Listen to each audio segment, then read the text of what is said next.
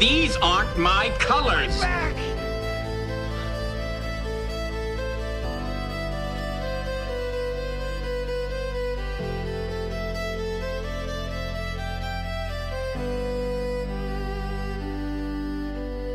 Hey man, what's up? What's up, man?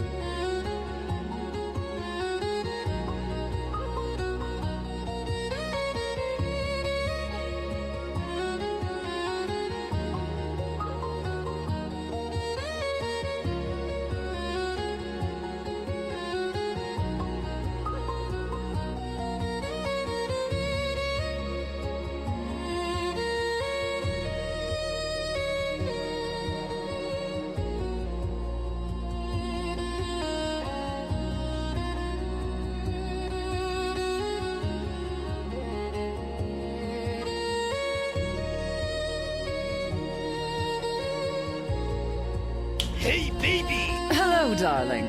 Hello! Hi-ho, pagans. Oh, hi, Mark.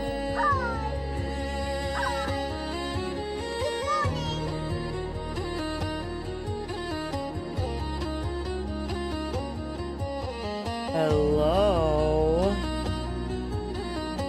Hello, everyone. Let's turn this down. Let's turn this down. All right. Obviously, we're going to preface with, I am sick. And I did not want to not stream. I feel fine. I just am incredibly congested. So I'm here. I have my first ghost in 12 days, 11 days. Whew. All right, what we got?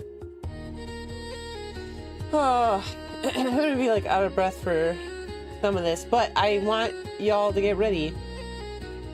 I want y'all to get ready because we're going through my photo album. All right. First, let's say hello. Hello. Hello, hello, hello, hello, hello. I just picked I found a Scottish Landscapes calm Celtic music for focus and introspection video on YouTube, and I listened to it earlier while I was typing up the fun facts or things that I need to make sure I remember the name of when we go through these photos. Adjust the blinds, ready the slide machine. Yes. Have a seat. Have a seat. First, let me just start with, like, I barely have words. And if I really tried to... Nix is here.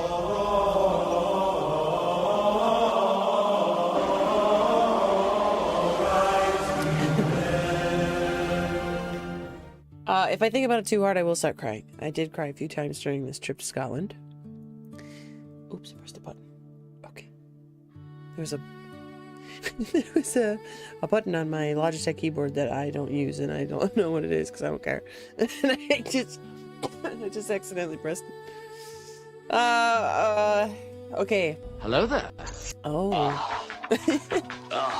It works. The light. It works. I'm the Shadow Man. We did it. My beloved's here. Ah!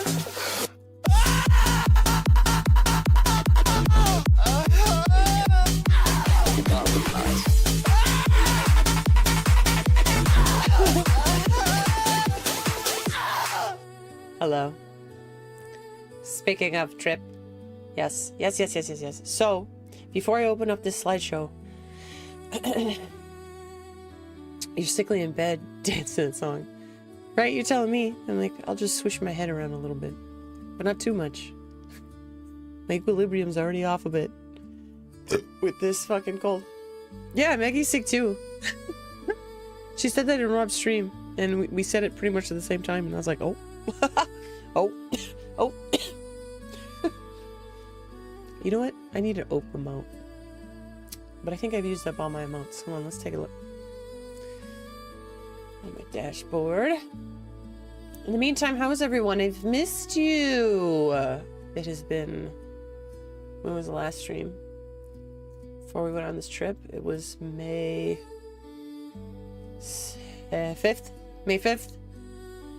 May 5th. Because I don't think we did Thursday, right? No, we didn't. Because we went straight. That's when we fucking flew. Never mind. So, since May 5th, today is the 17th. Hello. How is everyone besides sick? So I'm sick. Alright, let me find my... There it is. Emotes. I am... Okay, I'm out of the 5 free emotes, like follower emotes. The emotes that you could use and not need to sub. Which, on that, I have uploaded the static version of the raid emote for that reason as well. And then the subs can use the animated one. So when we raid, because I realized, like, oh, I'm using this raid emote for when we raid, but you have to be a fucking sub to use it, and not everybody's a sub. Jerks. So I made the static one that also came with the pack, and made that for followers only. So, we'll have a good copy paste. Speaking of, when did you want pizza? I don't know. Later. Like tonight. Look, time's weird. I don't know what time. It's weird. You guys, we're like still jet lagged. Like, we've had some good night's sleep since we got home. But we're... Aw, dude. Pizza time. I know. We had pizza out in Scotland, but... it's not trash pizza. It was not trash. You may round up for Mario's lunch. Oh, okay. Yeah, because remember, I ate my leftovers from yesterday, so I've had my lunch. I'm sorry. Or maybe just eat sugar bars. Oh, you could do that too. There's some, I think, still in the freezer. Use the air fryer. Yeah. Hello, it's me. So those are changes that I've made so far. I moved the wave emote, the static wave emote, also into followers instead of subs. So then when we raid, if you'd like, you could do command raid and see what I have done. But now we've got it to where you can, as the user, follower and or sub, can copy and paste it. All the way copy paste if you are a sub. Hey, go. See? So when we get ready to raid, we do this. We do this. You copy paste. Look what I said. Nah.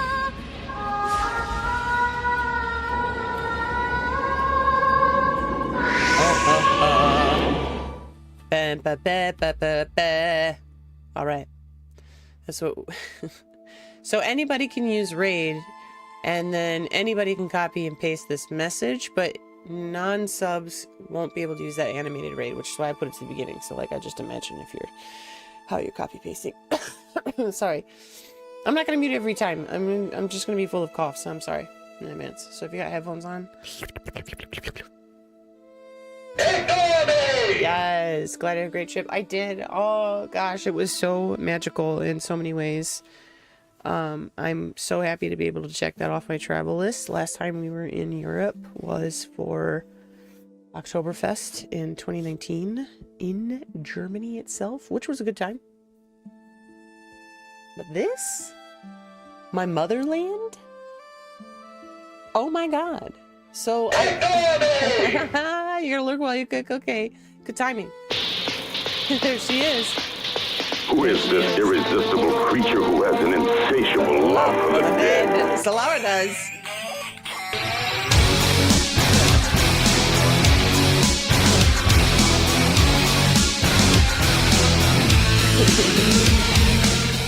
Yes. What you cooking? Obviously, type when you're not busy. Your hands are free. So. Oh, God. Can everyone hear the music in the background okay? Like, for speaking?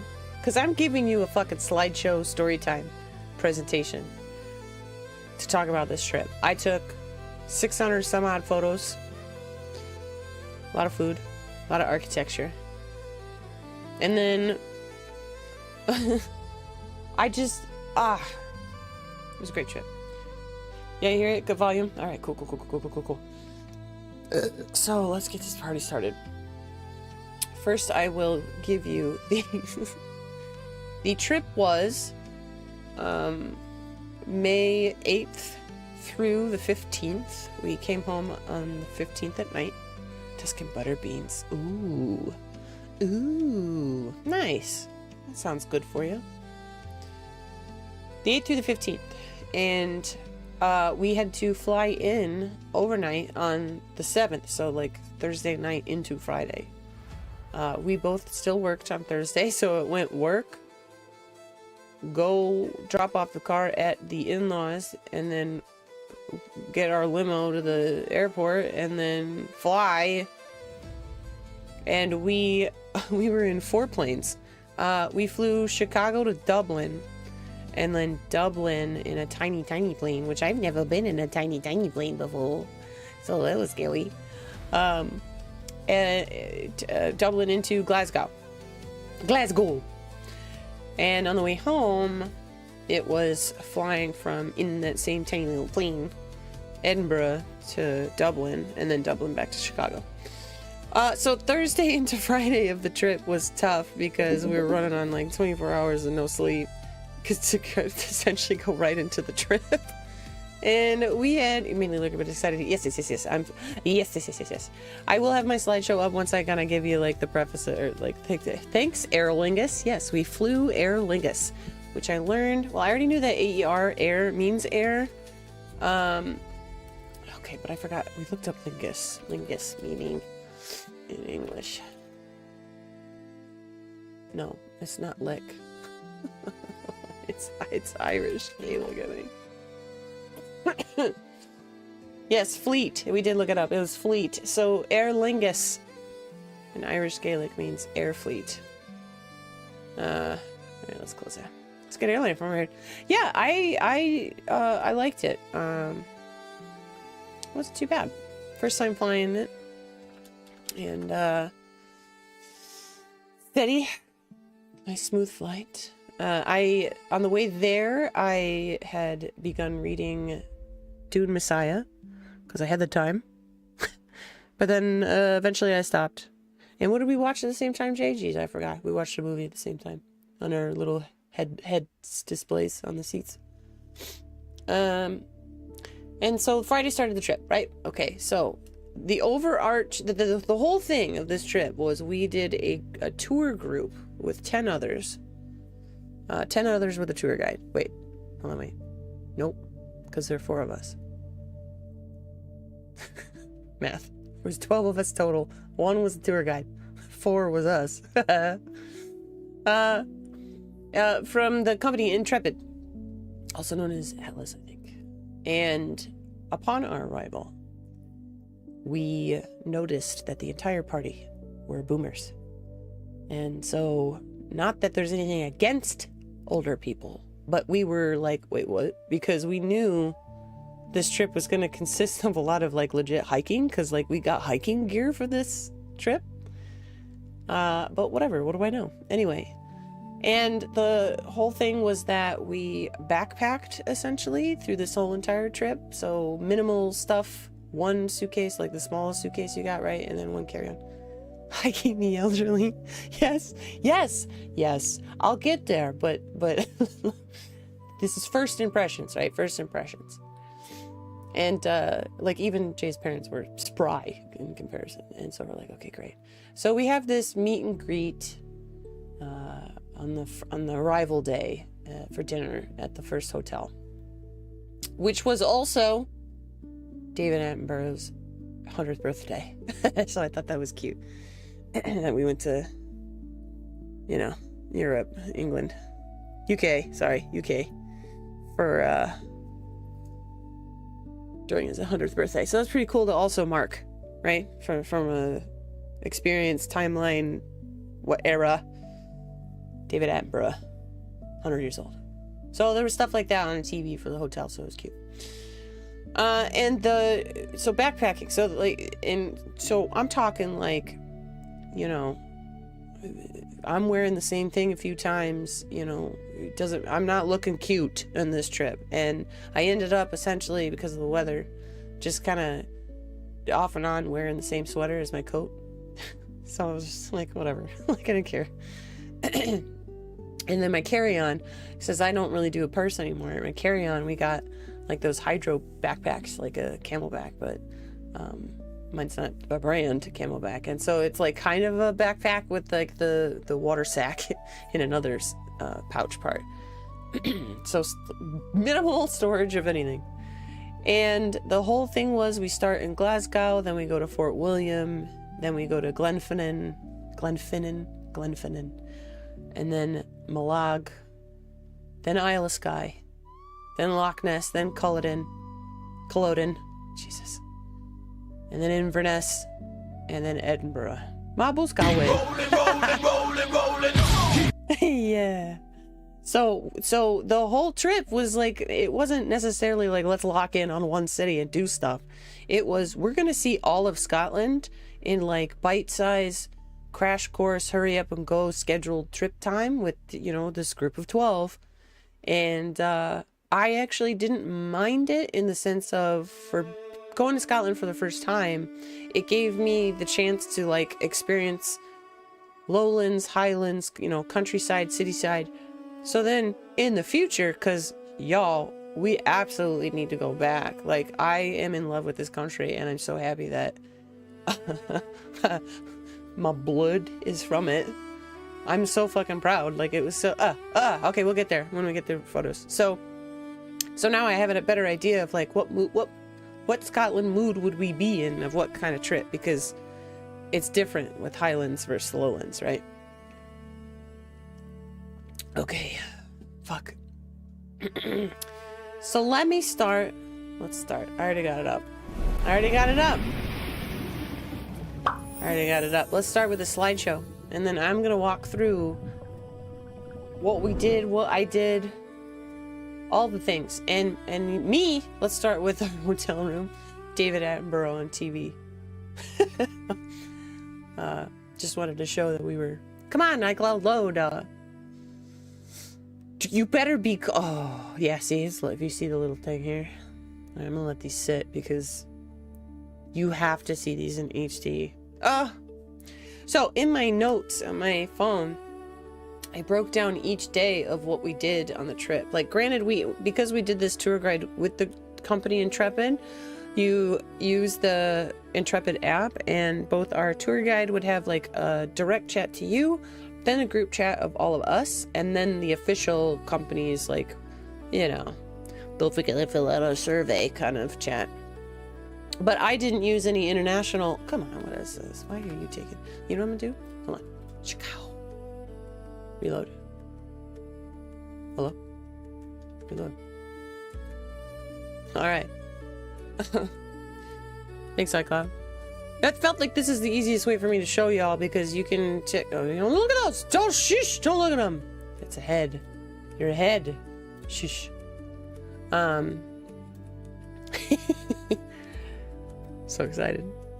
And I'm coming down from a high too, but also sick. And alright, let's bring this back up. Will you load, please? There you go. There she goes. Alright. It was a pretty fucking picture of fish on TV, so. Well, it was video, but it was pretty. Alright, what was I saying? In my phone, yes, of each thing that we did. So even though that Intrepid app did that for us each day, like, it was very thankful of both the app from the booking side and then also our tour guide side, sending out daily, like, here's what we're doing for the day, the night before, to get everybody, don't forget, this is what we're doing, with times and blah, blah, blah. In my notes, it was more of, here's what we did, and then things I wrote down to remember. It's nice for sure. Yeah, it was really nice, because then, you know, it's nice to not have to think about it or do all the homework myself. And in my notes, it was just like keeping track, because especially when we got more to the lowlands, there are things that I love learning. And while as a kid I didn't have like an appreciation for history like I do as an adult, and in light of gestures of everything and the human race, it's just nice to make sure that I refresh that perspective, right? Of like, oh God, humans are awful. And but also beautiful at the same time, and I try to grasp and share the beautiful side of it, and while learning from the past, even though obviously there's a lot of shit of like repeating fucking history right now, and when I go through some of these, because we got to like witch trial shit, you know, from a women's rights perspective, it's also infuriating. And I know I like scream from the top of a mountain every time with this. I'm not saying all men, but it's always a goddamn man. So like when we had another tour guide add on to us, which I'll bring up later, she vocalized that she wanted to focus on a lot of women history, because Scotland is trying to balance out monuments and statues and historical things to give more attention to women history. Because there was something about, like, there's more animal statues than there are women in the country, and I believe Australia is doing the same thing. Yay, women, yes. So I made sure to super pay attention then. So here's where so like I said, we flew to Chicago to Dublin to Glasgow. So and this is where we checked in our hotel in Glasgow. And this hotel was called the Ibis Styles Hotel, and it was just like rock and roll themed, like 50s rock and roll themed kind of. So as you can see here, like, can you see my cursor? Yeah. So there was a big record behind the TV, and then there's like sheet music and notes and stuff throughout the hotel, and then there's a record where your rooms are, and it was cute, right? It was cute. And this is where we had our like first drop off, like before we met. You like the purple and maroon color? Yeah, it's really pretty, isn't it? I think it went with the carpet really well, right? And this was where we met everyone. So this is the restaurant of the hotel. So you can see there's like record menus on the tables, and there was instruments on displays, and then we had a drink real quick at the bar. Enjoy a scran. A scran. A scran is a snack. A snack. And a dram, D-R-A-M, is a shot. So we would be like, scrans and drams, which is hard to say 3 times fast. So in Glasgow, though, it was just a drive-by, in and out at this hotel, because it was Friday night arrival, and Saturdays is when the adventures begin. So we just had like a quick walk around, just took a look. Obviously a really pretty architecture, but I would say it reminded me a lot of London, but the last time I was in London was 2001, so I don't know if it's the same. I'm not calling it a dirty city, but it felt, I don't know, like it didn't give a shit. Like in a punk rock art way, almost. And yes, Hope Street is what we were on. But some of the buildings were just, it was really pretty. So I'm like, okay.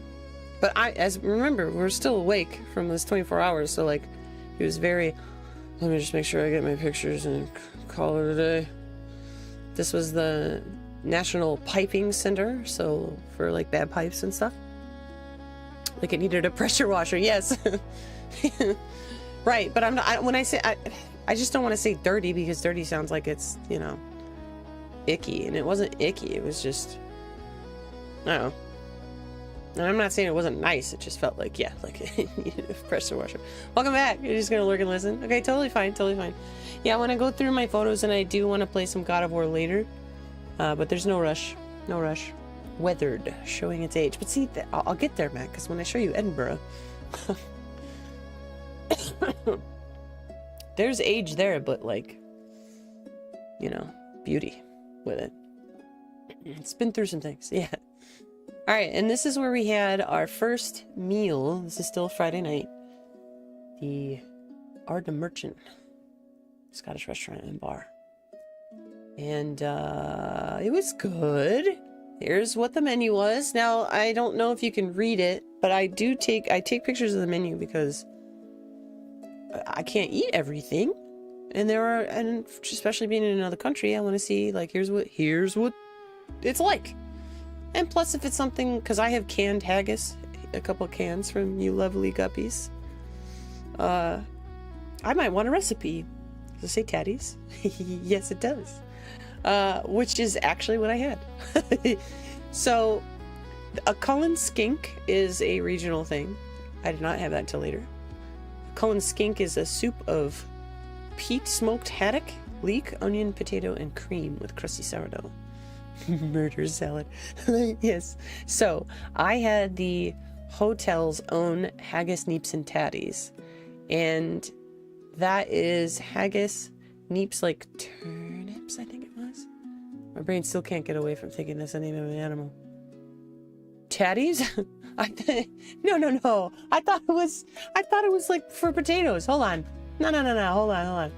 What are neeps and tatties? Tatties is the Scottish word for potatoes, and neeps refer to turnips. Yes. Oh, skink. Yes. Sorry, yes. We had... Wait, you weren't able to see... Okay, cool. I could alt-tab at a different browser and I won't change it. We had a hard time saying Cullen skink. Not Cullen, but skink. Like, so many of us would either say sink or skank. Cullen skink. Cullen skink. It says potatoes. Lower is confusing. I know. Well, Taddy's is how it was cooked, and I'll show you when I get to my food here. But there are other things, obviously. We learned what... Oh gosh, Jay, how did you pronounce it again? Langoustines are? The little crawfish-looking thing? Didn't have it yet, but this was, you know, you take a picture of the menu because you gotta learn, like, okay, what the hell is that? What? What? Right? Yeah, they're like shrimps. I'll show you. I'll show you. Alright. This is what it looked like. This is a cute little hole. And this was our tour guide group. So as you can see, a bunch of elders and our tour guide. This is Susan, who currently lives in New Zealand, but from England. And then we had Lynn, who was Australian. Then we had Jerry, who I think was American. She was either American or Canadian. I think she was American. Then we had Chris, who was American. Well, we have Jay's parents right here. And then we have Graham, who is my favorite. He is English. And then his wife, Sandra, over here. She was fun. Jay said it to her, like literally, hey, I gotta tell you something. She literally is like River Song. She's the actress who's River Song in Doctor Who. How she spoke, how she presented. I don't know. I saw it too. I was like, damn. Next to Sandra is Dee, and she's from Canada. She was not our favorite person. Next to her was Simon, who is Lynn's hubby. So 2 Australians. And here's my beloved. So it was like a introduction, hello everyone. It wasn't too loud, it was nice. And then where this picture is taken is where I sat. Then I was like, art. But that is a langoustine. Langoustine, I think. Excuse me. 2 people there on their own? Yeah, there was 3 technically. 3 were on their own. And I don't know, I didn't super get to know people like personally because I just want to make sure that we have a good time. But it was giving like widows. Well, except the one Canadian, she made sure everybody knew everything about her. She was divorced and had a boyfriend back home, but she traveled by herself. You only know that from Gordon Ramsay. Understandable. I did not. I do love seafood. I just also, for everybody, I don't really eat red meat, and I'm mostly a bird and seafood person. So, as you can imagine, I was going to be in my element with seafood. But then I had to have haggis on principle. I've had it before, and I know that I like it. But to have it straight from the motherland was... Whew. Now, what I don't know is I don't know what kind of cow we had been eating. It's not all cow haggis. You can look it up. It's like a hot dog. Were the Australians the best? I loved listening to them talk, but they were not the best. Actually, Graham, who was the English, was my favorite. He was so outgoing and so funny and served a lot of energy unlike the rest of them. So it was like, oh, finally. Anyway, painting on the wall. Here's what I ate. There's your taters, nips, and haggis. Tatties, neeps, and haggis. Tatties, neeps, and haggis. Here. All right. Tatties. Tatties. From left to right. Tatties, neeps, and haggis. With the gravy. And then my appetizer here on the next picture, but I'll show you that in a sec. So haggis is the national dish of Scotland, if you didn't know. And it's, when I say it's like a hot dog, it's because it's it's made by it's sheep. It's like heart, liver, and lungs, I think, is the other one. And normally it's like traditionally in like boiled in an animal's stomach, but obviously we didn't have it that way. So looks different than I thought it would. Yeah, it just looks like ground beef, right? And it kind of tastes like that too, but there's things like oats and onions and other seasonings and stuff in it. And I think, yeah, lamb or sheep. And so it's like the guts of lamb or sheep. And they do make vegetarian versions. I did not opt for that, but I think it's lentils. There's a lot of lentil stuff there. So I think that's what it's made of, so it gives that same texture. But anyway, I like haggis. Had it a bunch. This was haggis number 1. My appetizer was a poached egg on top of asparagus with this really yummy sauce. And garnish. And I ate it. Here was Jay's dish. Chicken on top of haggis. And carrot puree. Right? Was this the carrot puree or was this the turnip puree? There was a lot of puree veggies. Oh, and then these were new potatoes. Those are really good. They're just like seasoned baby potatoes, but they're really good. So that's what Jay had. There's my poached egg. I love a good wet egg. Yeah, it was the carrot puree. Okay, yeah, carrot puree. Excuse me. There is Jay's mother. And this was some art on the side of the building. It was like nice art, which worked really well with that chicken for some reason. This mixed with this. Were these shallots, right? Shallots and chives. Oh, I love eating. All right. Here's the weather. Forgot to take pics, like screenshots of the weather in other areas, but it essentially was the same throughout the whole time. Beautiful, like, wet spring. If you live in Chicago and or Chicagoland. This is, yes, it was, I had this, no, sorry, this was Fahrenheit. I didn't change my thing. So it's great, cool, cloudy, sun came out sometimes, and then some rain. Now, when you see the rain, especially if it says over 50% or anything, let me tell you about the rain here.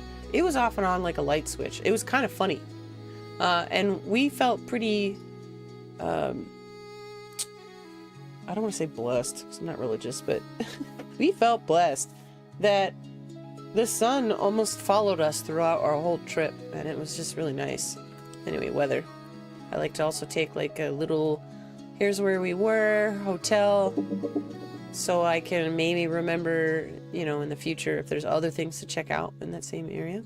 Oh yeah, I was so lucky.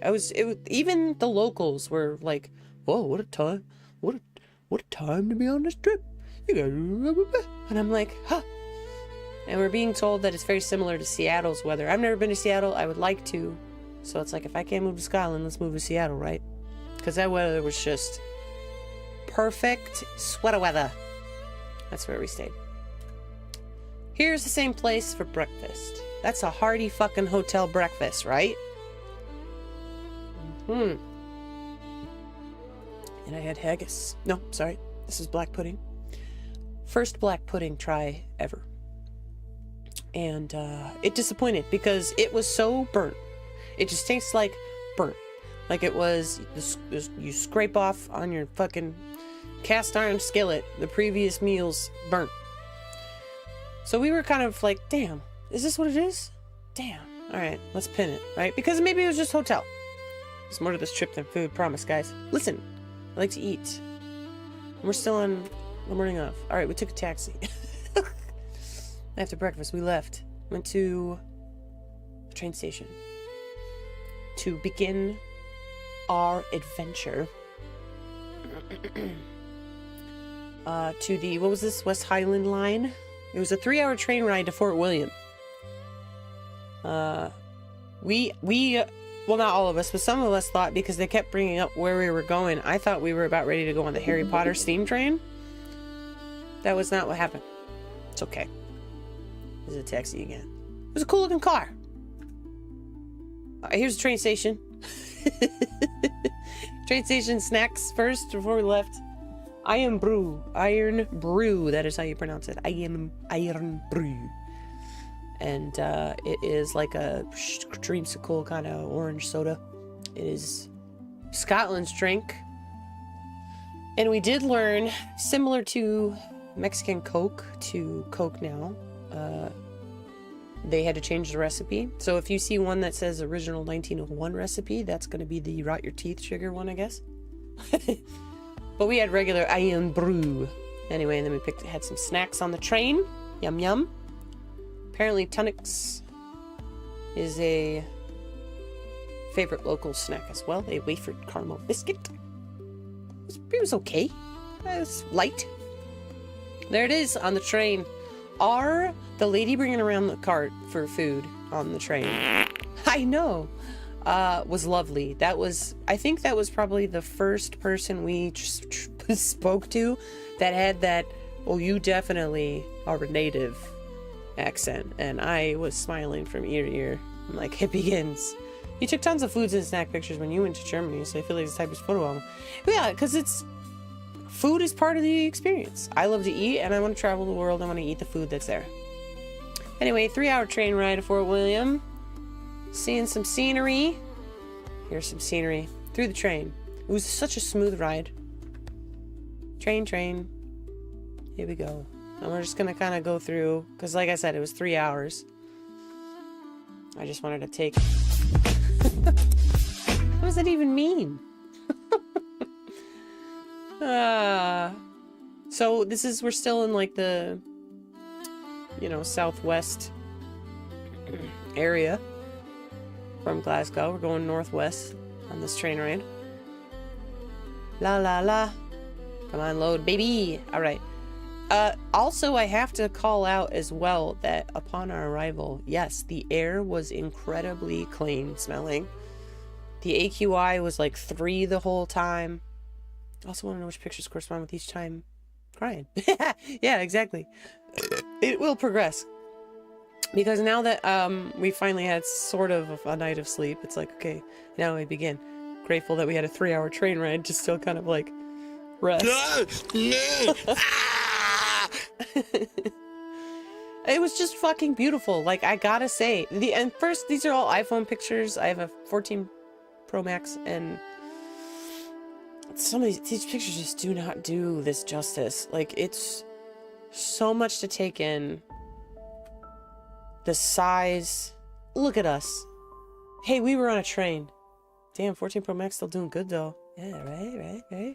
That's a moving train. Moving train pictures. That's us. More moving train. Oh, such a handsome couple of witty people. Yeah, I would try to use portrait mode. And then Hey, baby! And then I use Lightroom on my phone just for a preset. Just make it look like a little grainy, but I like it. Highlands, they're not there yet.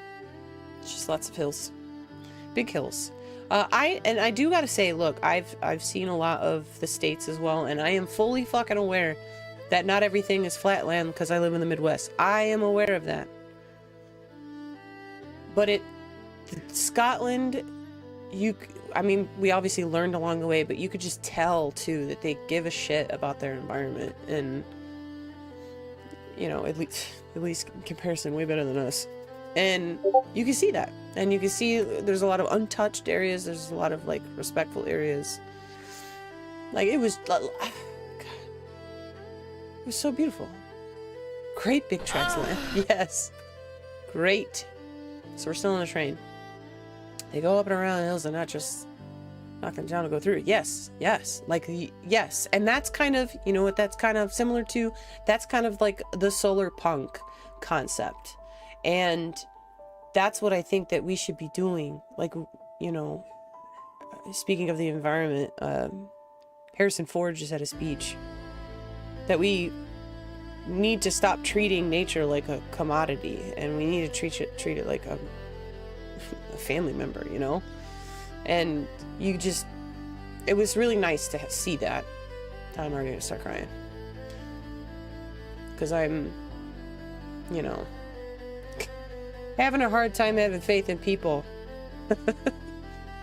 But this was just soak it all in. Everything was beautiful. There were animals everywhere. Even their electric lines, you could tell they were going around stuff. And then we went... we slowed down a little bit on this train. We're still on the train, but this was like somebody's home. Just driving by. Like, that's how close we were, the train. I was like, oh, this is cute. Cute little cottage. That's why I just took that picture. This is cute. Cute little cottage. I actually did not do a pano shot, but I did take videos. And I'm not showing those videos because I'm doing something with those videos. And I will wait when we are done with those videos. But I did not. We did, oh, you know what? Speaking of boomers, I did turn into the resident iPhone helper, though. So I did show others how to do piano. Remember, we're still on a train, though. That's why I didn't do anything like that yet. All right. Oh, no. Yeah. Oh, yeah. Yeah. We made it to Fort William. Fort William. So, originally, the plan was to... Originally, the plan was we were going to go on, like, a 10K hike into, Ben Nevis? Yes, Ben Nevis. Hold on. Speaking of Jay, your mother just texted me. Oh, Oh, hell no! It's so perfect! For Mother's Day, because Mother's Day and my brother's birthday was on May 10th, Jay gifted his mommy this really cute, like, you know, decor, not campy plushie, but like this cute decor cool. Run, bitch! Run! No, it was perfect. Anyway, it was a surprise gift when we went to one of these shops, which I got a couple things from. I got a wind chime from this tiny little wind chime. Anyway, Jay, your mother texted me a video. She put it on the mantle above the fireplace on top of some books. Looks perfect. Beautiful. So, Fort William. Ben Nevis is there. That is the highest mountain in the UK. Oh, maybe it was the Glen Nevis? I don't remember. Anyway, we ended up not going on this 10K hike. A, because of the weather. Only, I think, a couple of them went. And then the rest of us actually wanted to shop around because Fort William is this cute, like, seaside, shoreline little town. This is our hotel, the Alexandra Hotel. And we wanted to, like, hold on, I want to actually... I'll get my steps in, but instead of a hike, I want to look around this town. So, like, more than half of us just did that instead, which was fine. So, Fort Williams food and shopping. That was our hotel. This was a very old hotel. This was the restaurant? No, well, the bar. This was the bar next to it. Inside of it, sorry. That was a waiting room. And that was outside on the other side. And that's in front of it. I don't recall what the statue was. This is probably one of two out of everything I didn't remember what it was. Could I Google image search? Yeah, probably. But it just looked cool. So that's in front of the hotel. This was the other one. I was like, who? Wait, who? Maybe? I don't know. Alright. Yeah, so I don't remember. I don't remember the statue. Everything was fucking old. Anyway, so we walk. Taking some pictures. Some architecture. Art. Art. Taking pictures of art. And what else to start with than a graveyard, right? Alright, back into town. Walking a little bit. There's Jay. Look at that. Penguins against tariffs. Not only did we giggle at that, but we were like, hold up. Did you know that penguins are Jay's favorite animal? Wasn't it specifically emperor penguins? Anyway, penguins against tariffs. Hilarious. And then walking around, we went to the West Highland Museum. This is where I started to learn. The learning kicked off. Learning. We did make it, we did bring it up briefly that I am of Scottish ancestry. So our tour guide was like, you should ask about your clan, like everywhere we went. I was like, no, I don't need to do that. Don't. I'm just dumb. And here's Jay getting arrested after trying to steal a penguin. So here we are learning. Now, I'm also going to say, too, I do not like war. I do not like war. I hate war. I hate it. I can't even, like, I hate it. So, a lot of history is around war. And a lot of history here is, like, World War I, World War II, and a bunch of other stuff. So let's learn. Here is a birching table. I took a picture of this because this was both like BDSM kinky, and also it was a form of punishment. Your arms are supposed to go through those holes and then be, you know, locked, and then your legs are supposed to hang over, and then what is it? You get a whipping with that bundle of sticks up there. So okay, so it was, yeah, the last birching Fort William was carried out in 1948. So a whipping. 1948, guys, that's not that long ago. This is some of the shit that's like, this is not that long ago. I fucking hate war. This is a whale vertebrae. I don't like taxidermy, and this room that we were in was very full of taxidermy because hunting. Ugh. But I am fascinated at the size of whales. They are gods to me. I love them. But I needed to, just for science perspective, I guess, I was like, I'll take a picture of this though. Whale vertebrae. All right, here is something that we saw. This is kind of essentially like Highland dress, which I personally have from head to toe now, myself. It's all of modern tartans. It's not historic stuff because, well, historically, they didn't have such vibrant dyes, so dyes were used from plants and stuff, so things kind of looked similar. But then when modern tartans came around, that's when the vibrant colors started. But anyway, mine essentially looks like this, and what I could say is I have a Prince jacket.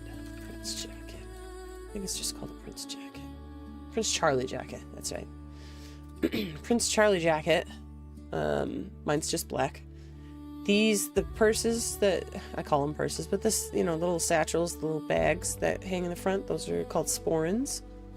I have a sporran. There's a brooch that would hold your fly plaid, which goes over, if like the giant scarf you see on some Scots, that goes here. I had a big kilt belt as well. I have a kilt. This dagger is very huge. This small one is called a skin deux. I didn't know what this one was. Skin deux are the ones that are like 3 inches long and they go in the sock on the side. But I did not know what this big one was. It's attached to a belt, so I assume, I don't know. And then there's a gunpowder horn. Not a drinking horn. The Ren Fair. Is it Dirk? Thank you. I was like, I didn't know. And to be honest, like this little card that was here, that a diagram card, it was missing this. So I was like, I didn't know what this was. But that's fine. Here's a fun fact. I know Solara knows about this stuff, but hat pins at some point, I didn't know it was also in Scotland, but like hat pins on women were banned at some point because they were used as defense weapons because men are rapists, right? Cool. I would love to bring hat pins back. I know that it wouldn't be anything I could wear per se to, like, let's say a concert, because I can't even bring fucking mace into a concert. But if I were to go to like the Highland Games that we have here, I would love to actually, because I don't wear my hair down when I wear it, with my Highland dress. My hair's now in a little bun because I have a Glengarry hat. But I can put a hat pin in that bun. So now I want to look for a hairpin. I was like, shit! I need a hat pin! And then here's a sporran again. And a bonnet over here. Then there was, I believe, the seamstress family was Morrison, which was also the same last name of our tour guide. Oh, look at me! You see me taking a picture. You have a skin tooth from your great-grandfather. Cool! I love that. I was a brat and I got mine changed for the gem that's on top. Instead of red, like with the family, I got blue. Because it was my dad's like wedding gift to his kids, because we all got it for his wedding. I was like, alright, I'm gonna be a brat though. I want blue. I want blue on my gem. Anyway, so tiny people. Let me tell you, I really did. I thought Scots were tall. They're not. By default, guys, they're not. They are tiny people. And our bus driver, who I will talk about later, told me, because he's also a tour guide, he told me, if I'm a tall Nicholson, it's because I got that Viking blood too. And I was like, what do you mean? And then gave a little history of like Scandinavia and stuff. And I was like, what? fuck yeah. Because I was like, imagine this. I am actually the smallest in my family. Everyone else is taller. What does it mean? I assume you were standing on a box or something. No, you can see here in my reflection that it's just a little over my head because I wanted to make sure I got everything. But I also did that, what is that, 0.5 zoom out so I can get them all. But yes, they were very small. They were small waists. Bagpipes. This also talked about because, you know, Christianity was brought down. Pagans were first. But, yeah, the Vikings and the Celts. Yes, right? I don't know. I felt cool when you told me that. I was like, all right. Maybe I don't hate being tall so much. But I still hate being tall. Bagpipes. I personally have a chanter, which is the pipe part. Right here. I can't play for shit. But I also am not really learning yet. I've just blown into it thinking like I know. My brother, one of my brothers, he plays saxophone. He was like a wind instrument, so he, at some point, he wants to truly teach me how to play. Like, you got to have a reed in here and everything. Which I think is what that is. Well, modern reeds look similar to this, so I assume that's what that is. Bagpipes. I do enjoy the sound of bagpipes. I think they are beautiful. Bagpipes. This was a death mask. Prince Charles. Edward something. Stuart. Nice to know you got your heights from the Scots blood. Wow, granddad and mom were shorter. Yay! You know, I promise you, I was putting my... on things I was allowed to touch. And on top of that, too, like architecture, the size of doorways, the size of stairways, stairwells, the width of hallways. They were small. Bonnie Prince Charlie? Yeah, I think so.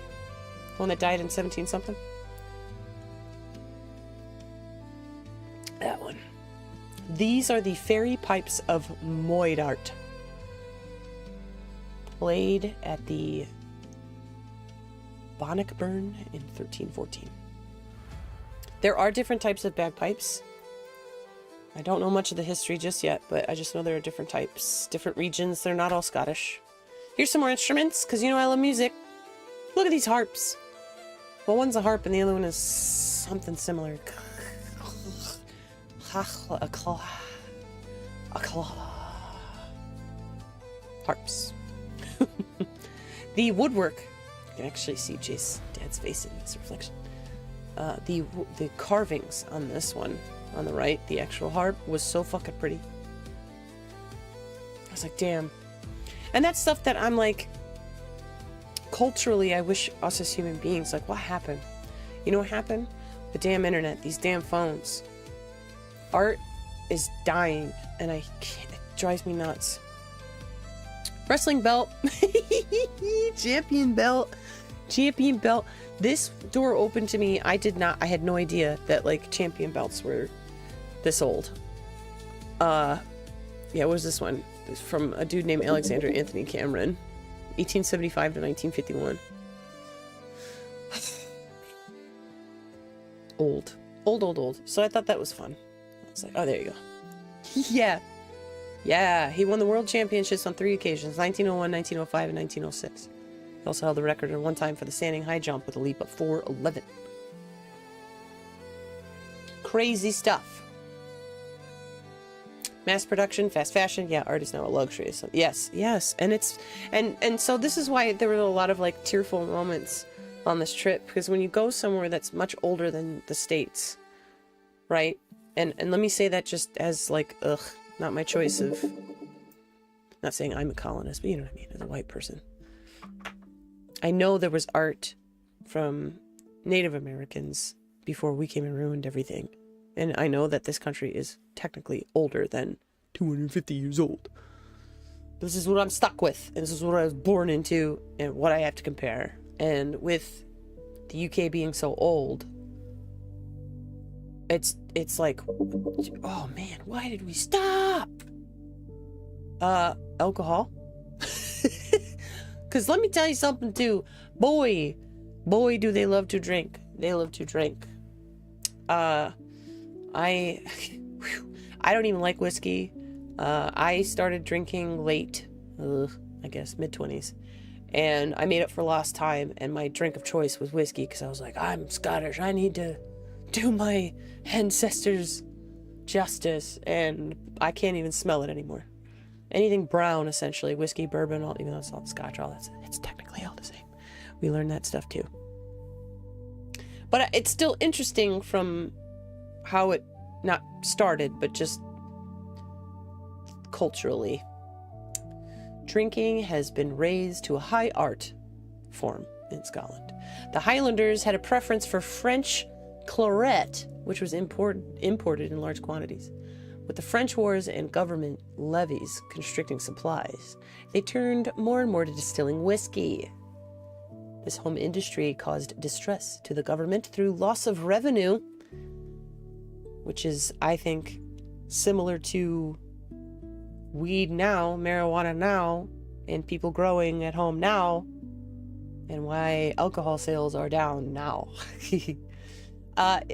So private whiskey distilling was made illegal, and the Scottish whiskey industry was born. Home distilling continued, and one trusts still does. Drinking. All right, we leave the museum. There was a lot more in that museum, but it was small, and a lot of it was war, and I don't like to glorify that shit. But with Jay's dad being a veteran, I still have respect for said service when I know the intention of said veteran. Anyway, here's our hotel. You want to see this room? Oh boy. Oh boy, look at this. Sweet, sweet Christian families. Don't like those beds. You gotta... Separate beds. Separate beds. Bathroom. Cool. And then there was a cuck bed. I don't know. There was a third bed in there. We're like, what is this for? Off to, like, behind on the other side. So we go eat, right? Instead of doing that 10K, we go eat. How we doing? Good pace? You want me to go faster? We go to this place called Fishy Fishy. Mermaid shit on the wall. Oops, titties. Fishy Fishy, Fort William. It was really good, actually. I'm glad we went to this one. Excuse me. Fishy Fishy. Here, look at that. Cullen skink again. This had the prawn and langoustine cocktail. So a little fucking shrimp cocktail, essentially. Oh man. All the food. So these were things that they ate. Seafood, seafood, seafood, seafood, seafood. I got myself... Well, first, since I don't do whiskey, I would try to choose a local cider. This one was not bad. 5.5%. Medium dry cider. With the aroma of fresh green apples. Not bad. Here was our view. So it was like a little upstairs restaurant. See over the town. Walkable. Cars did go through there too, but it was just super walkable. Little town. Beautiful. Food. And because this is in the forefront of this image, lead us not into shit. temptation, Oh, but shit. deliver us.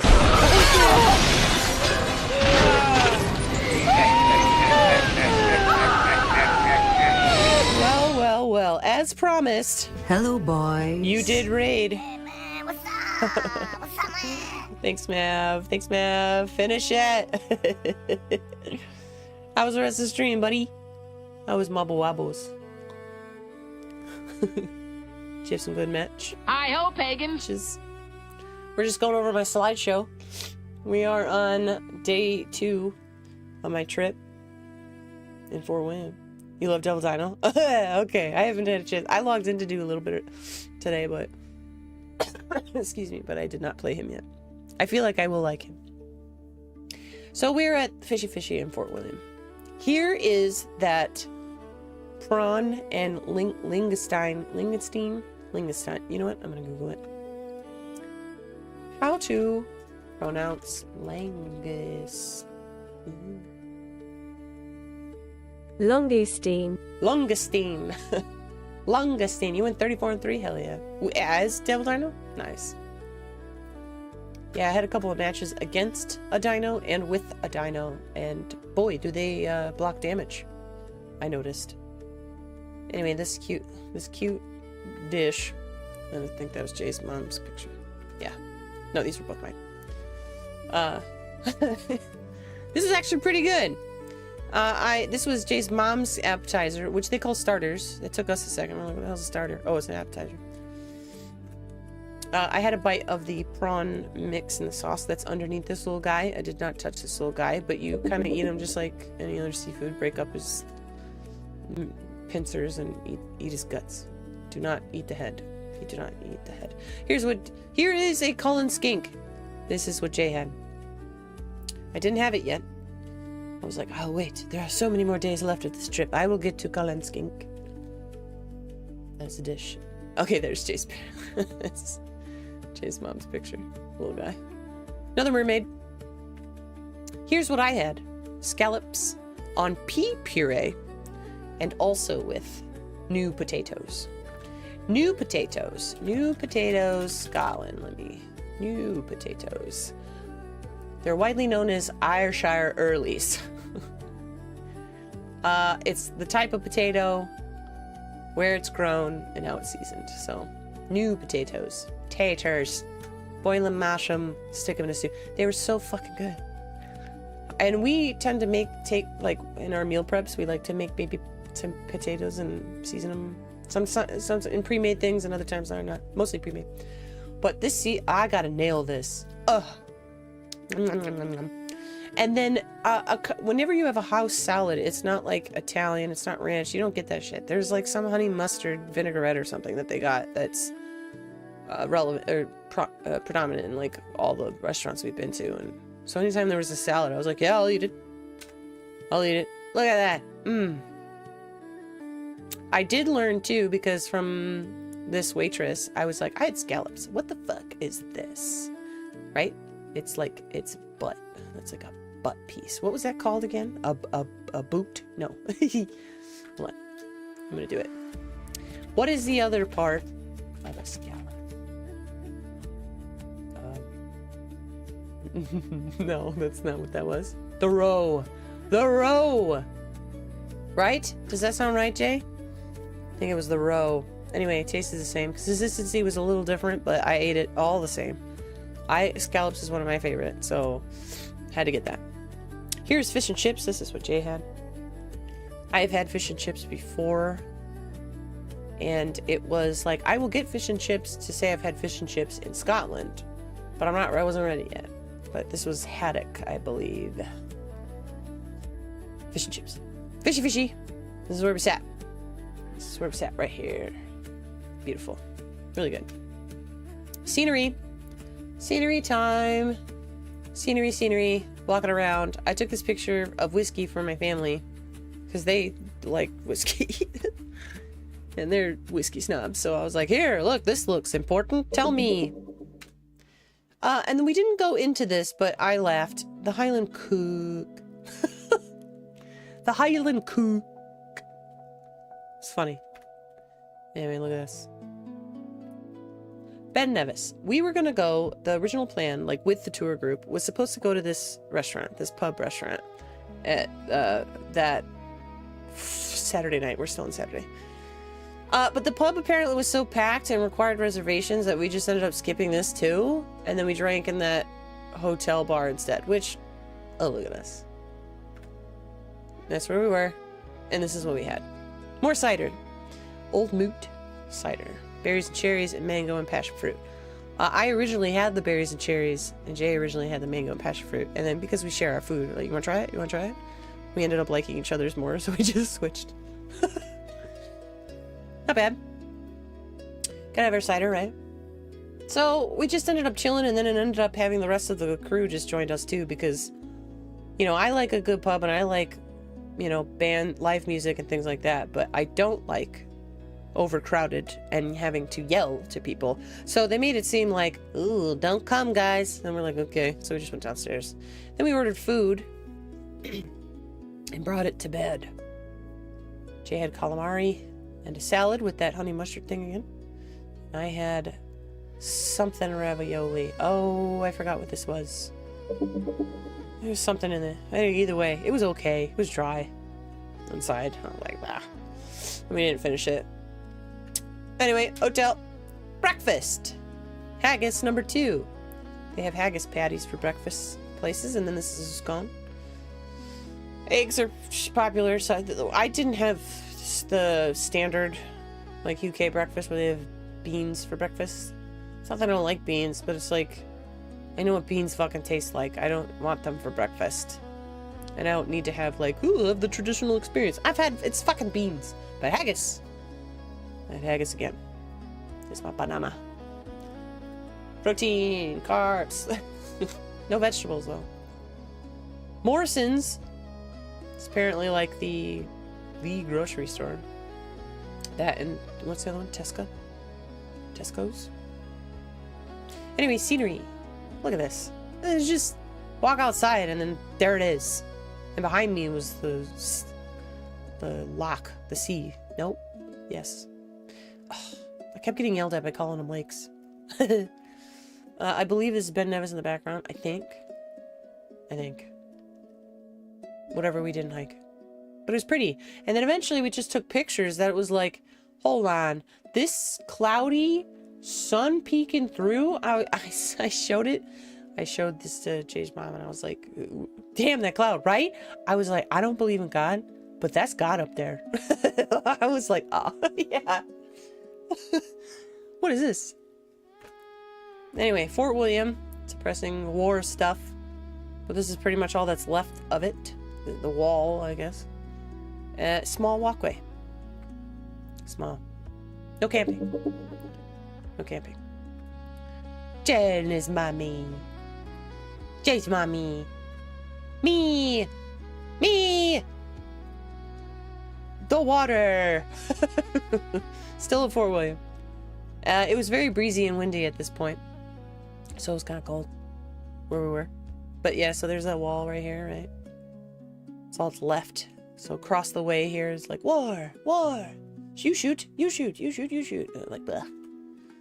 But, oh, my stupid finger. I didn't even realize that. Whatever. There's us. Jay with his manly foot on this tiny cannon. That cannon. Which art, right? I think this one was my shot. Yeah. I think your mom took that, I think. So, Fort William. Jay's dad. U.S. Navy, retired, proudly served. Then I had Captain Chamberlain. Yeah. He is my jolly sailor bold, I'll tell you that. Alright, then I had a elderflower drink. It was okay. It was nice. It was chill. Alright. Then we get our bus. Alright, here's where our tour bus guide, his name is Andy, got us. We had him for 2 days. A lot of driving. This was Sunday. We're now Sunday. May 10th, which is Mother's Day. And also, my brother Lee, R2, Lee 2, you know, you see him in here. It was his 38th birthday. This is our crew. We sat in the front because we were tall. And these are technically the accessibility chairs, but nobody needed it. So we were like, Debs, let the tall people sit in front, please. That tasted good. And this is Graham. This is just on the bus. So, the first trip on this bus, we were going on a small hike for the view of the Glenfinnan Viaduct Bridge. That is the bridge that the steam train in Harry Potter drives over. That big old curve, right? Beautiful. That's why we thought, like, oh shit, are we going on that steam train? No. We just went to go hike up to the view to see it. Get ready for this. Oh my god. It was drizzly off and on.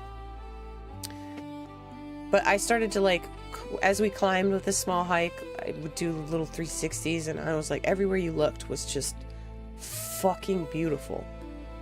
Fucking beautiful. And then we would keep saying things like these tiny houses. You'd see some one-off houses or just islands and things, and we'd be like, alright, well, I'm gonna live right here, okay? Or like here. Alright, I'm gonna live right here, okay? Alright. But it was really pretty. Because we're gonna live there, right? looking around, a little tiny little house here. I'm gonna live here, okay? Also, just so people know, it is the Great Britain pound, so GBP is pounds. And it is 76 cents to our dollar. So it's cheaper there. Oh, my throat. I'm gonna move there, okay? There it is. There's the Glenfinnan Viaduct Bridge. This iCloud shared photo album was mostly me, but as the resident iPhone Apple person, I taught Jay's parents how to do a shared album and how to contribute. You see it! I took a few pics. We didn't get much closer than this because we were on a time crunch, but as you can see, like, you can literally walk all the way down from where we were and go all the way up to it. We had no time. But like I said, this was kind of like bite-size, here's so you know, and now we know. So if we were to come back here, we can absolutely spend more time and get closer shots, but it was just really pretty. There's us. Look at that. Look at us right behind us. Harry Potter is here. Harry. We even asked things like, okay, I know we're not going on the steam train, but does the train snacks have chocolate frogs? They did not. No chocolate frogs. No chocolate frogs. We're so cute. Look at us. Look at us. Beautiful. Oh, look at us. You could say my favorite color is blue. Yeah, I know. It's on purpose. Look at that. Ah, and then you just, when you see, like, you know when you light a cone incense and on those drippy holders so it looks like the smoke is a waterfall? That's what the fog was fucking doing on these mountains. In the air, oh, don't do that. Sorry. We were not sick at this point. Big breaths, baby, big breaths. Oh, it felt so good. I did wear my Apple Watch and I did set hiking workouts for the first time because I'm not really a hiker. Like every new corner we turned, it was better and better. Yes. See, look at that, the drip. Oh, fuck. Like it just keeps going. I can only imagine what pictures would be if I brought like my DSLR. And definitely a lot of people had DSLRs everywhere we went. But hey, the iPhone did enough justice. Look at us. Here's our tour guide. This is Suze. So she would drop it. Her accent was like New Zealand with English, but mostly English. But she was soft-spoken, so like, I had a hard time hearing her. And I was like, just read her mouth. She's like, I can't read mouths. I was like, all right, I'll read her mouth for you. But she was super nice, very knowledgeable. She also has Scottish in her heritage, and she's Morrison, Clan Morrison, so she was wearing her tartan. Snacks. You had to have shortbread. These are pretty good. Have it with your tea. We did have a lot of tea. There's tea in every hotel. Then we left, back on the bus, and we went to Loch Clooney. That's how you... Andy would... George Clooney. Loch Clooney for coffee pastries at the... What is this? Yeah, hold on. This was not where we went in, but I thought that building was super fucking cute because then there's water behind it. And I was like, I want to take a picture of that because what if we come back? You want to stay at the Clooney Inn? I don't know. Let's check it out next time. Took a picture. We go into this coffee shop. This sign off the bat, I was like, thank you. Because like I said, I think we would have died without Tesco. Yeah, you're right. So like I said at the beginning of the stream, I did not do international service because besides like not having social media anymore, I was like, then why the fuck do I need to be online? And there's Wi-Fi everywhere anyway, or in most places. Not in the middle of the Highlands, obviously, but like, why would I need to be in my phone? I'm taking pictures and that's all I needed, so I just relied on Wi-Fi. But this was great. We don't have Wi-Fi. Talk to each other. Pretend it's 1895. And I think that does good, right? Like, absorb what we're seeing and then talk about it. It's like, get out of your fucking phone. Anyway, cute little coffee pastry shop. Just said, snack time. It was tea time. It was like 4:15. Yeah, 4:15. So snack time. 4:15 p.m. is 10 a.m. our time, Central Standard Time. So it's a 6-hour difference. but we definitely kept, like, we would stop for what essentially was tea time. So, go here. Yes, Landor Bakehouse was the name of this little random coffee shop. Back on the bus. Back on the bus. We gotta go to our hotel.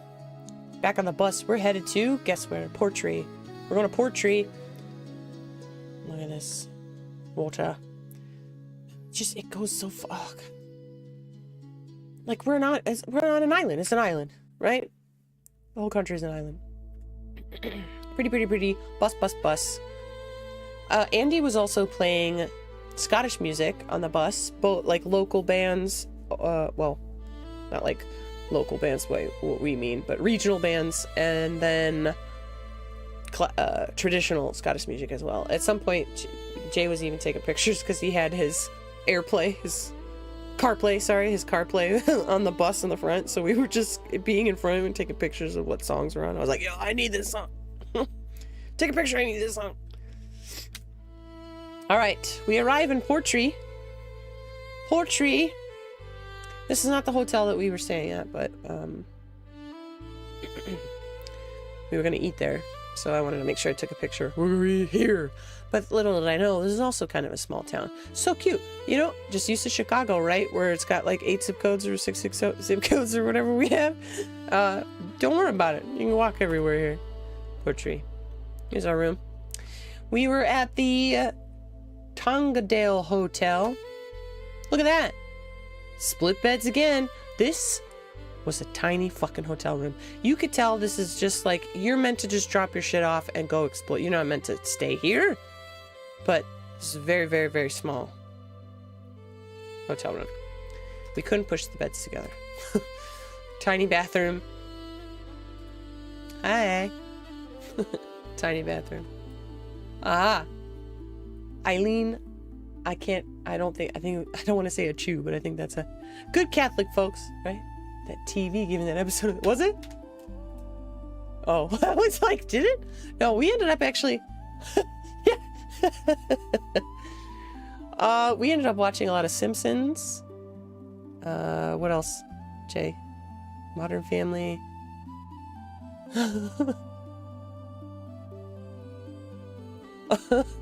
Oh, I see what you mean. Sorry. I can't stand here. Yeah, it was so fucking small. Weather. See? It was just consistently the same. Hey, there's the AQI. So good. Actually, I'm curious now that we're in warmer weathers here. It is 85 degrees at home right now. You want to know what the AQI is here right now? 59. It's 59 out right now. Fuck you. 59. 3 in Scotland. Highlands. We're in the Highlands. You know what's in Portree? Isle of Skye. Tongadale Hotel. That's where we were. Oh yeah. And here's in the front. That's a compass. That was cool. Because, you know, we're at sea here. This is sea. It's sea water. Atlantic. We ate. Look at that. Colin skink again. I did not have mussels, though. I should have had mussels, Jay. I didn't have mussels on the trip.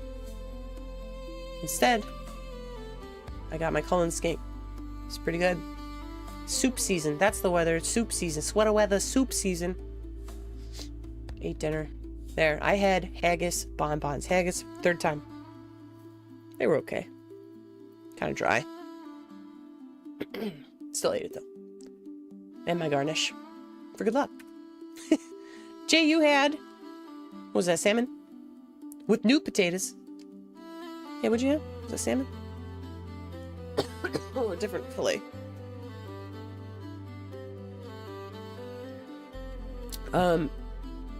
Orchard pig cider is in front of you here. Did I have that? Yeah, that's what I had to drink. It's pretty good. It's a little sweet, kind of like Angry Orchard sweet. Like I said, I personally like dry ciders. Not much of a choice. And this was Andy's dinner. Andy ate with us. And so he had this mac and cheese. Was that on the menu? I think it was on another page. It's okay. I took a picture of his food too. That's what I'd fuck with. Yeah, there was some other... It's not just like cheese and noodles. It's not like mac... There's other shit in there and I couldn't remember. But that was like the mac and cheese that he got. And I was like, yo, dude. Let me take a picture. That was dessert. This parfait thing. It was really good. Oh, I forgot to tell you. Remember when I said because Mav, you came in here and raided. I'm not going to go back to the picture, but I am going to tell you the story. I believe, Jay, you did it, right? Somebody. No, it had to have been you. Because who else would have fucking said something? Jay told his parents about my autistic issue with forks, knives, and spoons. Right? Look, I don't think it's straight up autism. I don't know. It's something on the spectrum. But I got this issue with certain utensils that are just fucking weird. It's not like I'm not going to use it, but if I have a choice, I'm not going to use it if it's weird. And so, once his parents learned this of me, every place we went to, because the utensils were different, it was like, what about this? What about this? So eventually I just started like, before you ask, no, this fork is fucking weird. Can't explain it. And then when I said that, Andy said he had a similar thing too. With something else, not with utensils, but just like when you can't explain it and it's just fucking weird. It's like me with jeans. Wearing jeans is a texture thing. Take them off. I don't like it. Fun fact. Took a screenshot of this because we were told. May 1st. Because on the agenda for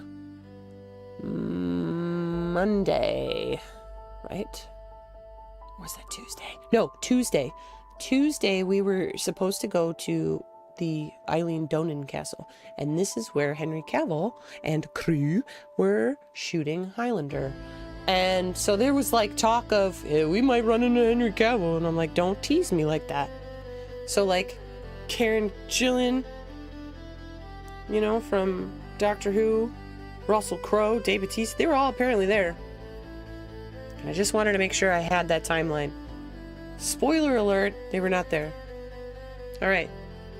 What day is this? Monday. Yes. Monday, we're still in Portree. We're going to Isle of Skye on the bus. We're going to Isle of Skye. Isle of Skye. Oh, boy. What are these views? This is like, I want to live there. Like, we go for a little walk. Early morning walk. To the Scorabrek Circuit. Which is the Scorabrek Trail. You want to know what's Scorabrek? My fucking clan. So I didn't know this was coming. I was like, why are you saying Scorabrek? Where are we going? What do you mean? Like, I knew we were on Isle of Skye, and I knew that's where my clan was from. But, like, that's like saying my family's from Chicago. Like, okay, and what about it, right? I did not know. Look at this picture. Ugh. I did not know that my clan had a large territory in Isle of Skye. And this, so Scorabrek, S-C, well, there's a couple ways to spell it, but modern spelling is S-C-O-R-R-Y-B-R-E-A-C. Scorabrek. And that is the clan's, like, it's not motto. It's like area, right? Hold on, let me get verbatim for you here.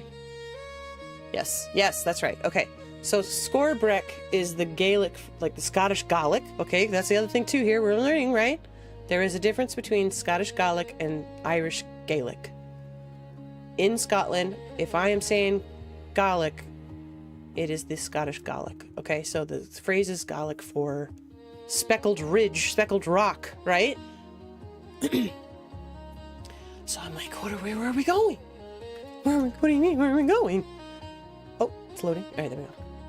Taking a walk, folks. Taking a walk. You know what Isle of Skye is to me? Look how fucking beautiful that is. Sun was out. Sun was out. As a Dune lover, I kept thinking, hold up, is Isle of Skye literally just Caladan? You made it! Yeah. Hello, badge. I know I'm an hour and a half in, but we're on my trip description, on our little slideshow story time here, you made it to just good timing. We are on Isle of Skye. Upon my awe of surprise of learning just how serious my clan was, I had no idea. So, like, I had some genuine moments on this trail we're walking, right? It was such a build-up.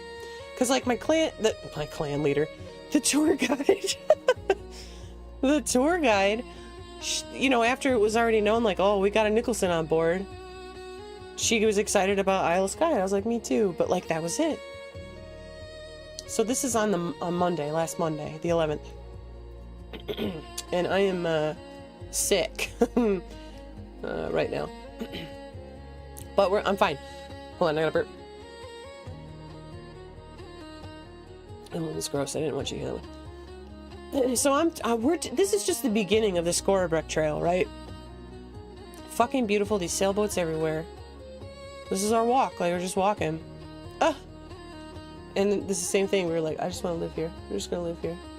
We learned houses were primarily bright colors and or white, so sailors can see them, which makes sense.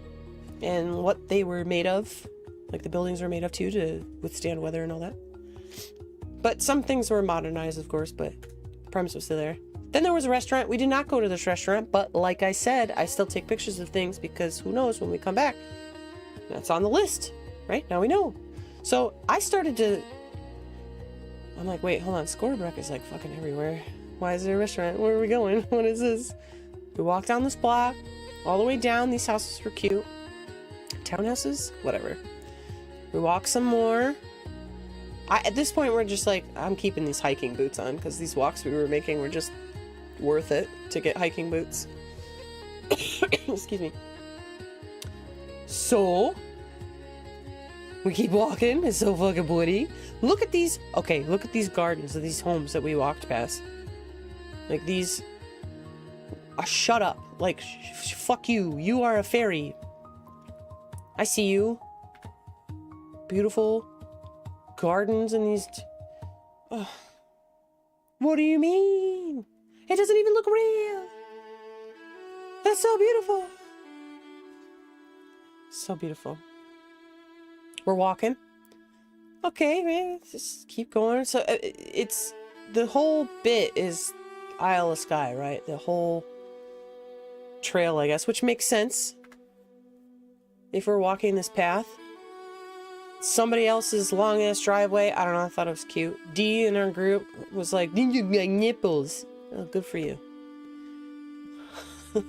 They looked old to me. Beautiful. Oh wait, I'm backwards. Sorry. There we go. Art. Some creeks leading into the water, which was seawater. So you can imagine the air too. So here we start to get closer and closer to why Scorebreck, being speckled rock, is the description of the area. God, it's so fucking pretty.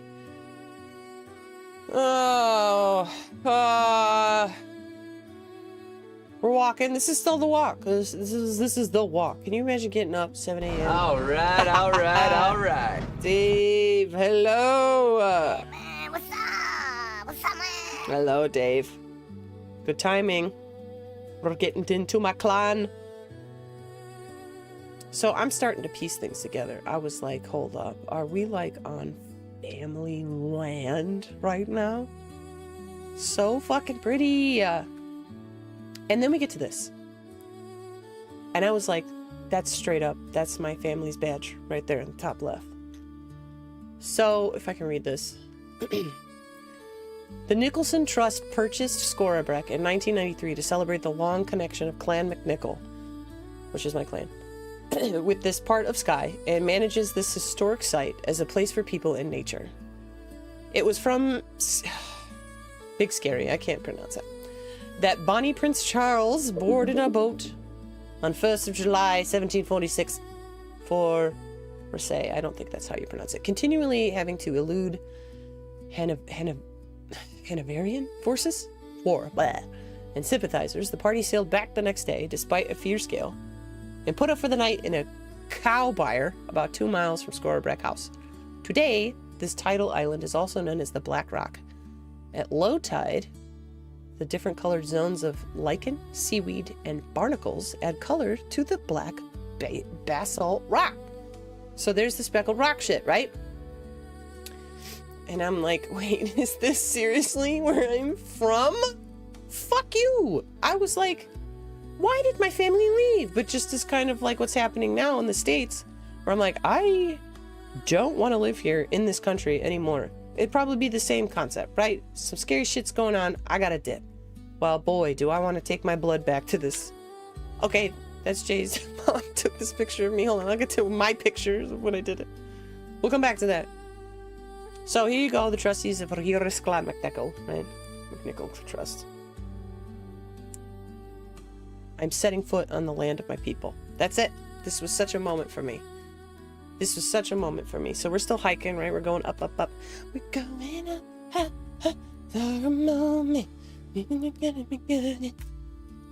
The viewpoint is dedicated to the memory of Ian McNichol of McNichol and Scorabrick, much loved chief of the Highland Clan McNichol, 1921 to 2003. I can't pronounce this down here. Menese said Praverde. I don't think that's how you pronounce it. But this means remember but look ahead. And I know that because like my family just runs with this as our motto, right? Remember but look ahead. Don't ignore your past, like learn from your past, but look ahead. Move forward. Which was very meaningful to me 10 years ago in the worst year of my life, which if you know, you know, if you don't, we can talk about it another time. So this meant a lot. Then shortly after that worst year of my life, Jay came into my life. Awesome. And then the second brother got married and... Sorry, I'm going to start crying already. First brother got married already. Second brother gets married. First brother makes this big old sign of this saying at the wedding and to try to get the party to pronounce it. And it was... it means a lot to the family just considering of like our childhood trauma and all that kind of stuff. So it was very remember but look ahead. So here I am like fucking crying in this moment of this beautiful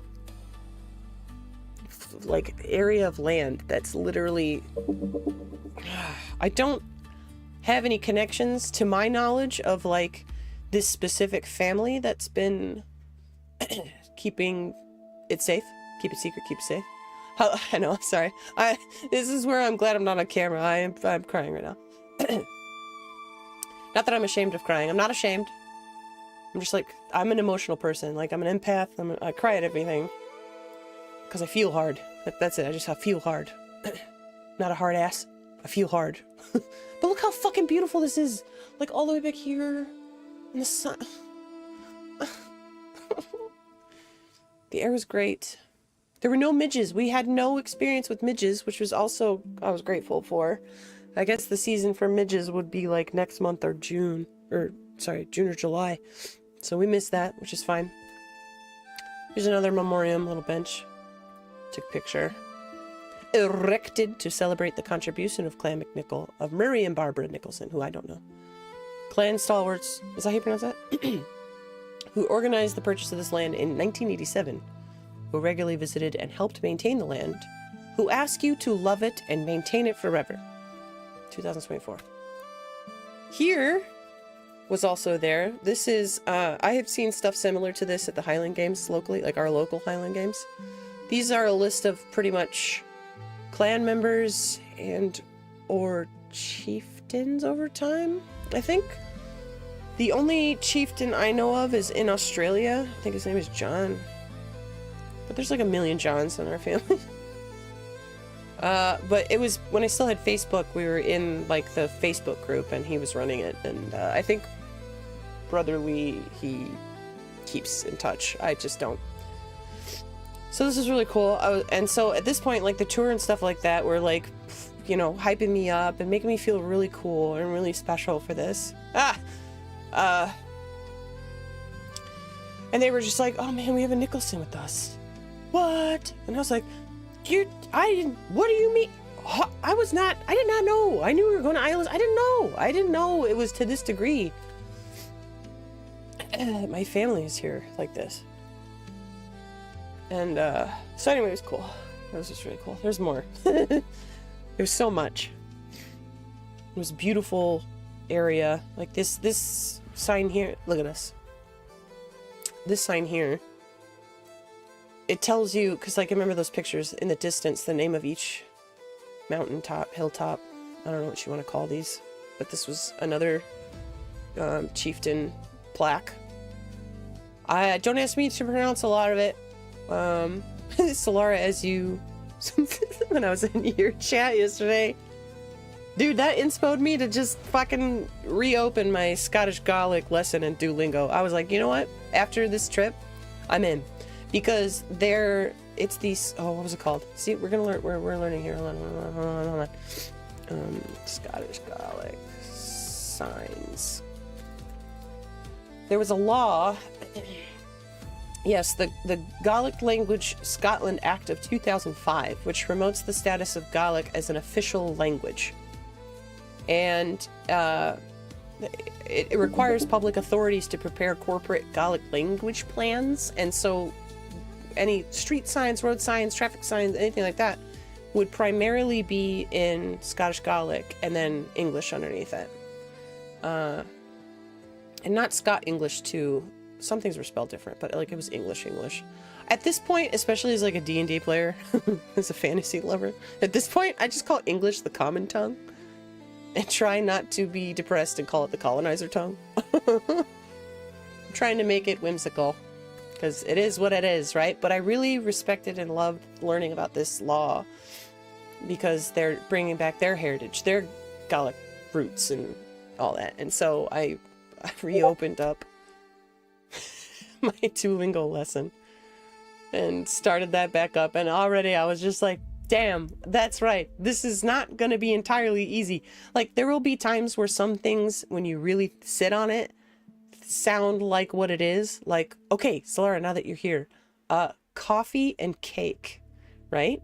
Remember I said it on your stream? So coffee and cake. I'm gonna type what it spells like in chat. Okay, hold on. Coffee and cake, but I don't remember how to do the little accent things. So that's coffee and cake in Scottish Gaelic. How you pronounce that is coffee angus cake. Coffee angus cake, right? So I described trying to say it.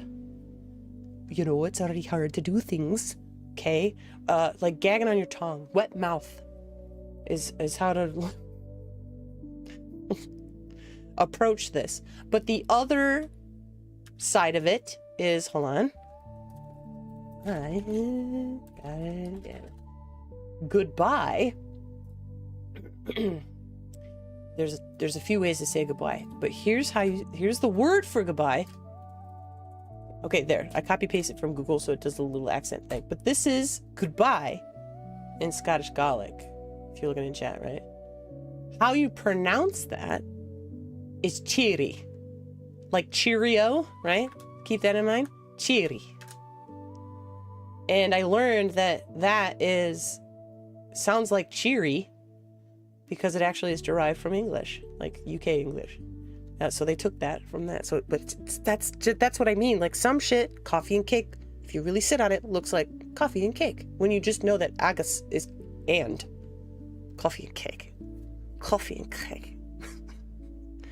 But why? What?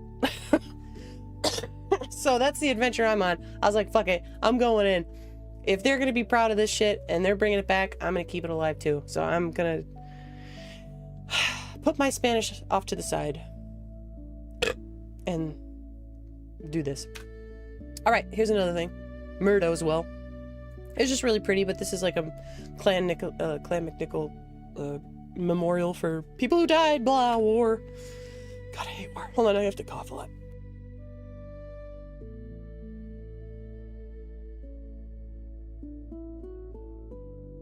Yeah, you don't need to hear that. That's... So we, by the way, we don't have COVID. It's not bronchitis.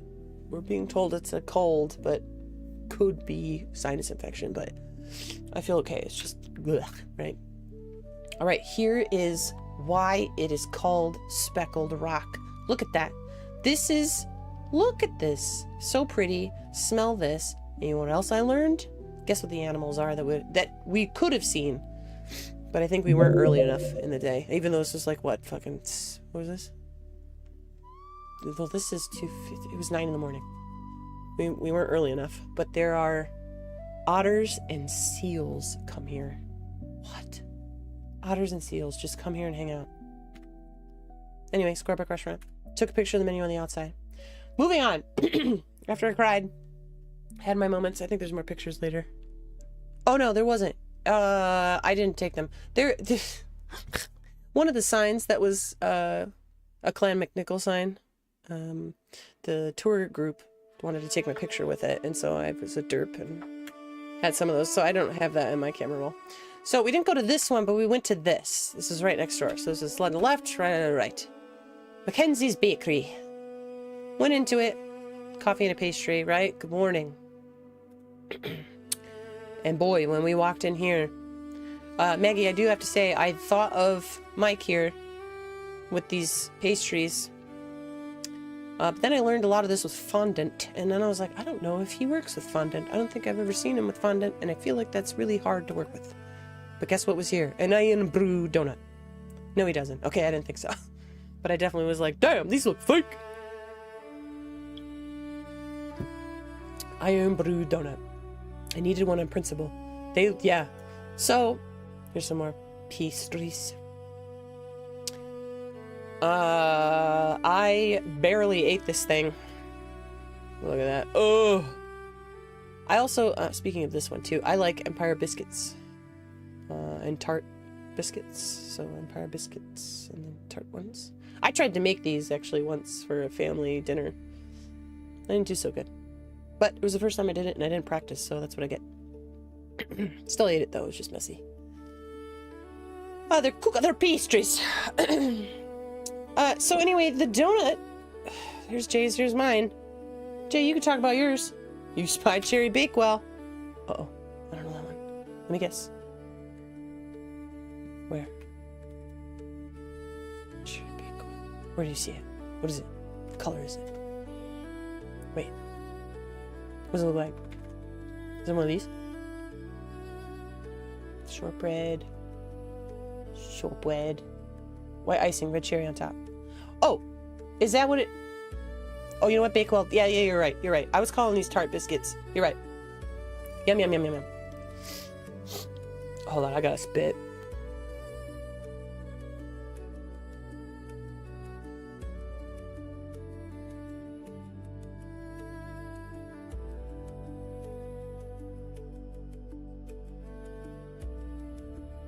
Thank you for your patience. You gotta pay extra if you want to hear me hawking Louise, you know what I'm saying? Okay, oh Jesus Christ. Sweets. Anyway, so we eat one. I hear Jay in the kitchen, so I don't think he's talking about his donut. But this was like bigger than a Krispy Kreme, richer than a Krispy Kreme, and then here's me fucking eating it. Oh, I just about had just like that much of it. Oh, it was Black Forest Berry Donut. There you are. Black Forest berry donut. It was so rich I could barely finish it, so I brought it on the bus. I was like, yeah, I'll pick at it later. And then eventually I was like, I'm gonna be sick. This thing is so okay, hold on, we'll get there. This thing is sweet as hell. And I just, like I said in Solara's stream yesterday, I was like, I just don't fuck with sugar like that. I like sugar, but not like that. That was a lot. That was a lot. All right, back on the bus after our little coffee and pastries to one of my favorite moments. Okay, we're gonna cry again. We got to go pet some coos, you guys, and look at the free range of this. Like this person, and all, and then I didn't even picture everything. Like this would have been a Pano moment. Maggie, you want to talk Pano moment? I didn't take Pano here, but. Oh my god, I got to pet coos. They're emo and fuzzy. Here, what does their hair feel like? It's coarse. And here's what's funny about these fucking coos. On the way home, one of the... I don't think they're a flight attendant, but somebody, a worker at the airport in Edinburgh, sees my hair, because my hair was down that day, and called me out for being of Scottish descent because of what my hair looks like. You know, my hair looks like, it looks like coos. My hair looks like, If I don't touch it, no product, no nothing, that's what my hair looks like. So I felt so called out. But yeah, Jesus Christ. They were so precious. They were munching. They're just eating. Look at all that broccoli. They're just eating. They were so cute. Oh my God. They were babies. They just free roam. They just wherever. Look at that. Like, they are living absolute freedom here. Chilling. It was a beautiful day. You see clouds, but you see that sun coming through. You see that blue sky. Oh my God.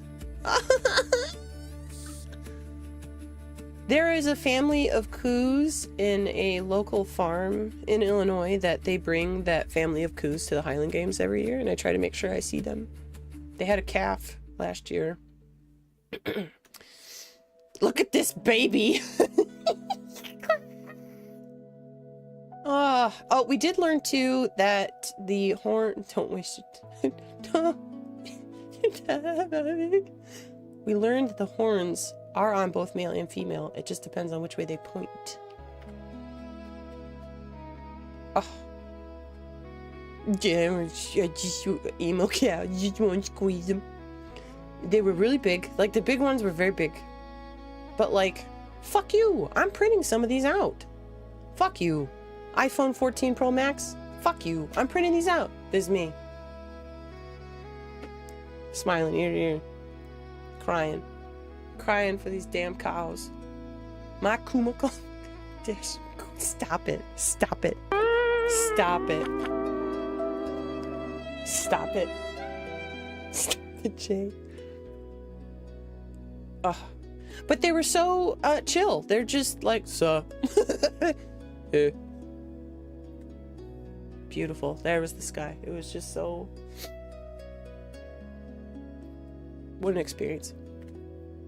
All right, back on the bus. See you later, coos. We're moving on. We went for another walk after we parked the bus. Because here's the thing, too. What I didn't... No, not didn't. I do have some video. But the bus trips in between was scenic stuff, too. Like hilly, curvy streets. Did you collect any heather to press? No, I didn't. Guess I gotta go back.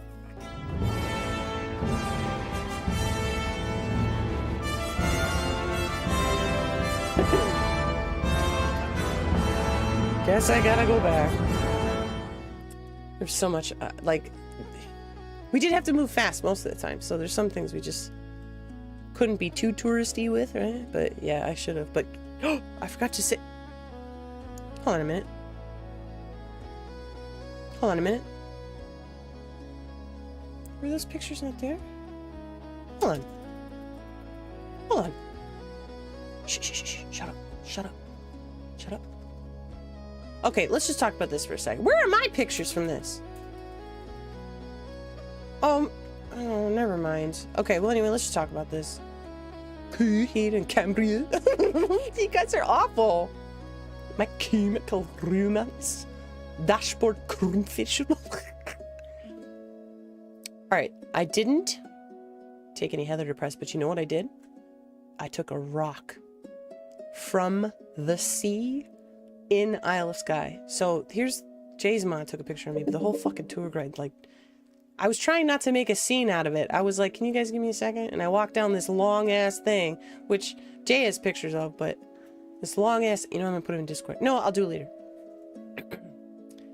Which I'm gonna print out too, I think, because it's, fuck, it was so fucking beautiful.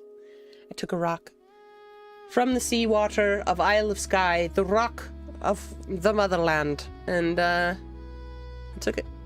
Took a rock. So that's what this is them fucking making fun of me for getting a rock from the ocean. My people. Alright, back. Coos. Oh god. Alright. Okay. So, in between these stops, like I said, we're winding, we're driving. We learned about, what were they called? Passing something? They're single roads on these twisty-turvy mountain hill roads. Ears are popping left and right at this through these highlands, okay? But when you have oncoming traffic, it's one of y'all, and it's based on judgment. Has to pull off to these little passer. And I got the disc. Fucking guys. To pass by, and sometimes they were terrifying moments. And you'd think us being in a giant bus, like if I was a regular civilian car, I'd be like, "Oh, after you." That one does win. Pana alla disc. I don't know. I like Queen and Cambria too. Tied for first place. Sorry, Jay. So we park. We went to see and walk. It's Old Man a Store. It's called The Store. S-T-O-R-R. It is, rock. No, let me, Old Man of Store. Let's talk about it. What is? Alright, it's a massive 165 foot or 55 meter, so shit we had to learn too, of jagged basalt rock, pinnacle on the Isle of Skye. It's one of the most iconic natural landmarks in the Scottish Highlands, famous for its dramatic silhouette and the panoramic coastal views from its hiking trail. Its volcanic origins, so the pinnacle is the remnants of an ancient volcanic plug that was shaped by massive landslides thousands of years ago. And the name Store comes from the Old Norse word for large or great. The rocky outcrop gets its Old Man moniker because from specific angles, the craggy, I don't know, C-R-A-G-G-Y? Craggy, what's that? Pinnacle, and the cliffs behind it look like the face of an elderly man, which I did not get that shot, but let's look up what craggy means. Craggy means being rough, uneven, or jagged, particularly when describing rock landscapes or facial features. Alright. So, craggy like rocks and cliff light. Thank you. See, we're learning. So here you go. Here you go. And then we didn't go to it. That's all the way over there. Instead, this is where we were. We climbed up this really pretty hiking creek thing. Art. Still fucking beautiful. Look at that sky. You could have drank this water. Shit. Look at us. Did you ever watch Global Guts as a kid? No, I did not. What is that? Climbing. We're climbing. They had to climb the crag. Oh, shit. I would see that. I like water, to no one's surprise. Okay, again, as a Dune lover, they call whiskey the water of life, and I ate that up too. I was like, oh, what do you mean, water of life? What do you mean? Bless the maker and his water. Look at us. Nature. So, a 90s kid show that was like Ninja Warrior, but for teens. Oh, no, I can't say. I can't say, excuse me. Everything was so pretty. So, imagine, okay, so also, speaking of the coos and the free range, they also have, like, super free range lambs and sheep. And they are fucking everywhere. And so free to roam that there are road signs for lamb crossings. Like, beware. Like, you know, in Illinois, we got, like, careful, there's fucking deer here. There are lamb ones everywhere, but in a sense of, like, lambs hang out on the pavements because, like, on cold days, the sun warms the pavement. So you'll have, like, families of lamb and or sheep just chilling. Beep, beep. Kind of like what geese do, but less annoying. Look at us. Portrait mode, regular. Portrait mode, regular. Old Man Store. Okay. After we did that, we went to... Okay, I can't pronounce what this area is, but it's the Druum... It's a dinosaur, Jesus Christ, what the fuck? Oh, I didn't know the right to roam law applied to the animals as well. I thought that was just like people... Well, we know that the right to roam law meant like people can just go camp wherever. I didn't know that also applied to why the animals are wherever they want to be too. Yeah, but yeah, we both were like, you know, I'm not a camper, but I would here. Alright, so this place was like Druamnanlintian. I don't think that's how you pronounce it, but it's the Sky Eco Museum on the cliff. And this is in the Staffen area. Oh, it doesn't. Animals be animaling. Right, yeah. But see, that's, I guess what I'm trying to say is, like, back to Scotland giving a shit about their animals, environment, and things like that. Like, it just is. Like, that's just what it is. These animals are free to do whatever the fuck they want. And they're spray paint, like, the lambs and sheep. Some owners have different colors they put on them or numbers. And we learned that it's not, well, two things. It's not for, like, this one's marked for death. No, it's not like that. It's more of, because of how often, like, how they can go wherever the hell they want, it's their tracking system. So, like, if, you know, old farmer William Lamb in the magenta collar showed up in my lawn, like, oh, I better go return it. Yes, this is a blue sheep, so this is Bill's sheep. Yeah, pretty much. And then the other way that they would color their furs, like, the males would get them on their chests, so then when they're mating with a female, then they're marked on their back, and then that's how they track who mated with who. You'd just fuck off on some hilltop for a night, watch the stars, and make some epic breakfast over a fire in the morning with some cider and shit. For real. Like, Jay, were you listening to stream? Like, our AQI right now is 59. That was, Scotland was 3. They mark what sheepy they made with. Yeah. Yeah, like, I didn't know that. I don't know if they do that here, because, you know, the states be big. But it felt nice. It was like, oh, that's nice. But let's get back to dinosaurs, shall we? So this eco museum on this cliff, right? This is near it was the view of Kilt Rock. Yeah, it was near Kilt Rock.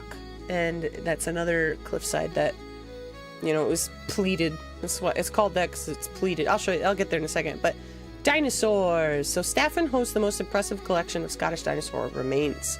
They have been found in the Jurassic rocks on this coast. Compare your own footprint. Ooh. Compare your own footprint with the dinosaurs' footprints. Guess which Jurassic footprint is that of the ornithopod discovered at Brothers Point in 1982. Look out for the giant footprint of the carnivorous dinosaur found at the Curran, another Cumanin, I think is how you say that, site. Several of the actual prints are visible there, although frequently covered by sand. The world's smallest dinosaur footprint was also discovered locally in 2004. I was 18. The original is to be seen in the Hunterian Museum in Glasgow, which obviously we were only there for that one day drive-by. But you will find a replica in the Staffen Museum nearby. Dinosaurs. Dinosaurs. Let's see, my foot was probably about this size. The Druamnanlintian, see? I don't think that's how you pronounce it, but that's how I did. Art. That's me on the ground taking a picture of the sign. Also, they don't dock their tails. Oh, yeah. Alright, there you go. Kilt Rock. Kilt Rock. Now, we're very high. You could hear this is the ocean. You can hear those waves on those rocks, right?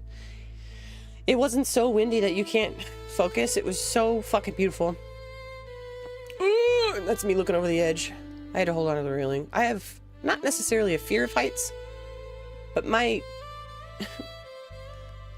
I don't know. I think it's invasive thoughts. I don't know. Sometimes I'm like, I'm just gonna fall into that. And so I call it a fear of heights because I'm like, don't do that, you idiot. So ground me and then I will use my eyes. Intrusive thoughts for sure. Like, it was really nice. It was looking off to the right. So left, right. Ocean! Ah, fuck. And the weather was so nice here too. So this was probably, yeah, I'm looking at the time at the top. You know, bless taking info on these photos with the iPhone. I turned off some demographic shit, so it's not specific, but this was 11:20 Central Standard Time in the morning. Beautiful. Fuck. Anyway, back on the bus. Look at these little mountains. Can you imagine just fucking leaving your place and this is your backyard? Fuck you. I'm sure places like Colorado is like this, but fuck you. I was breathing so good. Like, at this point now, have been to Europe 3 times. And I live in the States, right? I'm convinced our air fucking sucks. Our air sucks. Because every time we go out there, I'm like, wow, I'm not coughing. I'm not morning loogies. I'm not sounding like an old man, you know? Oh. Oh, it's so pretty. It's so pretty. Look at how tiny these are cars. If you need a size scale here. Car. Come on. In the bus. In the bus. All right, so we're back on the bus after Kilt Rock. And we went over to... Yes. Kearstin. I think that's how you pronounce it. It's a landscape, so it's another small hike. Look at this. It's a small hike. Yeah. Oh, God. Oh, my God. There we go. Kearstin. Kearstin, I think. Norse. So, remember when I told you that our awesome bus driver tour guide, Andy, told me I'm a tall Nicholson because I got that Viking blood? Let's see. Clan. I think there's... Oh, wait, I'm done, because I left it open. Thank you! So, where I get my... Let's get out of this picture. Look at that. You'll look at that. That's better.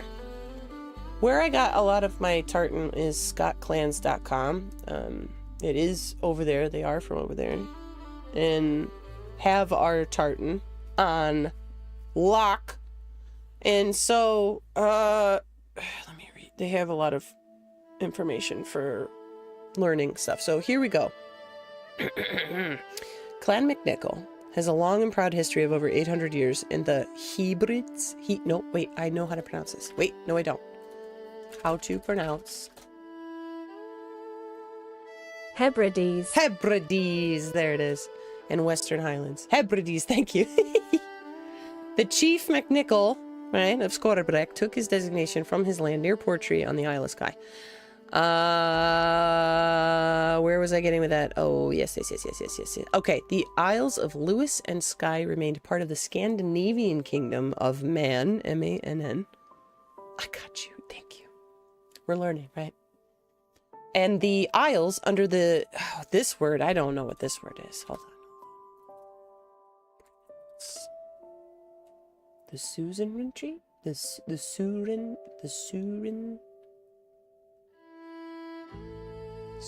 suzerainty of Norway until 1266.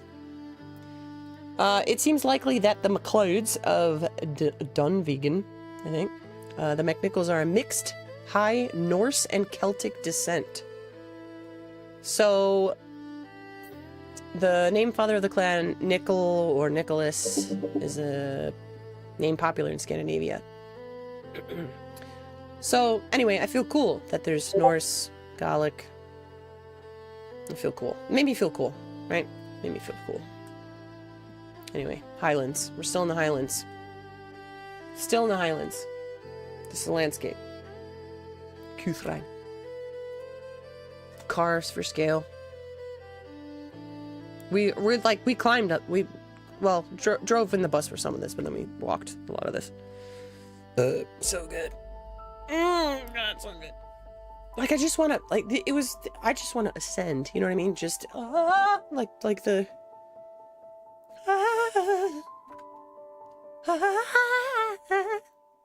and then there were things that we learned about ice glaciers and volcanoes and how land formations set. Look at us. Scale. Wearing my pirate shirt. There, more. Taking pictures for, learn this. And then I really liked this. I actually posted this on Blue Sky earlier today.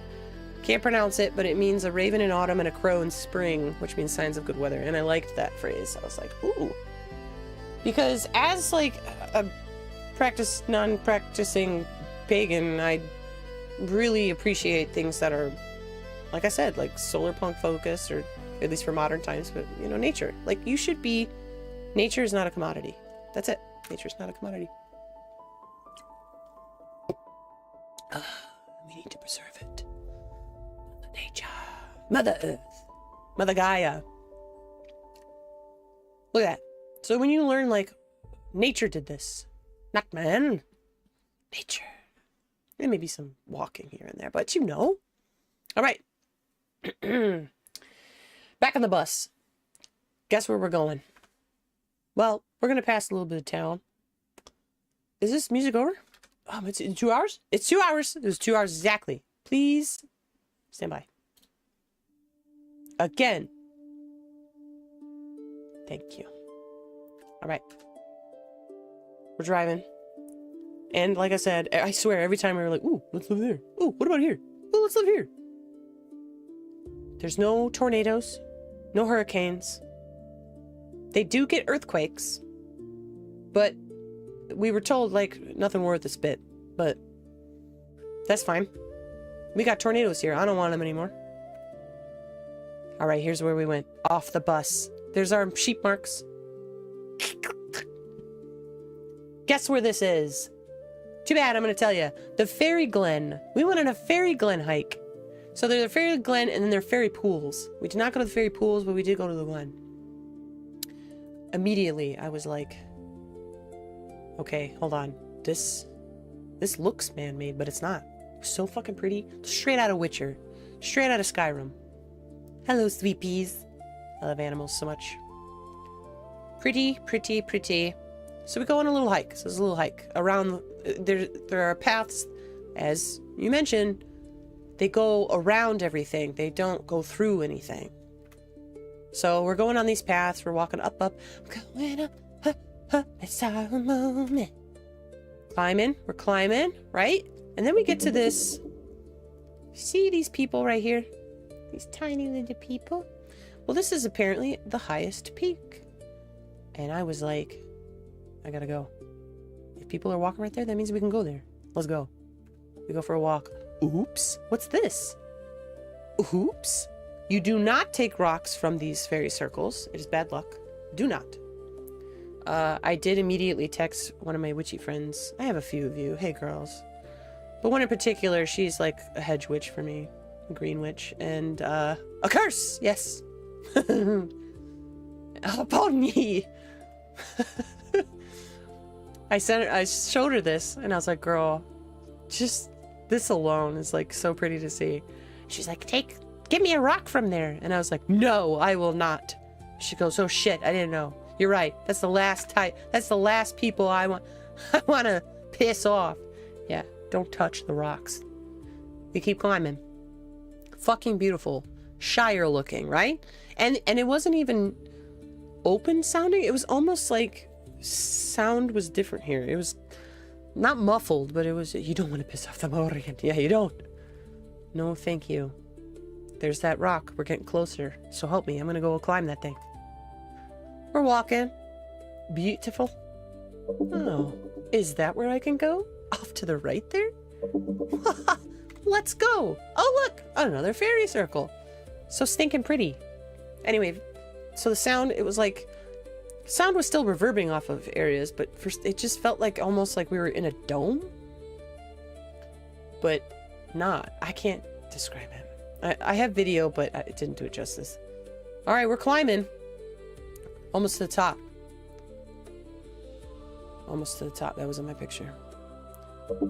So, look at all the little sheepies. If you see them, size for scale.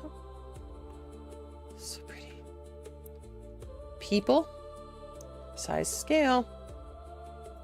Just, fuck you. Like, live here. Oh, excuse me. I'm going to go for a walk. I'm going to go down to the fairy glen. And I'm going to go climb to the top. Have my tea. No, I'm going to camp first. Then go. Fuck you. This is so pretty. Shit. All right. That's not my picture. But I climbed to the top. This is Graham. Remember I said Graham's one of my favorites? Only, out of our entire group, only Graham and I climbed up this very high fucking thing. It was very narrow right here. And I went up first. I got stuck. I'm a big bitch. No, I mean, yeah, but I'm not. I got stuck. But I got through. But we went all the way up there. And I think other pictures, it comes later because I took video when Graham and I got to the very top. I'm pointing to my screen like you see my real life hand. When Graham and I got to the top, it was him and I because we took turns of all the other tourists. And we had like a moment. It was really nice. I was like, Graham, this is good luck. And then I took a 360 video, which I'm saving for my video project. But I did take a screenshot of said in the video of both my perspective and also Graham had a funny like, hi moment. And I was like, that's cute. Took a screenshot of that and sent it to the group. Like, Look, proof that Graham and I made it to the top of the fairy glen. all right, time to climb down. I did get a little dirty, but hey, nature. Random trees growing out the side of rocks. Nature. It's pretty. It's fucking pretty. Oh. Alright, we're walking down the fairy glen. Because there are other paths to take. More sheep. So cute. Alright, we left the fairy glen. Come back to Portree area. And we were free to do whatever. So, Jay and I, on the docks, go to Pizza Way. As Chicagoans, it felt only right to at least have some pizza from Scotland. That wasn't generic pizza. We wanted to try some crazy-ass pizza. Look at this list. So you got a sea margarita, which, okay, it's a margarita, and then you got traditional ham and cheese, whatever. Glasrock, I think is how you pronounce it, but it says it's Gaelic for vegetarian. A Dinham, Gaelic for demon. Venison salami, Milano salami, mortadella, pastrami, and nuja paste. I don't know what that is. And then over to the sea to sky, which is what we had. It's hot smoked salmon, seaweed, capers, mazzi, and mater. This cute little pizza, stone baked, had to have it. It was fine. Here's where our view was, eating on these little benches. And, oh my god, we're getting to my favorite, one of my favorite parts. Other favorite moment. It's a little moment, but it's one of my favorites. So, this is the second time Andy got to eat dinner with us. He just was walking up. We were just walking up. Oh god. He just walked up and we're like, hey buddy, come eat pizza with us. So, he ate pizza with us. And because I don't eat my pizza bones, that is pizza crust, folks. I call them pizza bones. I don't eat pizza bones. I grew up giving them to my dog. And it's been like a force of habit to just not eat it. And plus it's just fucking bread at that point. Anyway, I digress. I took said pizza bones. And I started to make friends with crows. And, they let me really close. They let me be really close. And eventually we got to like 3 or 4 that were hanging around us. I don't, we got a picture later.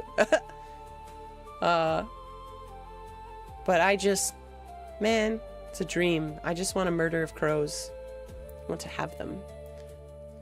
I'm pretty sure it's crow and or raven. To be honest, the beak color is what threw me off on some of these.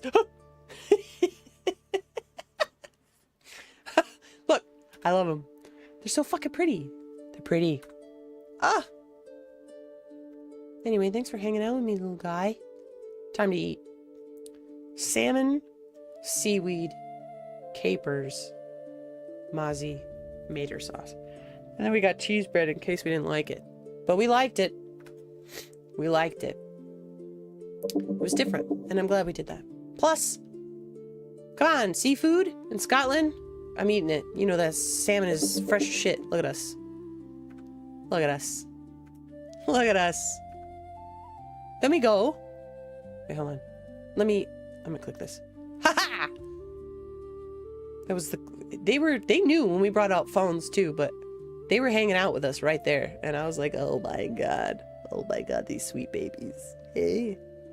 Hey. They hovered. They were so close, guys. All right. Look at us, we're so cute. Then, after that, pack it up. We're going to a whiskey and gin tasting at this place called 57 Degrees Sky Distillery. The 57 was, I believe he said the coordinates of where that's located on the map, which I think I wrote. I took a picture of that. That's not it. Stop it. What are you talking about? Go back. Apple, please. All right, well, I'll get to it. Yeah, okay, I'll get to it. There you go. Now, remember I told you I'm not a whiskey girl. Not a whiskey girl, but I did not want to miss out on whatever experience was happening. So about half the tour group did this whiskey tasting. And then our tour guide was like, does anybody like gin? And I was like, I drink gin. I'm like, cool. All right, we're adding on a gin tasting too. I'm like, well, fuck it. Buckle up. I'm in. So this is, I took a picture of this because that's crazy to me. This is Scotland's distilleries. Look at all these tiny little, the black markers you see, these houses, the little house icon. Those are all distilleries. Malt distillery, grain distillery. Blows my mind. All right, art. These were whiskey presentations. I did not drink out of these, but I thought these glasses were stinking cute. So they take off, it's like a cap. So they take it off. This guy is the owner. Two dudes owned it, started this one. They're both named Seamus. And this guy, while knowledgeable, not a people speaker. He's not a presentation speaker. So like, he would either speak too fast or skip over questions or just like one note. I'm like, dude, this is your baby. Could you be a little bit more excited about it? Or just like, I don't know, whatever. But I learned things as well. I learned that when you swish, because I'm a wine drinker, but like when you swish the glass, oil residue, and I guess the more oil residue on the side means something. Blech, I definitely smelled it. But the one in the end here in particular, there was history with it. It was like Ushkabeha. Ushkabeha was the original word, and then I think it changed to Ushkabach. But there was history with that of how whiskey and stuff were distilled like before that law and before it was banned. I don't know, it was because there was no way to track how it was, so like it was like raw dogging, I guess. Hey, there it is. That's where we were.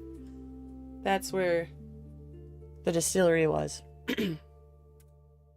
Here's the gin. I tried some fucking gin, so I got to just tap them in little sippies, which is fine. I tried all of these on the right here, and from right to left, it was like just straight gin, a lavender gin, straight gin, a raspberry gin, and a spicy something gin. We ended up getting a little guy of this one. Because it was good. I was like, shut up. This on the rocks? Shut up. But because this was my biggest thing, and I wanted so badly to get stuff for everyone. Because of where we were, every place that we went, it was always, I'm a big trinket person, and I wanted to get everybody in my life something. But because we backpacked essentially this whole trip, I had no room to really get anything, barely for myself, but had to for like, especially my brother who had his birthday while I was in this trip. So I got like a tiny little whiskey for him, and then we got a tiny little whiskey for us. I was like, just something so I could sip it later. All right, and we left.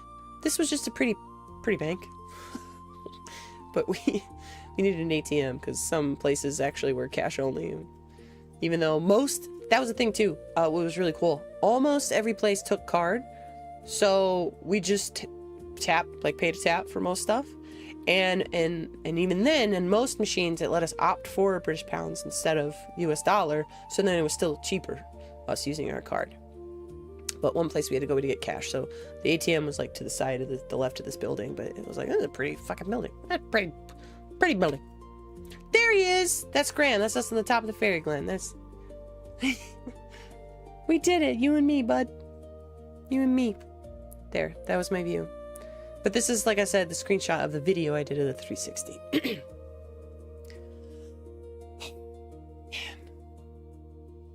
I can't. I'm like, oh, there it is. Okay, they came later. These are not my pictures. I think this is when, fun fact, Scottish notes have different images on them than the English ones. I did notice that. And they're pretty cool. Like, there's, I don't know. Man, America's boring. God, we're so boring. We're dumb. We're boring. We're babies. Their money was even cool looking. Alright, but that's me being like, having my moments. It's Andy! That's our bus driver. He was a tall Scot. And like I said, his accent was straight out of the book. But he spoke slowly, so it was like, I can understand you. And he still used like little slang here and there, like I, nay, dunna, you know, like things like that. But he was very articulated, so it was like, I'm not trying to say a smart Scot, but it was just like David Attenborough, right? Where I'm just like, I can understand you, and I want to listen to you talk about things. That was our bus driver. He was so cool. He was getting married. Well, he is getting married in like a week now, I think. No, less than. Whatever. During the trip, we were counting down for him. And I learned, I think I took a screenshot of the definition later in this album, but I learned that bachelor parties, or I think they do it for females too, but either way, it's called the blackening. Which is like, here, the blackening. It's a Scottish wedding custom. It's performed in the days or weeks prior to marriages in rural areas of Scotland and Northern Ireland. Oh, interesting. Different from England. The blackening? No, I think it's actually, I think the stag, we'll get there. Hold on.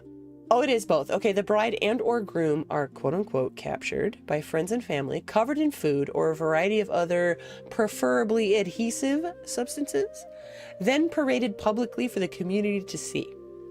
Frequently, the couple are driven in the back of an open-backed truck, accompanied by the clattering and banging of pots and pans by the couple's captors.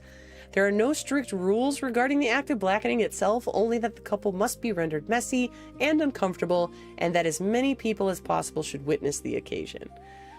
They occurred predominantly in rural areas of northeast Scotland and the Highlands and the Northern Isles. The origins of the custom are obscure. However, researchers, some person at some school, has shown it evolved from an earlier Scottish ritual called the feet washing. There is uncertainty surrounding just when it began, but it probably started as a solemn washing ritual for both men and women on the eve of their wedding and included a blackening of feet and legs by the early 19th century. So Andy was telling us, like, tarred and feathered. We did see an action. We saw a blackening in action of, but what the guy was wearing, what the groom was wearing was, like, to me, not embarrassing, but in retrospect, I guess, considering the area, sure. But as somebody walking around with blue hair, I was like, okay. Like, the dude's just wearing a onesie with the sash on. Like, all right. But people were laughing, and I was like, oh, okay, that's his blackening. Anyway, so a little later, it had developed into a kind of game, I guess, with the legs and feet being alternately blackened and scrubbed clean. And then by the end of the 19th century, early 20th century, escape, capture, and pillaring had become part of the ritual. In order for this to happen, the ritual had to move out of doors. Wait, move out of doors. Yeah, the move out of doors appears to have coincided with a change in wedding practices, with more people marrying in the summer. So that's funny to me. Didn't know that, but let's hold on. It did not bring up stag does. Stag night, right? The bachelor party. Is that? Oh, common in the UK, Ireland, and Commonwealth countries. Okay. So, but I did hear that. I think Andy did say, like, similar too. All right. There's us. Fairy Glen again. Huzzah. Peace. Peace and love, baby. This is me walking. I did not take this picture. I think your mom took this one. This was back on the Scorebrick Trail. Walking back from it. Oh, more Isle of Skye stuff. It's Caladan. Oh, bird. There we go. Look at my butt. I'm up, climbing. Jay's dad. Graham. Bird. All right, then dinner for the evening. Our least favorite meal of the whole trip. Yeah, remember I showed you that picture of the Portree Hotel? That's where we had dinner. I had scallops again, to no one's surprise. It was scallop and... Oh, wait, I did have mussels. Hold on. Yeah. Hello? I did. Yeah, I did. All right, it was black pudding, smoked mussel butter sauce, cucumber, and apple salad with scallops. That's what I had. So, you'd think that sounds amazing, right? Like, this was okay. It was okay. It was okay. There's Jay. Chicken and... Yeah. You had chicken. What did you have? We didn't have Agus. What the fuck did you have, Jay? Chicken. Chicken. Right? Chicken. Chicken. Oh, and you had leeks, right? There's leeks. Yeah, and then Jay's mom had a giant blue cheese salad. It tasted bleh, and we had like the worst fucking service. We had some fucking teenager. The girl, it was a female, and she had really pretty makeup. She actually painted her face up. She looks like a pixie, but she was a bitch. And we were trying hard not to be like, maybe service is just different here because tipping is different here, and maybe, but watching her, how she treated other tables, and because it was a small place too, we're like, fuck you, get me out of here. This food's not even worth it. And it was expensive. It was like overpriced for what it was. Anyway, Fairy Glen. There. These. I want to print one or both of these. I don't know yet. Me picking up the rock in the ocean of Isle of Skye. Give me those rock. Give me it. Give me the rock. Tide was low. Oh, okay. Tide was low. All right. After Portree, this is May 11th. So it's Monday. That was that. Okay. Tuesday. Right? Yeah. Tuesday. Some T's are ch sounds. Tuesday. Tree, right? Tuesday, we go to the Eileen Donen Castle. This is where Henry Cavill is shooting the Highlander. But alas, we only missed him by a few days. But this was fucking pretty. Tuesday? No, that's on Tuesday. Oh my god. How are we doing? Checking in 2.5 hours in of my rambling story time. We doing good? We're doing good? I don't need a bio break yet. How are we doing? You're awake now. Eileen Donen Castle. This was another quick reminder of how big I am when you get in this castle. Oh my god, but it was so pretty. This was us walking up from the parking lot. Still going. Getting closer, baby. What? Look at this. Tide was low. We also learned, I don't know if I have another picture of it, but the Scottish flag in the background is at half-mast because a family member had died the day before. Because the family of this castle still resides here. They hold weddings here and everything. But then there's parts preserved in a tour, so which is what we started to do. We're going on a tour on the Eileen Donen Castle. Stinking pretty. All right, I started to take pictures, and then we were told no longer. Took a picture out the window. I was like, "Fuck you! I'm gonna take a picture out the window." You're telling me this castle's got this as their backyard view? Fuck you! I'm taking a picture. Alright, then I didn't. We walked around some more. Now we're back in the court. Outside is fine. The courtyards. Which... Oh, it wasn't this side. There was clearly a toilet drop on one of the sides of the building. Oh, and you see these people right here that got like what looks like cell phones? Those were actually the tour. You can pay for a part of the tour where it just speaks to you, like walks you through the place. And you have to make sure you're in the area when it starts talking about it. We did not do that. Because we were on a schedule. On a schedule. Castle. Still outside. Fucking pretty as hell. This, I snuck. after we walked around some stuff on the inside, I snuck this picture for Jay's father. He likes his guns, so I wanted to take pictures of the weapons. All right, we went through. It was really cool on the inside.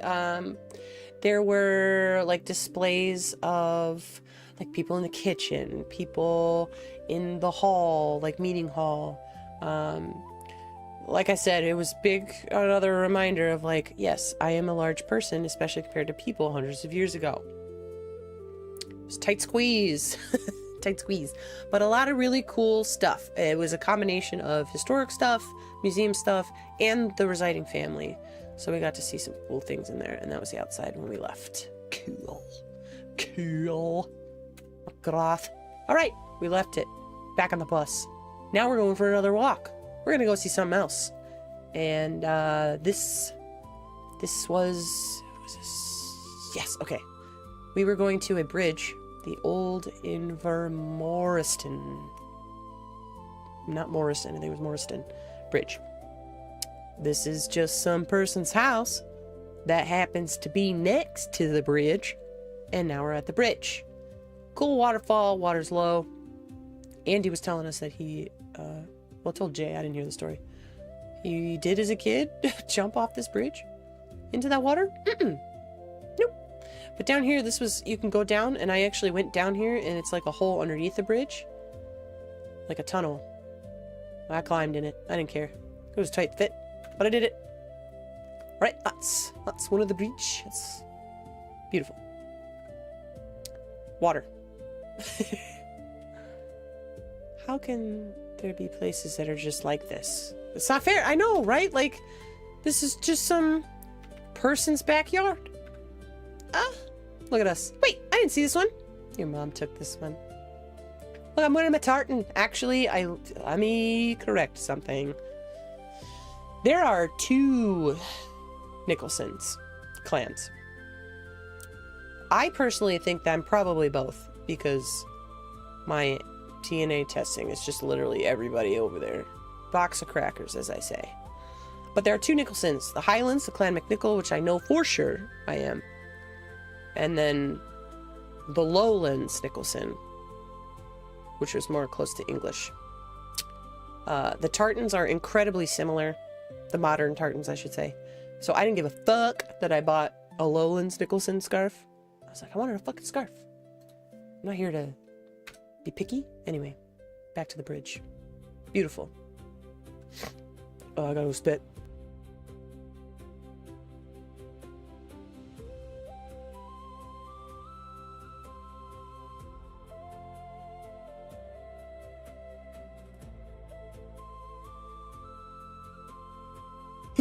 You know, sometimes this microphone's mute blinking is slow, that I'll sit here and I'll be like, oh shit, did I mute? Did you guys hear that? Gross. And then it's like, no, it's muted. Under the bridge. Look! Under the bridge! That was my view under the bridge, me in the bridge. So that time, I'm squatting. I was like, what's up? I did it. Yeah, the old bridge. Invermorriston. Yep, I was right. This bridge was one of nearly 1,000 built by Thomas Telford between 18-something and 1819 as part of a general plan to improve Highland communications. The plan also included the Caledonian Canal, built between 1803 and 1823. The absence of bridges was one of the main weaknesses of the Highland road system at that time, and the bridge was an improvement to the existing military road between Inverness and Fort Augustus, which is where we did go. Oh, we went to, yeah, sorry, Fort Augustus was after this. It was started in 1805, but delays caused by a land-getting inattentive contractor? Whatever. And idle workers resulted in a financial loss of £2,000 for some dude before they fucking finished it in 1813. Yeah. Beautiful.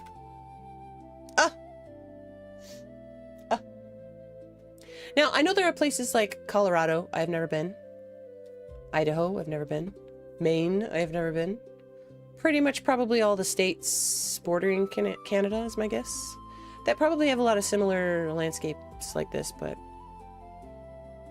I don't know. Air's different.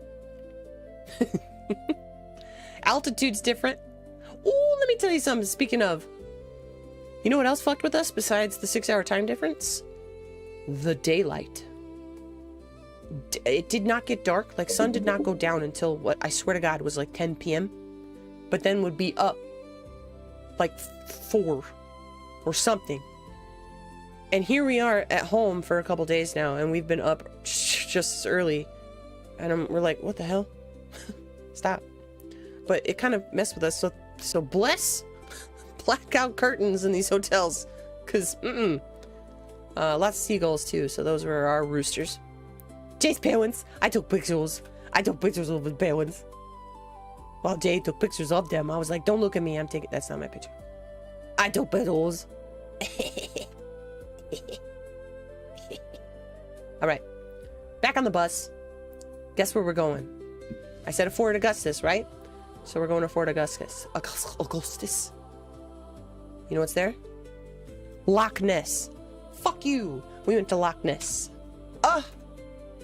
And this was my first experience in an actual loch, right? Remember I said I kept getting called out, stop calling them lakes? Well, I experienced a loch. I experienced it. So now we know a little bit more of why I call my Discord server Loch Atlanticans, right? The system was cool. Oh, that's where we ate. This system was cool. And eventually we got to see it in action when after lunch. So that's why, like, here's where we had lunch. Not the brothel. The buffet. Okay? We ate here. This was our meeting spot, so I took pictures. Just like, you know, when you go, I don't know if y'all do this, but when we go to cons, you take a picture of the hotel door, right? With your room number on it, so you know where you are, in case you get too drunk. Well, I took a picture of the meeting spot with the group, because it was go fuck off for a bit before we have our next step on the trip. So we ate. Fort Augustus, that's where we were. I shopped. I got trinkets here. Little trinkets. Had to, right? So I only got stuff for a few people. It was very hard. I hope nobody takes it personally when I give said gifts to said people. Not everybody got one, but please bear with me. I will go again and I will get you stuff next time. But we went in there. I had clan stuff in there. And then there was Loch Ness Monster Nessie stuff in there too. So, which also brings me to this. Harris Tweed and other similar bags were very, like Islanders was, I know this is Harris Tweed, but Islander was another thing.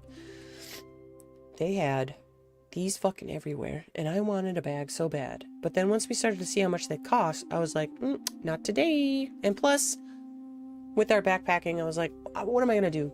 I already have my carry-on. I can't have another carry-on, like another personal item. I can't do this, breaking the rules. So I took pictures of bags I liked to look up later, to maybe get at another time. I was like, sheesh. Alright, this is where we ate. This was the Bothy restaurant. Had to get my drink in. This time, alcoholic ginger beer? Yes. It was 3.4 for alcohol percent. Ain't shit, but it was good. It was good. Enjoy the spicy yet delicious, refreshing blend of real steeped ginger and exotic spices.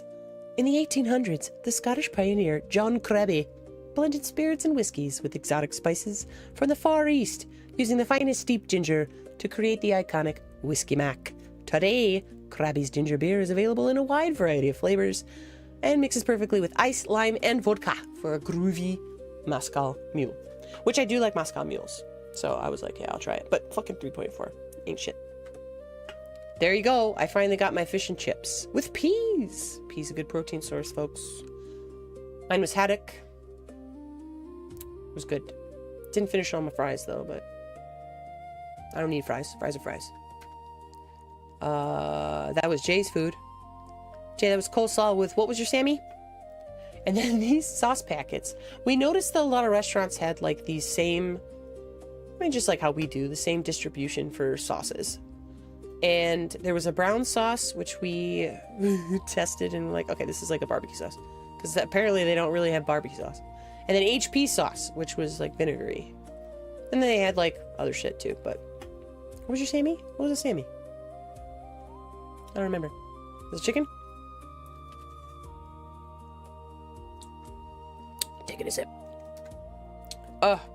And my fish and chips, my haddock was so, it was like a melty, flaky, barely fried. It was so good, so big. But what was funny is each place that we went for food, and anytime we saw either somebody in our group get it, or somebody around us get it, or one of us got it, the fish and chips, the fish of the fish and chips, I swear to God, kept getting bigger and bigger and bigger every place that we went. So like some of these were like, Jesus, I don't even know what to compare it to. Like the size of fucking throw pillows. All right, back to the lock. I got to see it in action. I did take some video, which you won't see. But it was cool to me. I don't know. And this was a swing bridge, even though I wasn't swinging. But it was a really cool experience. Yeah. Fish and chips over there is such a gamble. Yeah. Well, look, there's my beloved. So we watched all these boats come down the lock. I don't think it's, yeah. Come down the lock and then go, cross over. It takes time. So, I didn't take any pictures. There's just a video. And we said goodbye to all the people. It was so cute. Bye. Bye-bye. Bye-bye now. Moving on. We had an appointment. We went on Cruise Loch Ness. Spoiler alert, we didn't see her. But we did go on this fucking boat. And this was really nice. While I know of Loch Ness, and while I know of the general story of Nessie, I did not know how big Loch Ness was. So let's look up some facts. How big is Loch Ness? It is 22.5 miles long and averages a mile in width. Deep. The depth is about 755 feet, 230 meters. Weather was nice. It was chilly on the boat itself, which, whatever. But, look at this, right? Cute. This is where we sat. We were up here, see? We were up at the top, and then we also were able to go underneath, which is where there was a bar. Remember when I said these people like to drink? There's drinking everywhere. But I'm on holiday, so... As a stoner, it was... Not only I had to go cold turkey, I mean, now that we're back home, we definitely made it through bringing edibles on over, so heads up everybody, you can do it. But edibles don't do shit for me, but I had them one a day for bedtime, just in case. But I was pretty much cold turkey from smoking, so I don't really drink anymore. So how much alcohol I consumed on this trip was more than I do in like a month, so I was like, sure, cider, please. Oh, we found her. Actually, no, we didn't.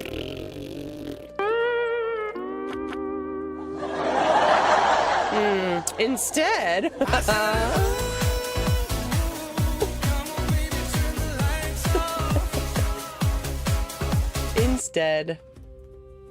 the boat had these decals on the windows, and I thought that was such a cute idea. So you can go up and essentially have a picture of Nessie in there, but this is cute. But yeah, the drinking culture over there was really hard for me to adapt to also. Yeah, and the drinking age is 18, I think they said, in Scotland. And yeah, it was everywhere. Yeah, 18, thank you. Speaking of 18, this is an 18 plus stream. Is Mav still here? Look, I already implemented the bot to do that.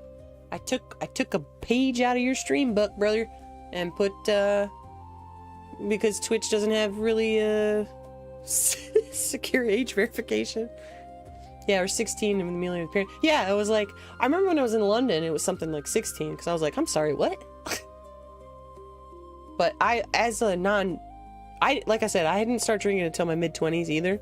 So I can't, me as an individual, I was like, I can't picture 16-year-old me, 18-year-old me drinking alcohol. Hell no. I was so unstable. Fuck no. So I'm glad I waited. Plus I got a little history. TLDR, my mom is an alcoholic, so I just didn't. And I now covered, but at the time when I was 18, got a tattoo, a mom tattoo, not to commemorate her, but to remember not to be her. So that's why I waited so long to drink. And then I understood and comprehended control and wouldn't let. I stopped letting her run my life. So I was like, fine, I'm gonna start drinking. It's such a social thing, why not, right? Whew. Boy. Anyway, drinking. Look at us on the boat. On the boat. I shared this in Discord for the first nature post in the nature channel I just recently created, thanks to this trip. Because like I said, we really need to lock back into giving a shit about nature and taking care of it, and because we're cooked, folks. We're cooked. We need to do what we can. There are so many parts of this world that still give a shit that it's like, I can't, get out of here with the drill, baby drill. Get out of here with that. Fuck you. Take care of nature. So, you know, if I want to fantasize about having a solar punk life somewhere, it starts with us, right? If we're not having babies, let's take care of Earth, nature. Had a cider. This one was pretty good. It had better sweet flavor. It was just sweet. It was all right. Oh, I found ya! Just kidding. Fun fact. As a Monster High fan, yes, I do have Nessie, the doll. She is a photo bomber. She's a photo bomber in the Monster High universe.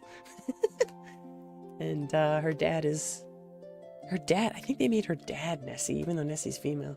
Let's do it. Hold on. Nessie, Monster High. Lorna McNessie, who I would totally cosplay as, by the way.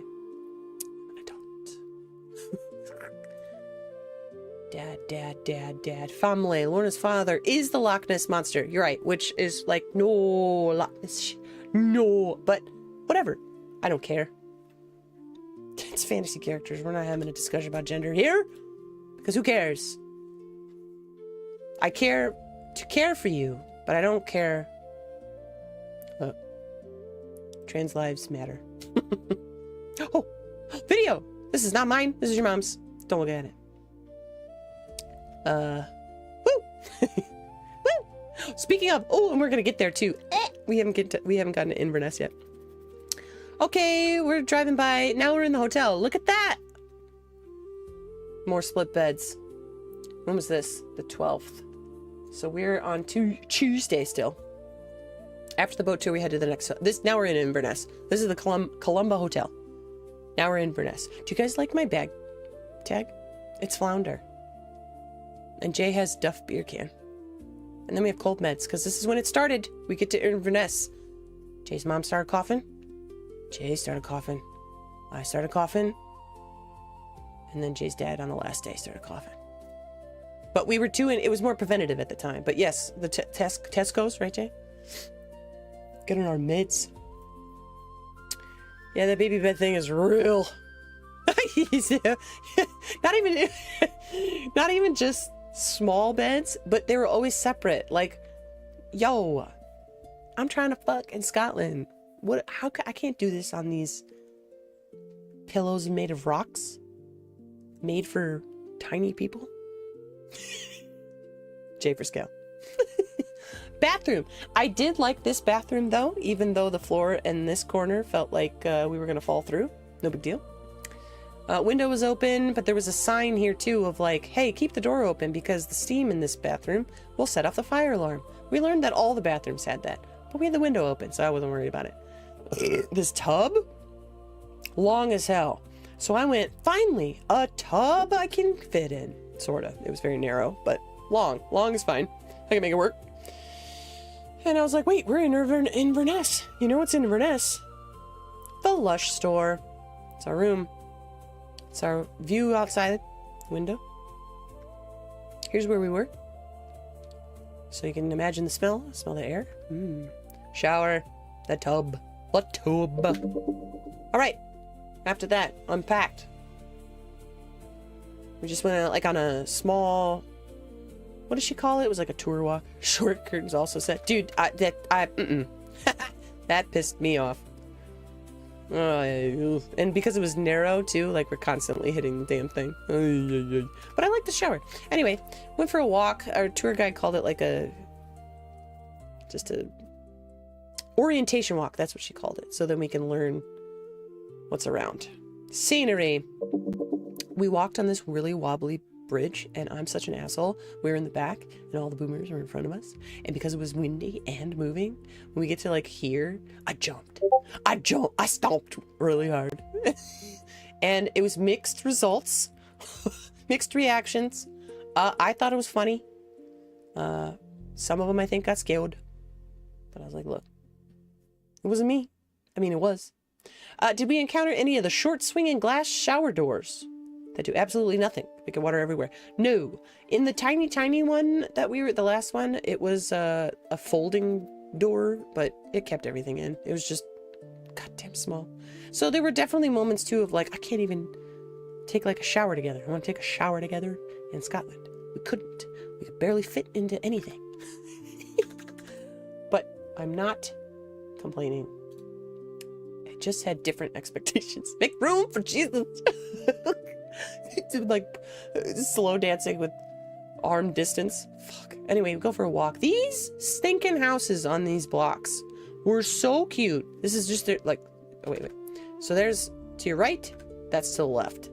To your right, to the left. That's their view right outside the window. Fuck you. All right. Again, I'm not religious, but I really do have an appreciation for old church architecture and things like that. It's really pretty, even though money corrupts. I laughed at this and I was just like, it's the maiden mother crone. But it wasn't. Architecture, pretty, pretty, pretty. Not Big Ben, wrong place. Thistle Do Nicely was a common shop. Thought that was cute. I love play on words. Just showing where we are. Little walk around town. All right, here's what I wanted to say. Inverness loves the gays. They were queer friendly as hell. I saw it everywhere. I know it's the national plan. I actually have a clan tattoo on my leg. My family, we just this year, actually. My brothers and my dad and I, we all got matching tattoos in our, but also designed in our own personal way to like make it each our own. Since our tattoo styles are different, and then it was my dad's first tattoo. Took it like a champ. Anyway, but yes, I have thistles. I put thistles on mine because thistles are fucking pretty. So, optimistic thought. You come into money, find a nice place, make a local, how do you say that? Contractor? What's that word? Really happy rebuilding the bathroom suits you got by shower at the same time. Oh, contractor. Okay, I was like, are we excavating? What's this word? The national animal of Scotland. We do know this. I will get there. I did take some pictures of things. It's okay, man. I know sometimes that happens with you, so I give it a minute. But I also don't want to fuck up what you're trying to say, so thank you. Inverness loves the queers. One of my good friends is a trans woman. Her name is Scarlett, and she originally lived in Florida. I know. Ooh. And when everything gestures at everything, she dipped with her boyfriend and moved out of Florida and moved to South Carolina, I believe. Just recently, I'm pretty sure it's South Carolina. Steph, you still here? Did Scarlett move to South Carolina? Is that where she went? Anyway, so speaking of, so Steph and Scarlett and I, we have a group chat. We call ourselves the Queer Buccaneers. And we love our pirates. And so I was, once I got the Wi-Fi, I wanted to show the girls. I was just like, you guys, we're safe in Inverness. Architecture, beautiful shit. That was something when I was in London. That was something I took. Even at, 2001, I was 16? Yep. 16, 15. No, 2015. Whatever. Math. I'm 40 now. Do the math. I took a lot of pictures of, so many buildings in London. So pretty. Anyway. Then there's this cute pup. I don't know. It's just cute. I just wanted to take a picture. It also made me think of Ghostbusters. Okay. Then I did it. I went to Lush. For those that don't know, I am a former Lush employee. It is one of the worst jobs I ever worked at, but I love their products, even though they are a liar for a lot of their, environmentally friendly things. An example would be their glitter is not made out of seaweed. It is a rumor, and they don't correct employees to tell people that because they're trying to uphold the facade of some shit. Anyway, hey, Rob. Okay, I'm glad you're here. Okay, Rob, is Lauren... Okay, are you by Lauren? Because I'm going to say something not in Lauren's earshot. I don't... Oh, I love the Scrubby. Oh, I love Scrubby so much. Now she's at home? Okay, she can't hear me though? Is she watching? I want to say something I don't want her to know. It's a secret. Tell me. Because it's also correct. Okay. I got her some stuff. And I did not get you anything. So I wanted to apologize. You're one of the individuals. I was like, I can only put so much in my bag. But because it's Lush and because her and I have that connection. I know. Because her and I have that connection, I wanted to at least get her something. I got her 2 things from here. But that's it. I'm not going to tell you what. So, went into Lush. The fun thing with this one, of course, because I had to make it known, I was like, oh yeah, I used to work at the XYZ location. And immediately, like, the employee and I started talking like, yeah, it's awful to work here. Management sucks. Stick, done it. And then we also bonded over, because we're both in the Reddit subreddit. And now I'll lose it too, don't worry. Stop. But Rob, you're an example of something I'm like, I guess I gotta go again. And you will be on the list to get something next time. So anyway, we were bonding over that. And but what was really nice, so one of the biggest issues with Lush employees is that management, upper management, has this awful direction of making employees follow and hound customers. And when I was working there as one of the elders, and since my manager was like essentially my age, I was straightforward. I'm like, I'm not doing that. No, because I've been in customer service for 20 years. Nobody likes that. Hell no. And I don't make commission here, so I'm not going to act and be like a car dealer, a car salesman, and annoy the shit out of these people. That's how you lose business. Anyway, this employee that was there was only one person. She did not do that. And you want to know what's cool too, Rob? Their fresh bar, like, you know how the thing with ice and you have all the masks and all that? They didn't even have that filled. They're like, fuck it, I don't care about that. I was like, oh, and on top of that, what's common for smaller shops, not just mom and pop, but for small, I know, what a concept. You want to hear a concept? Everything closes at 5 or 5:30. So this store is never open past 5:30. I took a picture of the hours and I sent it to Lauren. I was like, girl, can you imagine running a shop and never working past 5:30? Fuck off. So, Lush. I went back to Scotland and bought Rob a Mountain Dew. No, I did not. You know what I could? I could get you an Iron Brew, but you can get that here. Well, you can get it shipped, I guess. So, but I got ideas. That's some bullshit, stupid ass America. Yeah, that you can, and that's the other thing. You can tell Scotland gave a shit about work-life balance. It's like, unless it was a pub or a bigger, big corpo store or a convenience store or a grocery store or whatever, everything else appeared to be like closed after 5:30. All right, everybody get off work. We're gonna go down to the pub, have a pint. Time for dinner. Can you imagine? Fuck. However, it would be an adjustment because I know, like, for us night owls, like, there's no, pop over to a store at 2 a.m. or whatever. But that's fine. I feel like with how things are here, I would make the adjustment. So that was cool. Oh yeah, look, see? I mean, I am Scott. I probably live there. Dude. We gotta start playing the lotto, okay? So the sign in front here, after we went to do some shopping. I mean, we also went to there's pictures, but we went other places shopping. This sign right here, Sushi Nest. We ended up going there later. But we didn't realize, we were trying to find this place later, we're like, hey, we passed that sushi place. We should go there. Do you remember where it is? No. And we passed Lush, it's like, girl, there was a sign right there. Idiot, we didn't even see it. Okay, back to work, then you'll be back out in an hour. All right, cool. I've just been talking for 3 hours about this trip. See, that's why I came on early, folks.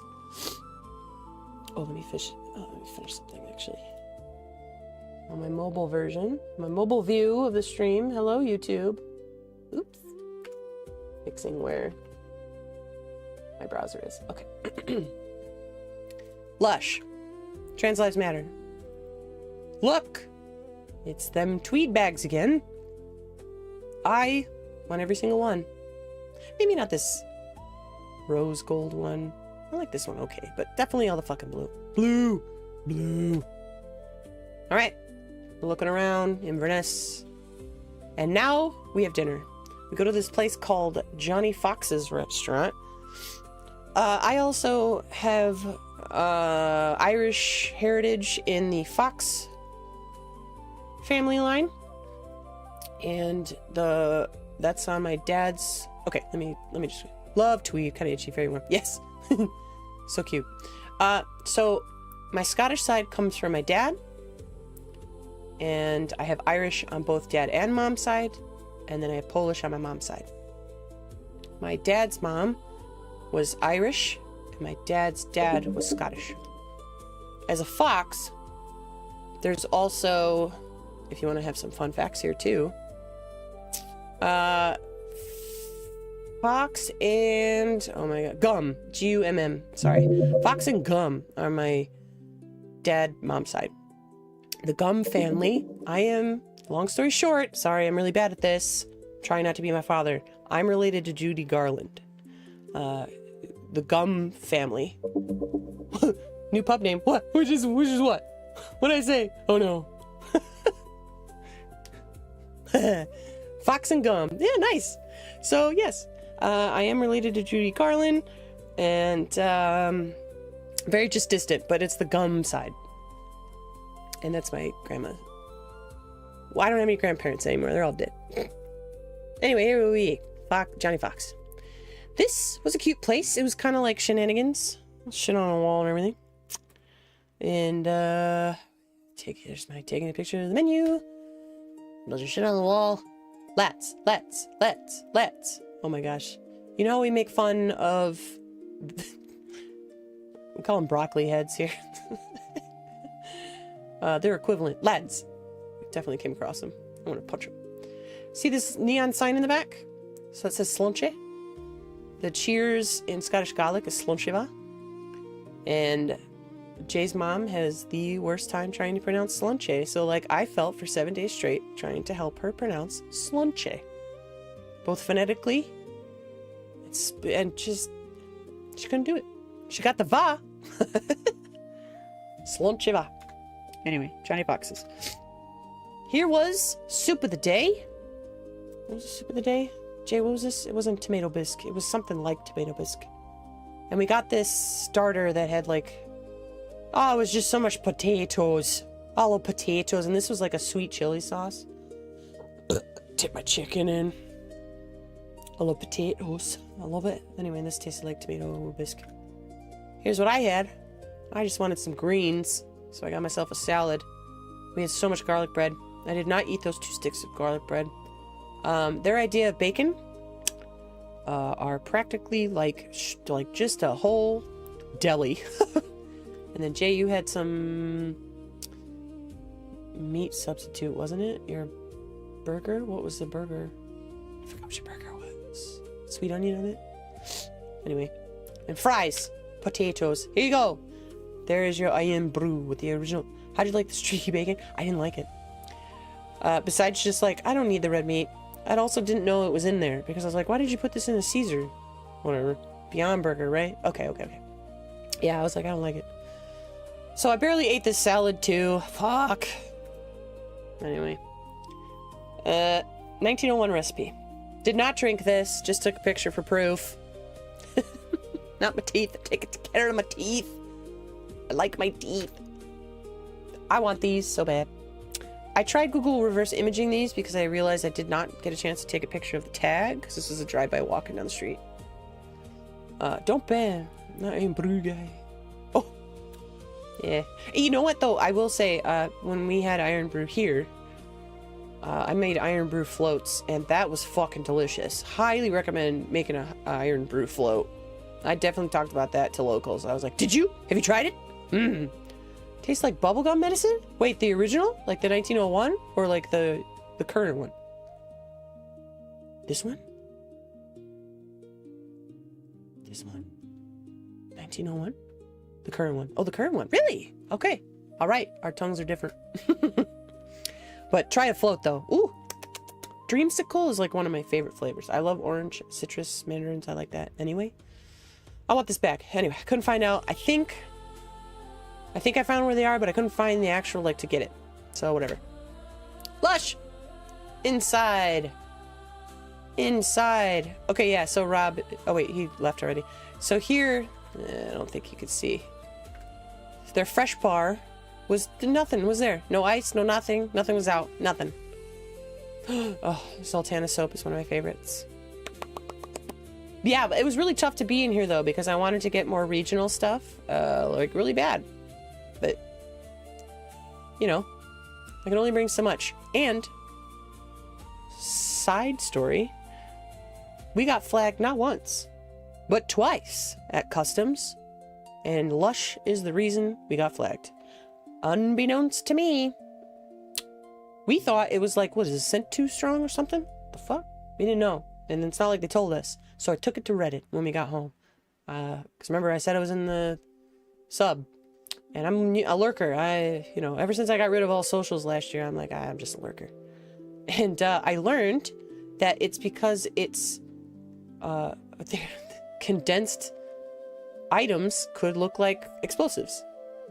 So my bath bomb set it off, and then Jay's fairly traded shampoo set it off. Drugs. Yeah.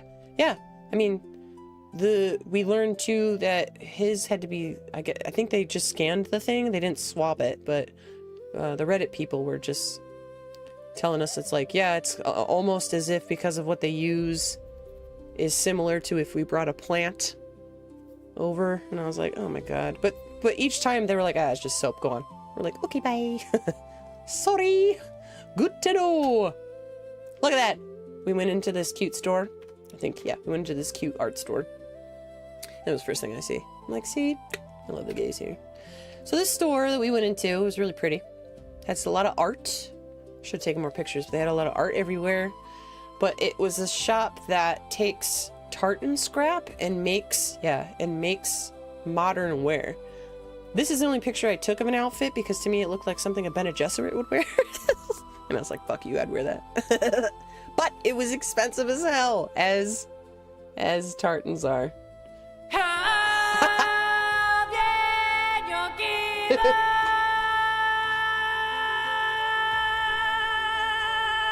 Yep. So I was like, that's cool.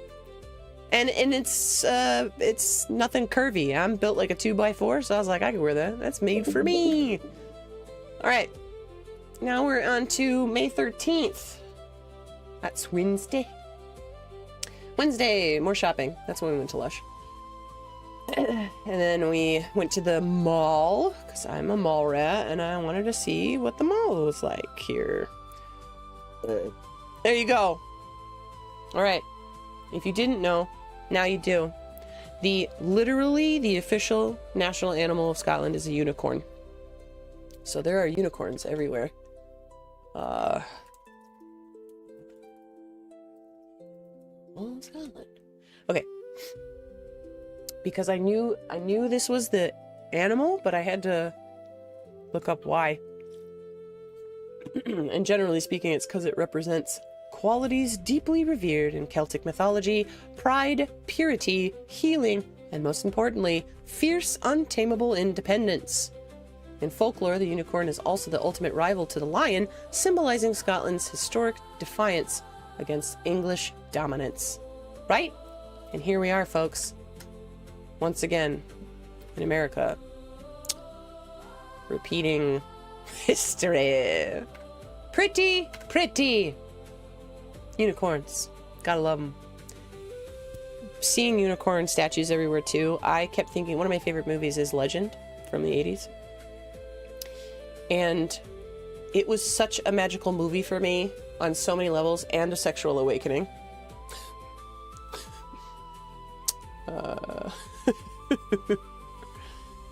And the unicorns they had in this movie were so real to me.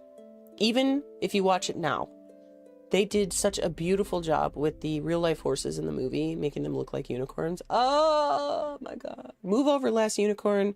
Legend made me cry. Anyway, unicorns. Mall. Art in the mall. Art in the mall. 1:15 in the afternoon, which is 7:15 in the morning, Central Standard Time.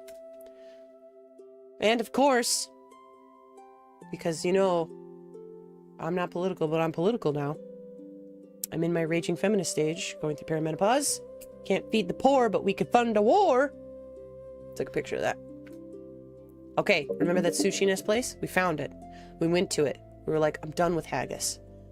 I'm done with haggis.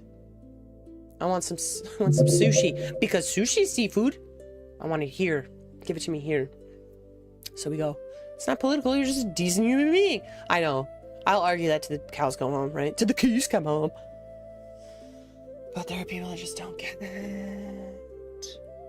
I'm ready for the Federation to be a thing. I'm ready for money to not be a thing. I am tired of not having separation of church and state. Oh, and I can't wait. Okay. Well, I'll talk about that at the end. I have something I also cried about on the plane ride home. So, we had sushi. Cute shit on the ceiling. Lily pads, and then there were like tiny little koi fish. And so, because I'm taking pictures of just the cute little place, the one guy there who was also preparing the food was telling me, like, you could get all this stuff on Amazon. And I was like, nah, I'm good. But it's cute. And then he had this on his door. UK says no to hate. Expect resistance. With fucking taco here. Ah! So I took a picture of that too. I was like, fuck yeah. Fuck yeah. Yeah, I'm all about social co-op, shared skills in a small community. Yeah! Shot it! And this is what I had. I had a poke bowl, also with a Philly roll. With giant chunks of salmon. And apparently the teriyaki, and I believe also the mayo, he said was in-house. Oh, it was so good. I fucking love a good poke bowl, girl. And I love cream cheese, so I had to have both. I couldn't decide, so I had both. There was the blackening description. Thanks, Wiki. Add receipts. All right. What is this? May 14th. May 14th, so now we're on Thursday. No, Thursday. This is when we got on the train, finally, to Edinburgh. So this is us coming off the train. This is what we see when we first walk out of there. And then we start walking down. We're gonna walk. We're walking. We did so much walking. We're walking to our hotel. Just kidding, we took a taxi. It was super cute. This guy was nice. Quiet, but he was nice. The car's cool. There's our hotel. Finally, something modern. So we had a modern hotel in Edinburgh. This is the Yotel. Yotel Hotel. Y-O-T-L Hotel. And there was a... I think I took it later. We'll come across it. But the fun fact here is that this was the last, I believe, location, not in this literal building, of course, but the building that was here, the last place where Chopin performed. And as a classically trained pianist well, no, how old am I now? For like a third of my life. Until my 20s. I haven't played in a bit, but that's not the point. Anyway, I thought that was a really cool thing. That's so funny. I haven't heard that before. What part? What did I say? I know I'm talking too much. I'm sorry. I'm sorry. Inside. Straight to the bar. Nope. Didn't have a drink. It's okay. The blackening, I haven't heard it yet. Oh, okay. See? We're learning. This, and it... I'm not blaming ADHD, but I just have memory problems. I think because I just have so much going on with anxiety, and I like to say on a daily basis, sorry, I forgot, I've cleared my cache since then, right? So I need to take pictures. I need to remember things. I have notes. I'm a writer. Like I want to remember things. Keep my brain going. Thank you. Yes, piano is my #1 instrument, and then I am a former drummer as well. I also did drumline and marching band, and I did symphonic band, and I was in a couple of garage bands. Both punk bands. I was a punk rock kid. One I was a drummer in, and one I was a singer in. And we didn't really... Well, the band I was a drummer in, we did perform. The band I was a singer in, we just did garage. We were just dicking off. And then both of my brothers are musical as well. So like growing up, in the basement, we just played together. I felt like fucking Hanson, to be honest. But one brother plays, we all play piano, but one brother plays guitar. The other brother, like I said earlier, he's a wind instrument player, so he played sax, clarinet, and all that. But I was the percussionist. Woo! So I didn't just learn drums because of because of marching band, and drumline, and symphonic band. I was a percussionist and I had to learn different percussion instruments as well. But piano is my pride and joy. And as an adult now, Jay's parents one Christmas gifted me this amazing weighted 88 key MIDI keyboard, which I've never played off a MIDI keyboard before. I've always been either a mini grand or a cabinet piano. So they gifted me a piano because I have wanted to play again. I really miss playing. So in the case of like Chopin, Beethoven, and all that, like Mozart, I miss playing shit like that. But while my brain can still read music, I'm just so much more slower, so I have to like teach myself again. I can still read like preliminary music, but my my classical pieces, oh shit, no, I gotta remember. So I've just been, where I'm at is just scales. I haven't been practicing more than I need to, because for a while I also, you know Solara, right? We all know Solara here. Her nails are also what I used to do for years. So obviously I could not play. I could keyboard, I could still type, right? You learn to recalibrate your hands, but playing piano, you just cannot. So one year, a few years back, I finally was like, you know what? I really miss playing. They got me this piano. I stopped doing nails, and here we are today. So, music, love it. I am a music lover. This bar that was in this Yodel, I keep saying Yodel. That's how I read it, Yodel. This Yodel hotel, it was free tea and coffee, but you had to come to this bar area to go get it. They don't bring it to your room. It's not in your room. But I took a picture of this overhead because I super loved, even though it was fake plants, I liked how they did this arrangement.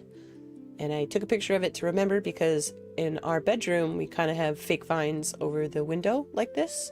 And I like how full this looks. And so I was like, oh shit, I'm going to copy paste that. All right, we go for a walk. We're walking. This was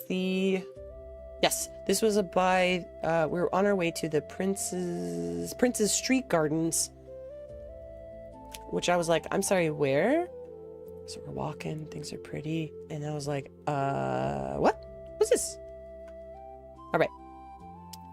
This statue, this is where, like, pretty much Thursday was info dump knowledge, because I was like, hold on, there is a lot. There's such a difference in highlands to lowlands. You know, think countryside to city. And so there's a lot going on here. And so remember when I said on my mom's side I got Polish, right? Well, there was a lot of Polish statues. Blah, blah, war.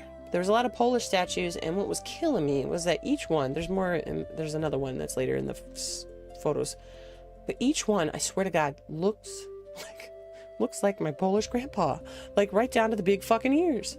And he was also a veteran. And so I was like, okay, this is crazy.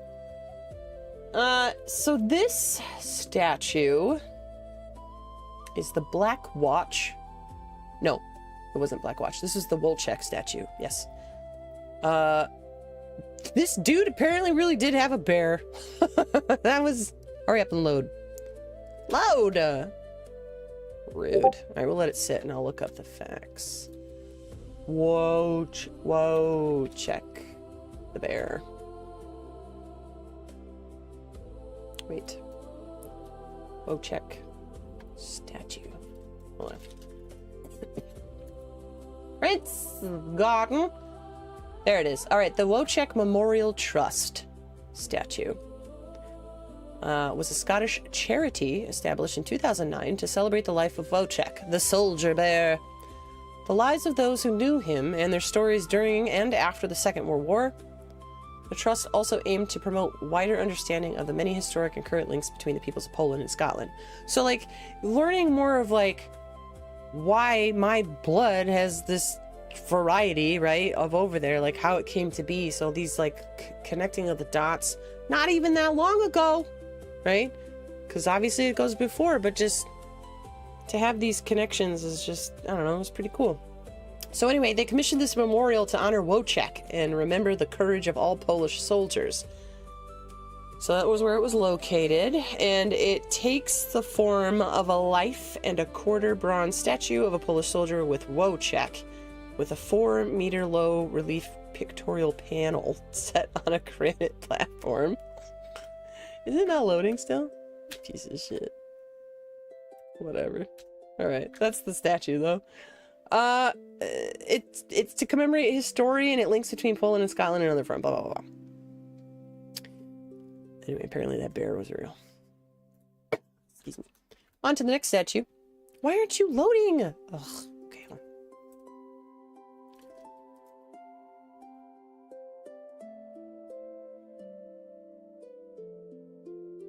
Rude. Rude. Okay. There we go. This one. It's called The Call 1914. Blah, blah, war. Blah, blah, war. From men and women of Scotland blood and sympathies in the United States of America to Scotland. So this is a dude. So I just, you know, like I said, I'm not, I don't like war. I don't like war at all.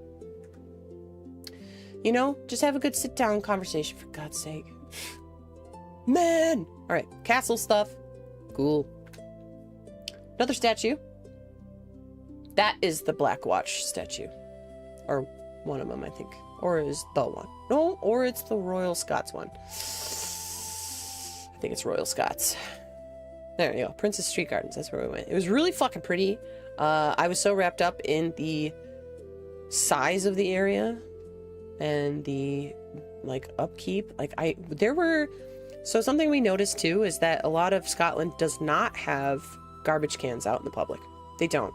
And I believe it's because it encourages less littering. And you could tell. But the gardens had some, but they were in like these giant fucking things, and they were spared. Or rare. Nope, spare. Nope, sparing. Nope. You know what word I'm trying to find. Sporadic. But beautiful. Just, God, beautiful. Walking. We're walking some more. Look at that. Where are we walking? We're walking towards more Edinburgh. Walking. Architecture. Beautiful. Another statue. Maybe that's the Black Watch. I think that's the Black Watch. The mound.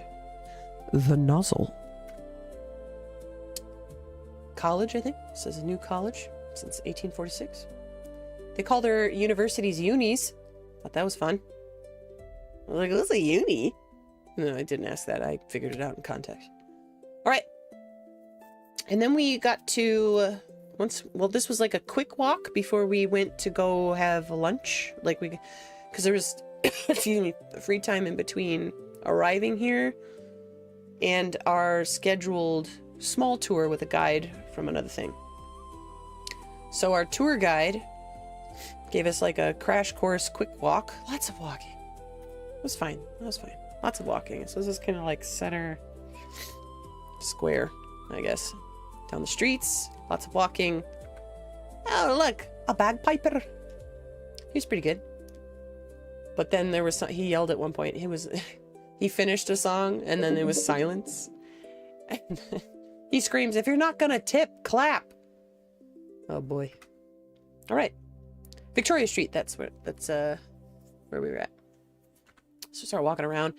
Victoria Street is literally what inspired Diagon Alley. So it was half of it was banking on Harry Potter merch, and then the other half was witchy woo stuff. Very cute.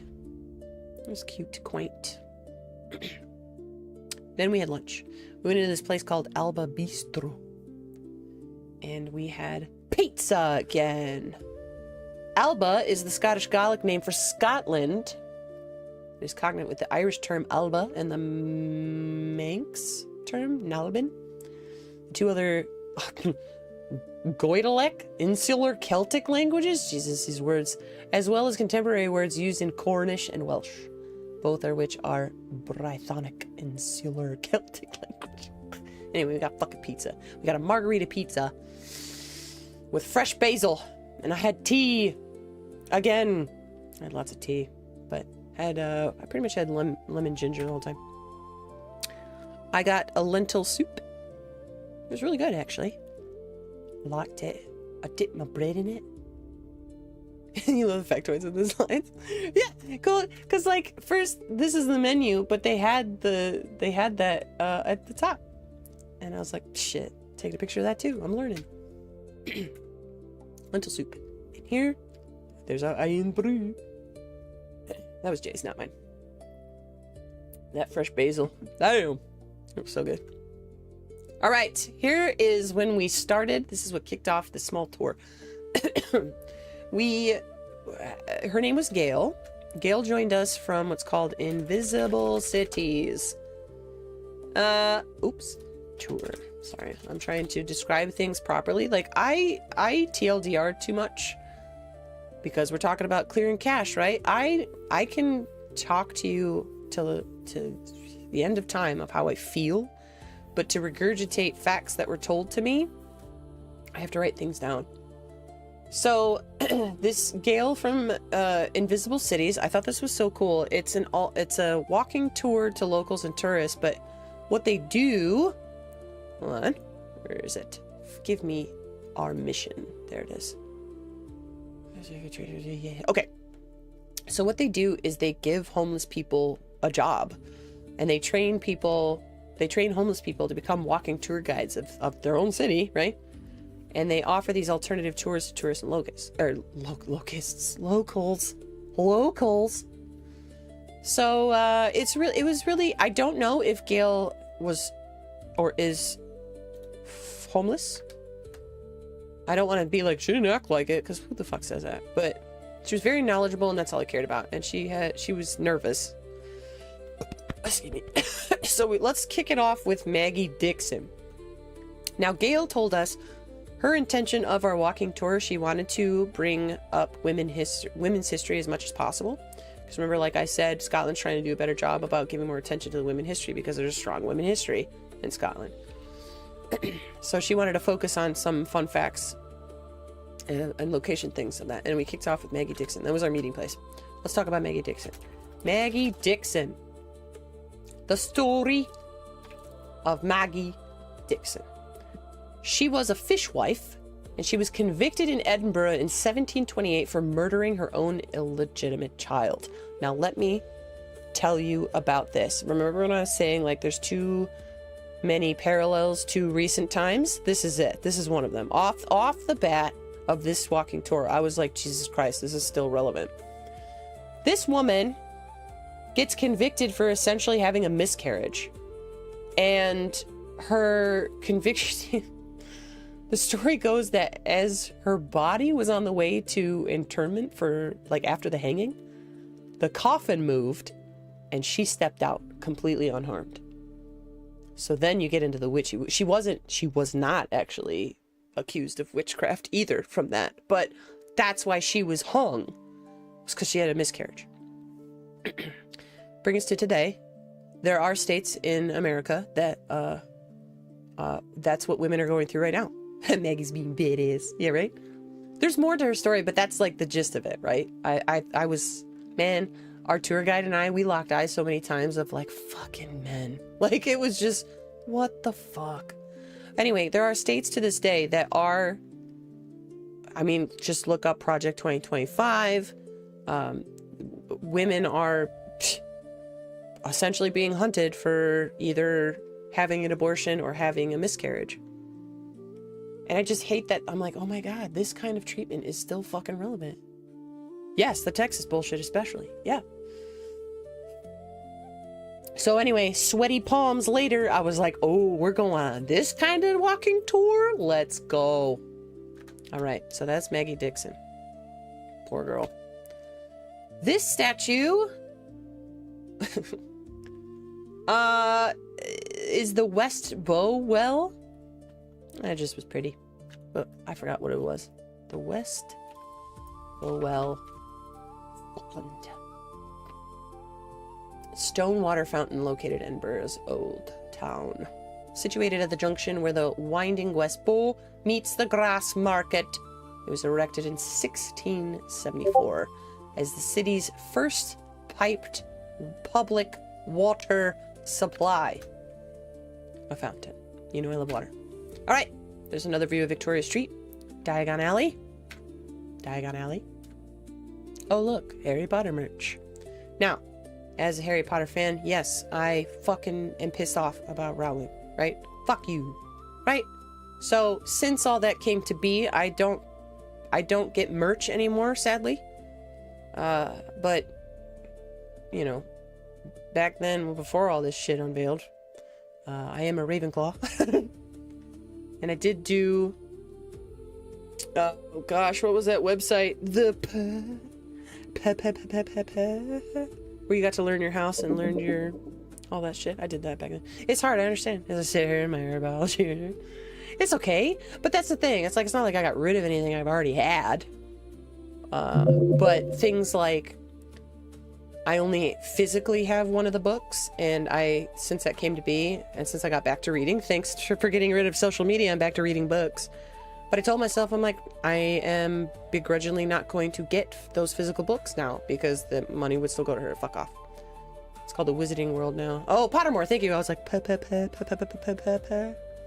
some reason, Portishead kept coming in my head. I'm like, stop it. That's not what it is. Yes, Pottermore, thank you. Oh, you didn't miss the rest of the slideshow. Nope, still gabbing. Still talking. 3.5 hours later. My whole online presence is based on my house. Nice. I love it. I love it. I'm just a magical girl, and I just ate this shit up. But, fuck you, Rowling. Pissing me off. Alright. I thought that was cute. This shirt? Fucking cute. I was like, damn, I need that. But because of what it is, I'm like, I'm sure I could fucking find that online. But this was a drive-by walk. We didn't have time to really go in the shops at this time, but so I took pictures. Same with this one. Sent this one to my brother, the Clandalorian. Brother Lee is a giant Star Wars fan. So I was like, hey, save this. You might need it. You like it? Because I thought of you. Anyway, bye. Cruise. What a cruise. Buildings. Buildings. Buildings. All right. This building with a red door is the Hub building on the Royal Mile. And beautiful okay. Oh yeah, which stuff? Okay.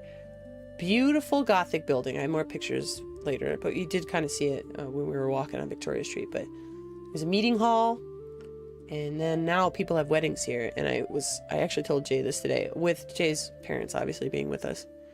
Marriage came up more than once. And when we got to this building, and as soon as our tour guide told us, as soon as Gail told us, like, oh no, weddings are held here. His mom elbows me, and I'm like, I was like, you buying? Mom, I'm poor. I am poor. You buying? All right. Now let's get into the witchy woo shit. Witchy woo shit. This is the Witch's Well. Witch's Well, right? Yeah, Witch's Well. And on it is, so you have an elderly woman here, and you have a young woman here. The maid in the crown, right? But what this was at least this piece was representing was that back then, dementia was misinterpreted as being possessed. So they burned women for just going through dementia. And then the humble part of it, let's see. Yeah, the drinking fountain commemorates the people executed here for the witchcraft in 1500s and 1600s. Yeah, oof, indeed, yeah. Dude!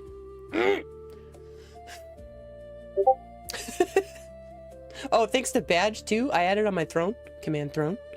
I want this shirt that's, they didn't burn witches, they burned women. And then on the back, women history. At least recent women history. Because fuck!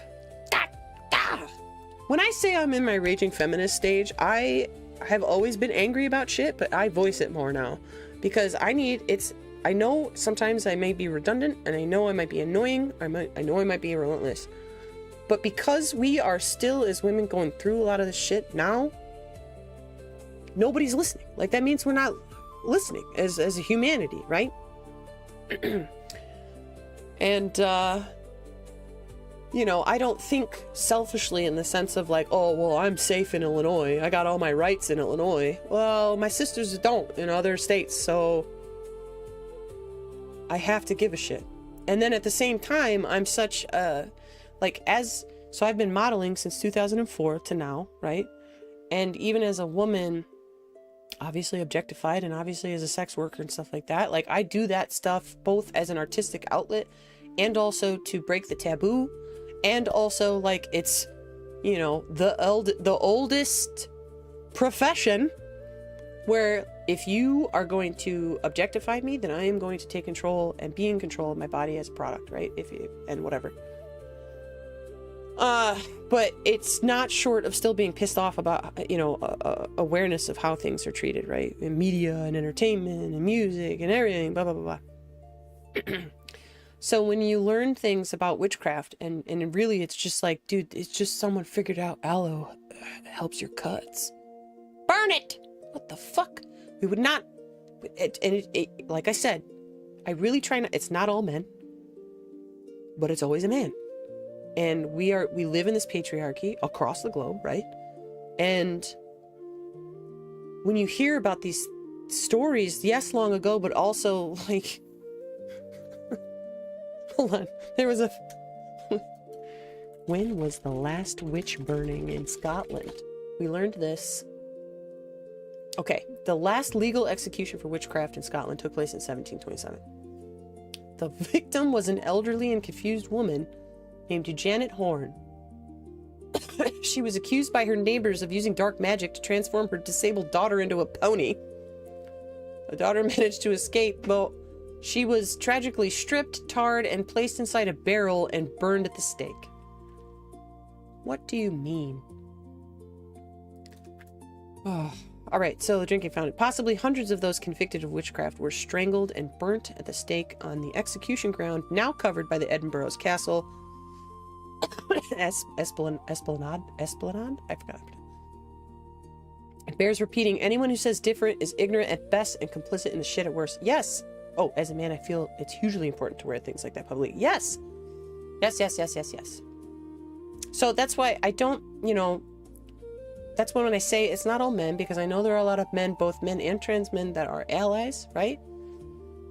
But the problem that is happening, and obviously present company excluded, there are a lot of men who are complicit, right? Matt, you're pointing that out, where, you know, it doesn't start with the women coming down on the men to tell them shit. It's got to take the men calling out the other men. Call them out, right? And we're in this era of the red pill man. We're in this MAGA era right now. Like, you have to call it out. Because if we do, we're the crazy ones. We're the emotional ones, right? It goes in one ear and out the other. They need to hear it from a fellow dick. And so when you look at countries that now have women running it, and you look at the metrics that come out of those countries, it's like, see?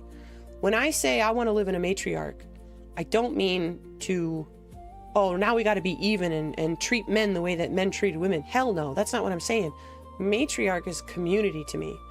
And I think that's why I'm such a people person, even though I might be, you know, I work remote and all that, and people piss me off. There's there's the misanthrope side of me, and then there's the matriarch side of me.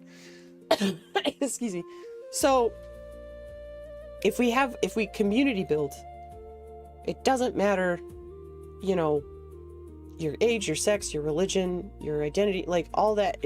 Yes, have those things, because I do believe in having your individualism and your self-expression and things like that.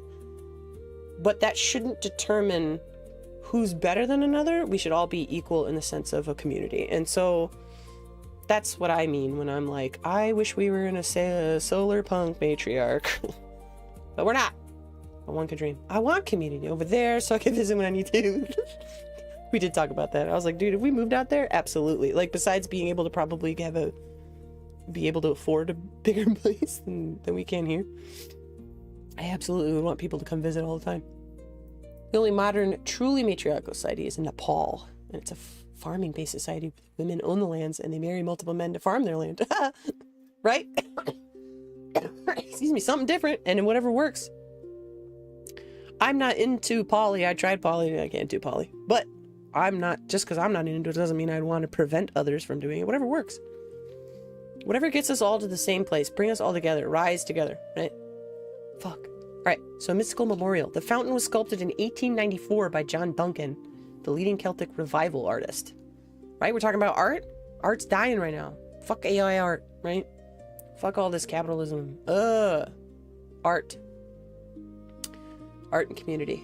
Look for a witch's healing hands and an evil eye on its side. So here's more pictures here. There's the healing hands side. So you talk about the gentle woman, the maiden. Then you have the evil eye. Dementia. Fuck.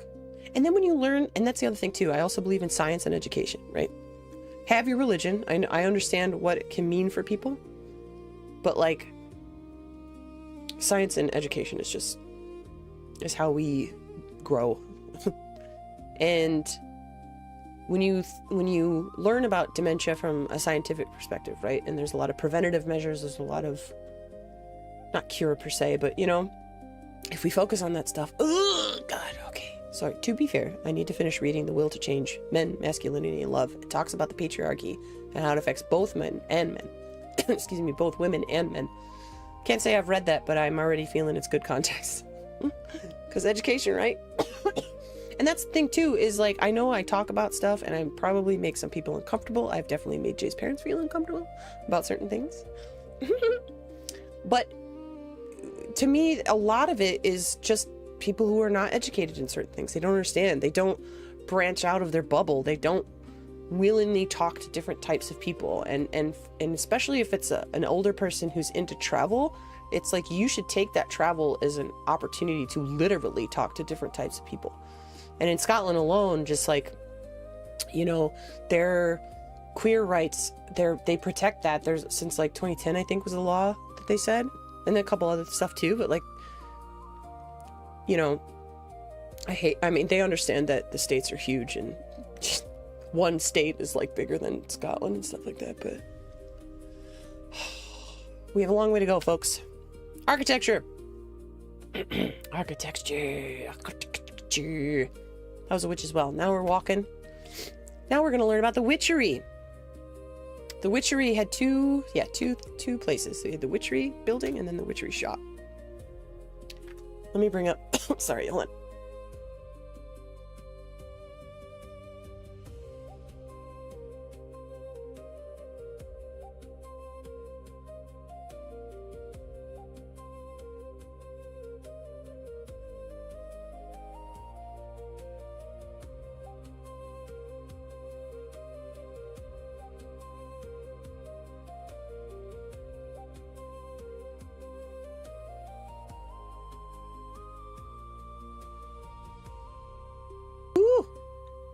I just had a panic moment for a second. Besides, like, needing to cough, I'm hot in here because it's hot.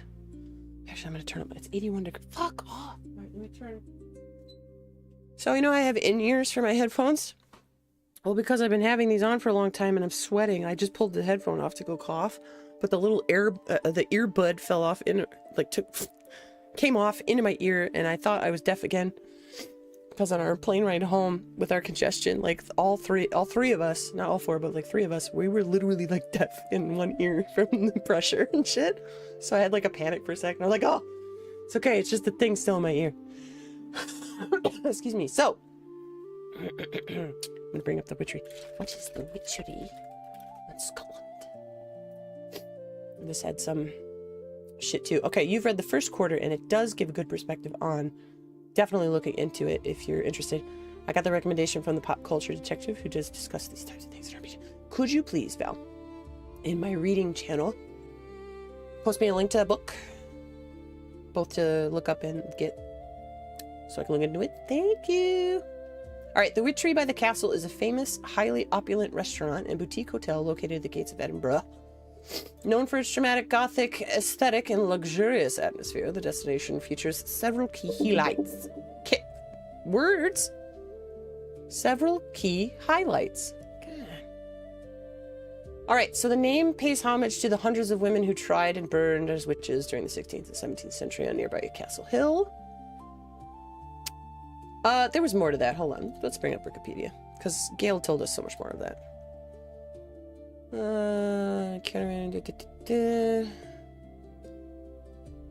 was subsequently named after a dude. Then it was an office and a rectory. Excuse me.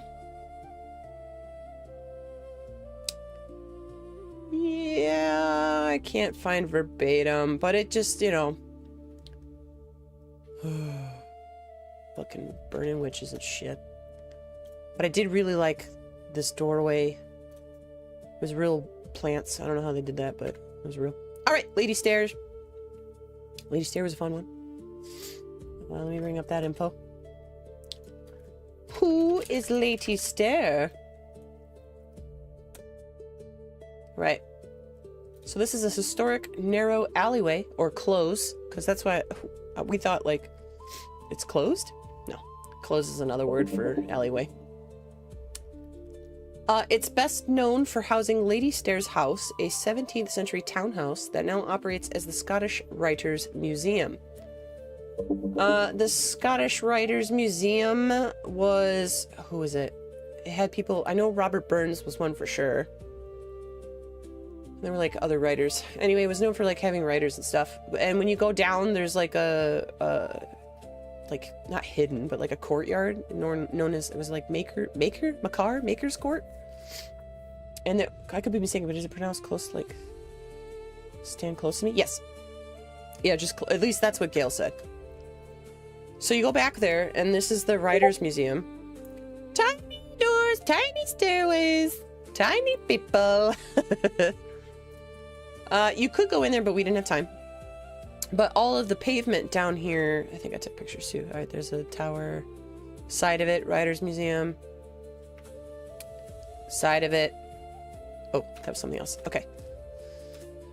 So Writers' Museum, the pavement here had different, like Scottish writers. They had quotes that they all, like, you know, it was rich people shit, but I think there was a picture of it. Hold on, I'll talk about that. There you go. Okay.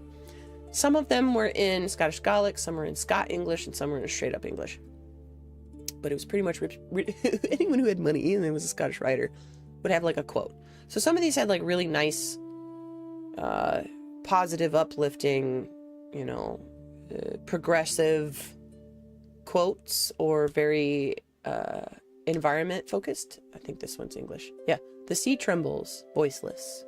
It is the rare moment when a word is sought. Oh, when a word is sought. And this one is, what is the language? Wait, what is the language using us for? Oh, what is the language using us for? All right. So that was pretty cool. It was kind of quiet. Like it was peaceful. I was like, man, I'd come out here. This is the Scottish War Poets Corner. Sweet be their sleep now, wherever they're lying, far though they be from the hills of their home. This was... I think it was just a memorial for poets. Yeah, I think that was just a memorial. Alright, Deacon Brodie. This was a fun one. This was a fun fact. So Deacon Brodie, or William Brodie, right? He was actually the inspo. I think I'm gonna get to... Yeah. He was the inspo for Jekyll and Hyde. So this dude apparently had a business of like public storage. So see his keys and stuff. And he made like a duplicate key to go back and steal shit from said lockers. But it was almost like a split personality thing. And it fascinated this writer, I guess, of why he was doing that. So it's the Jekyll and Hyde origin, essentially. I mean, with a little bit of different elements, as we know, but the concept was there. And that was just walking down to it. But all the Deacon Brody stuff is like that. Like one side it'll be, I have a business. I also steal from my own business. So I thought that was funny. All right, we're walking. We're walking. And we started to see other statues. Yes, here we go. All right, so this is David Hume. A David Hume statue. Yeah. Okay, what is the David Hume statue for? Rich dudes being rich dudes. All right, it's located on Royal Mile, which whenever they kept referencing Royal Mile, I kept thinking of Arm Mile Road in Chicago. The Magnificent Mile. Hold on, I gotta go blow my nose. Be right back.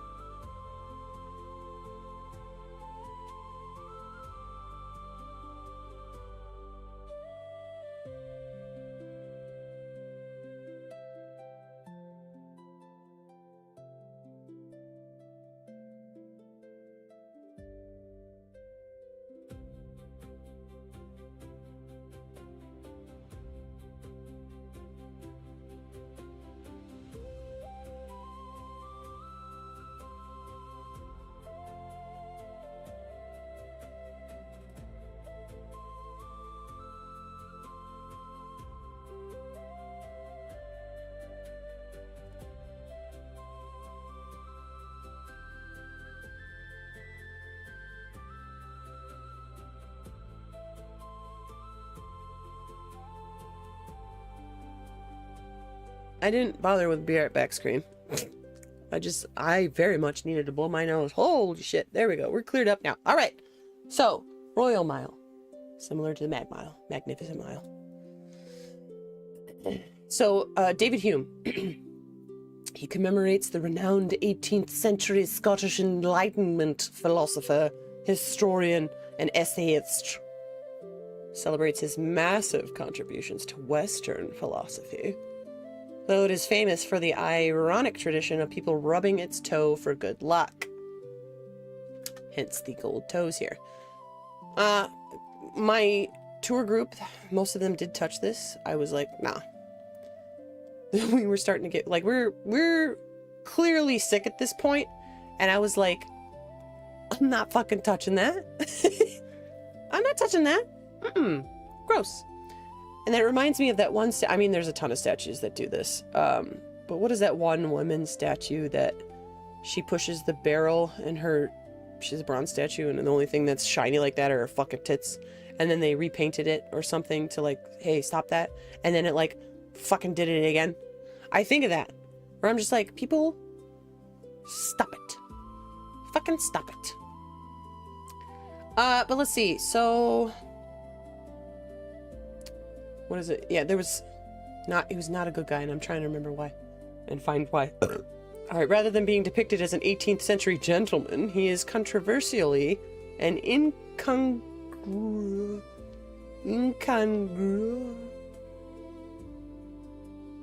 Nope. Dressed in the robes of an ancient Greek philosopher. I think what did they say? Something to do with, like, he's involved with how capitalism started because of whatever. I was like, he doesn't seem like a good guy.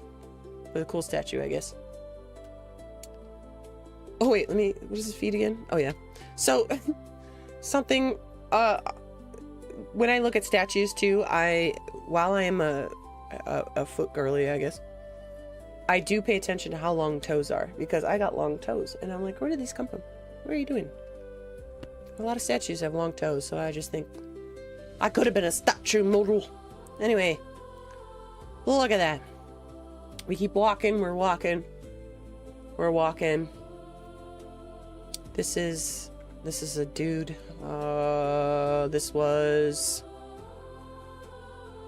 Walter Francis Montague. The dude. All right, let's talk about this one. This is the Heart of Midlothian. Let me verbatim give you what is the Heart of Midlothian. A heart-shaped granite mosaic set into the cobblestone of the Royal Mile in Edinburgh. It marks the exact site of the entrance to the Old Toll Booth, a notorious 15th century prison, administrative center, and site of public executions. Cool. No, fuck, I hate it. God. So what Gail told us was that it is bad luck to step in the middle, but good luck to spit in the middle. I thought that was interesting. I didn't do either. More Gothic architecture, more old architecture. Old.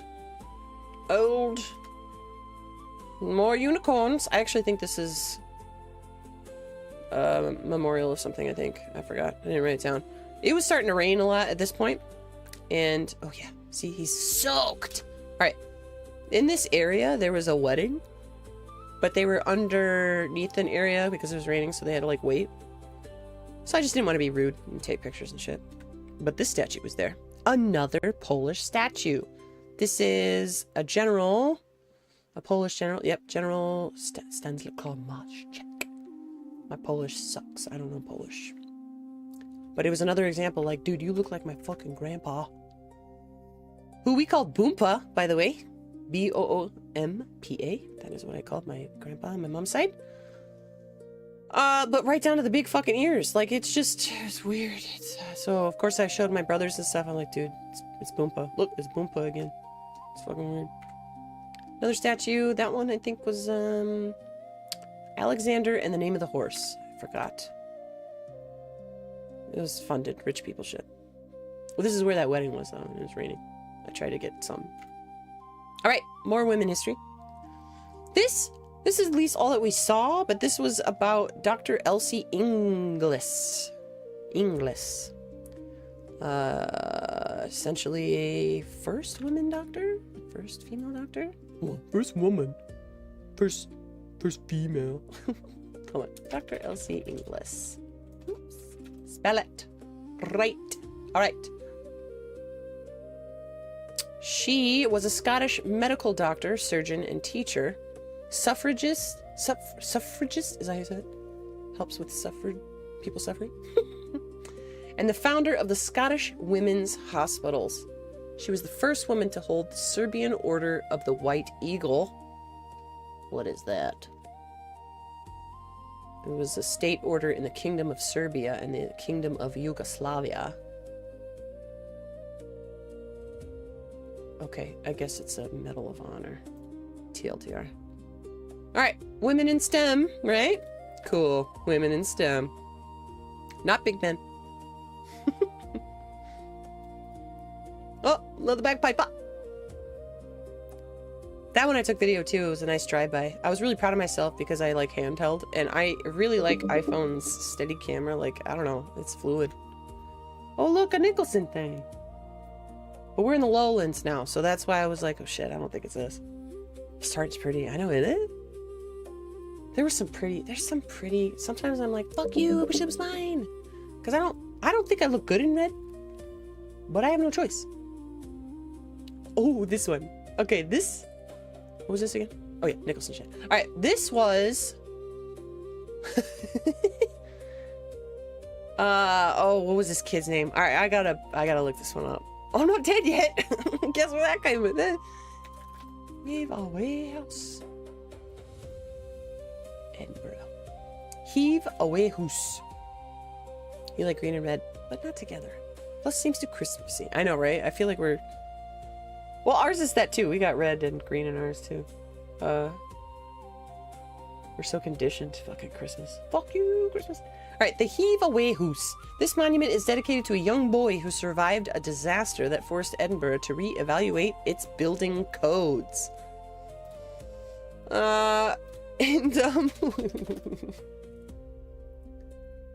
Yes, it's famous for a tragic 1861 tenement collapse and the miraculous survivor of a 12-year-old boy named Joseph McIver. Oh no, you're not bagging on me. It's totally fine. I don't make everything about me. Plus, it's just colors. Anyway, I'm not dead yet. Right? It says, heave away traps. I'm not dead yet. So this 12-year-old boy.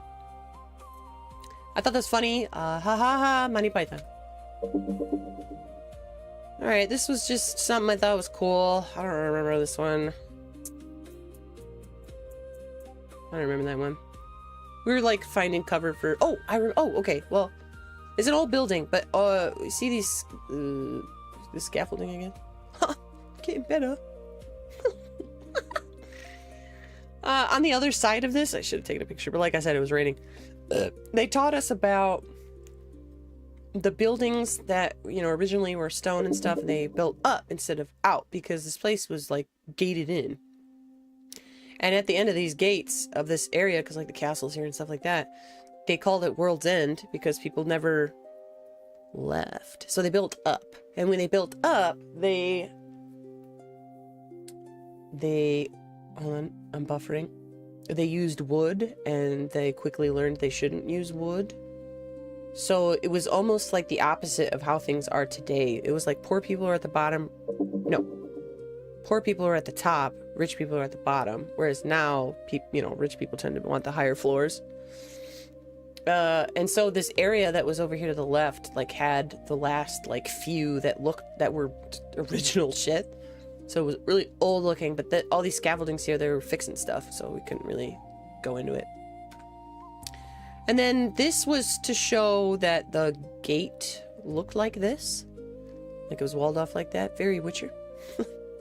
Erected in 1873, opposite this building stood the Netherbow Port, and they demolished it in 1764. Wait, what? Oh, demolished and then made a new one. Okay, sorry. I was like, hello, math? I took this picture of a potato place because my youngest brother, his nickname is Spud. So I was like, thought of you. More Nicholson stuff, but Lowlands. Lowlands. Pretty, pretty building. Ah, yes. Okay, this is where I think the end of Gale's Invisible Cities walking tour was. We started to go to this building, the Canongate Kirk building, I think it was. Canongate, I think. All right, so the story with this steed head at the top, we were told these are real antlers, and that when, you know, they either break or wear down with weather and things like that, that they actually hunt and replace it. Whatever symbolism. Love animals, guys. Ugh. Didn't learn about them, but I thought that the structure was pretty. All right, graveyard stuff. So we got told one story at one grave in this place. Her. It's her. Now I have to make sure I bring her up because her story felt like drama. Agnes McElhoe's grave. What? Hold on. What is? If I search that, it gives me a better. Okay. Or Agnes Craig. Known to her friends as Nancy. And to Robert Burns' followers as Clorinda. She was a Scotswoman who had an unconsummated affair with Burns during 1787 to 1788, in which he based the 1791 song I Fond Kiss. The pseudonyms of her Clorinda to his Sylvander were adopted by the pair for confidential correspondence purposes. TLDR, they had secret love letters. And those were their code names. But it was another one of those situations where it was like, okay, she married a guy, but she was having this affair, and I think she got caught. What was her big deal? Hold on. Hold, please. Skimming.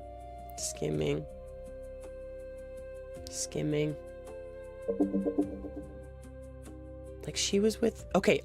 She was with her... No, she was 29 and she was separated from her husband for 7 years because he went off.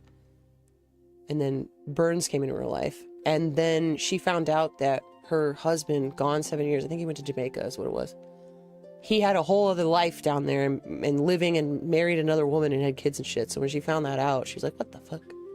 Right? So it's a lot of what pisses me off about, like, okay, so you have arranged marriages, then you have men marrying women half their age, and then they end up cheating and breeding elsewhere anyway and keeping men are shitty, right? It's like, fuck, I hate cheating so much. I hate it so much. And in this situation, it was very much like, oh, gee, if only people were just allowed to love who they love.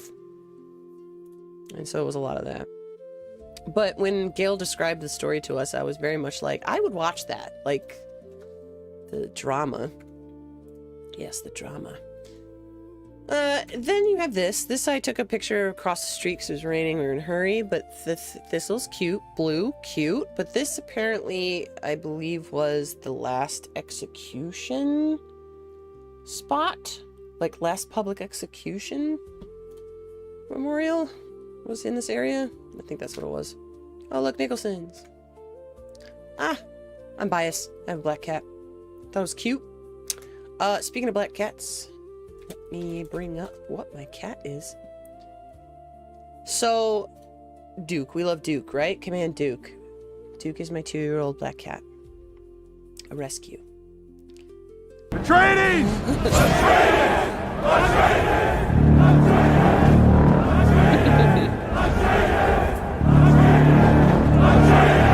Oh, and you're in luck. You don't have to look up what a cutchie is.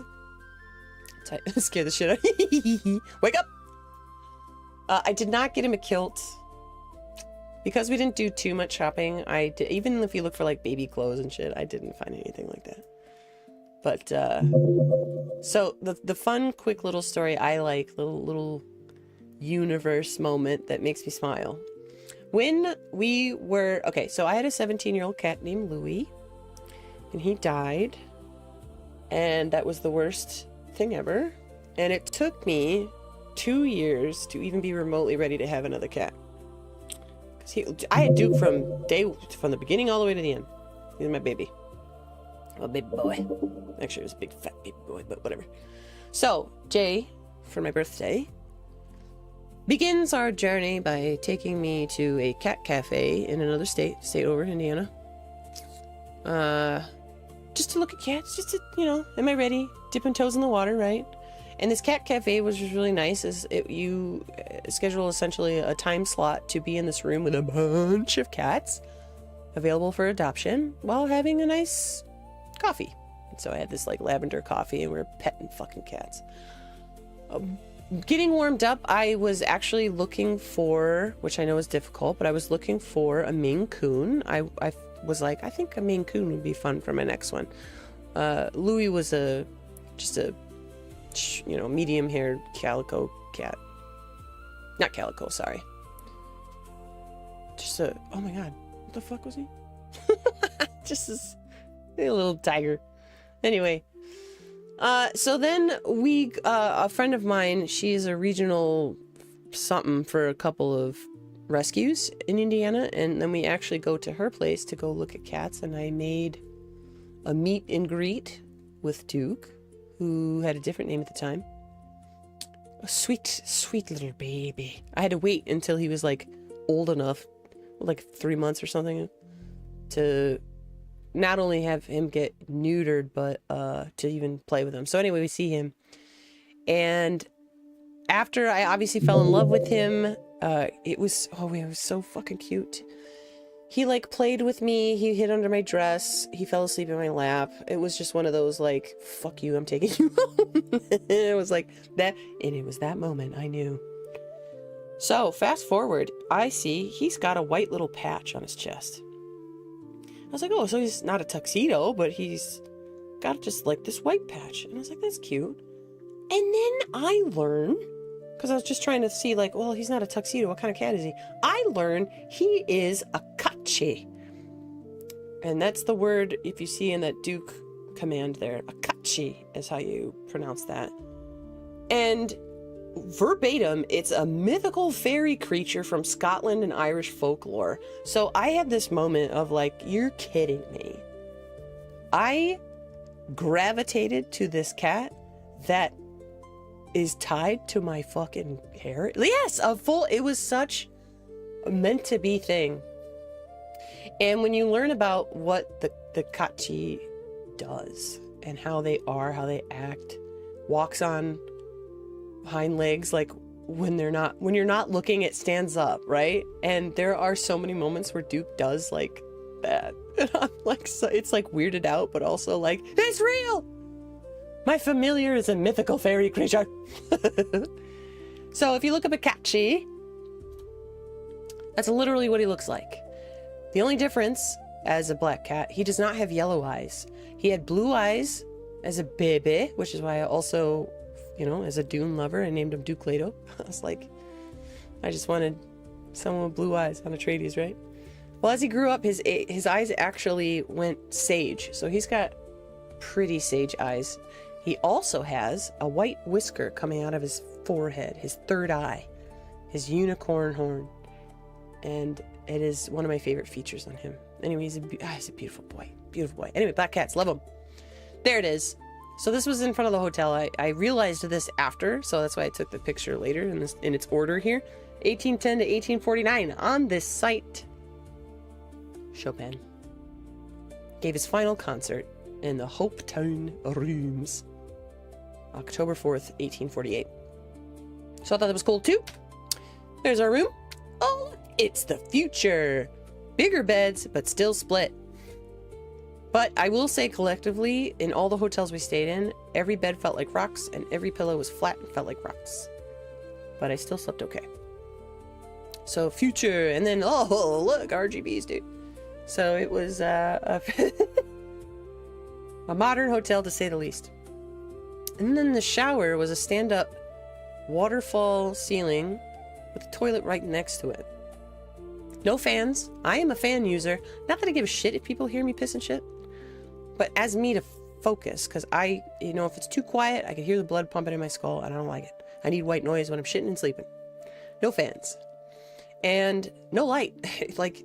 Separate light. Like, it's one light to turn everything on. And it was like, let's say Jay's sleeping. I don't want to wake him and turn the lights on. I can't see where I'm going. But anyway, it's also so damp over there. Lack of fans was concerned. Yeah. No fans. What's this? Ah, yes. This is where it was like I learned that there's the Highland Lowlands with my clan, Nicholson family.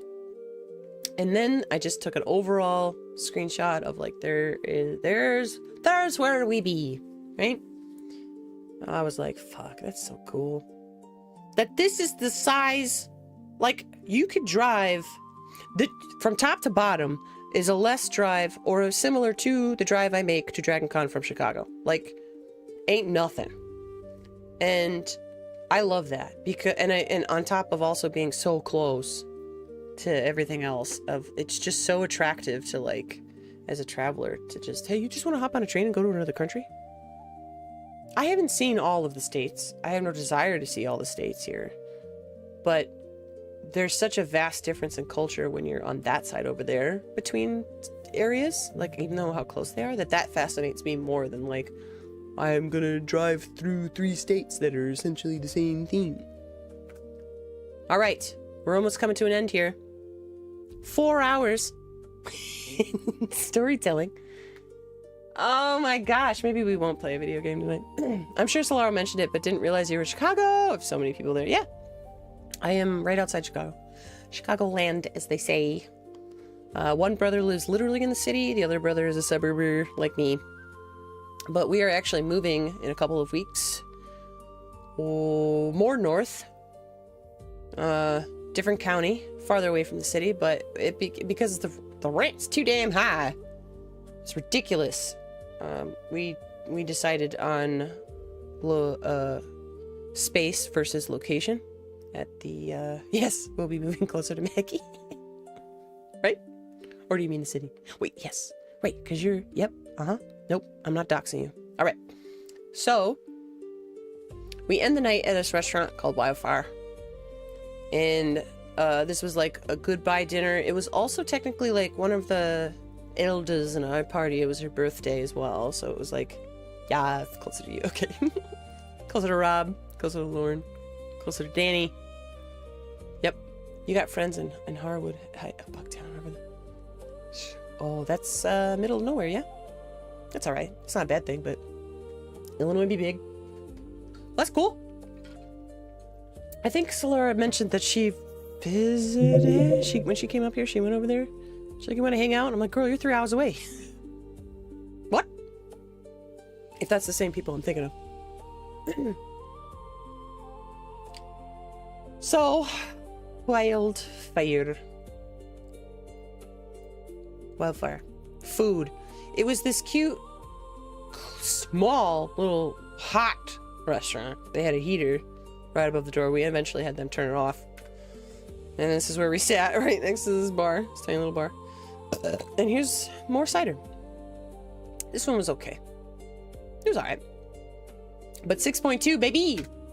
Here's what I had. More scallops. Oh, excuse me. Where's my... I didn't take a picture of the food menu? Shit. Just fuck. Alright, anyway. There's that honey mustard drizzle or whatever on their salads again. What puree was that? It was kind of tangy. I can't remember. Anyway, scallops, baby. Ah, that was my starter. Here was my main course. I had fisherman's pie. Fisherman's pie, seafood. What's this? Oh, I'll talk about that in a sec. Fisherman's pie. So closing out with more seafood in Scotland, because, oh, fucking why not? Yum, yum, yum. We ended up, this is when we started to get really, like, congested and wiped out, and so we didn't stay the whole time with everybody. We dipped. We were like, happy birthday, safe travels. We'll still technically see you in the morning because we was breakfast before we all split going our ways. Because some people in the tour group were staying longer, and the 4 of us were leaving that morning. There's a spider on my wall. Hold on.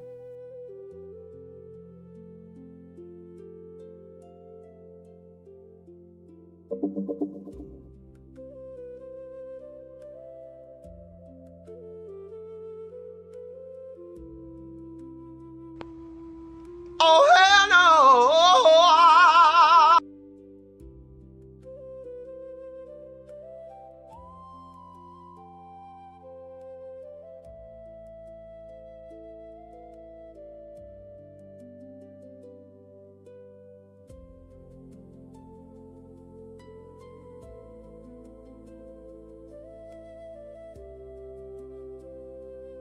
No way. Thank you again. Yep. Yep. Okay. Look.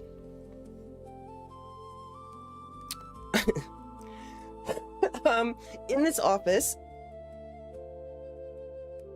Wait, hold on.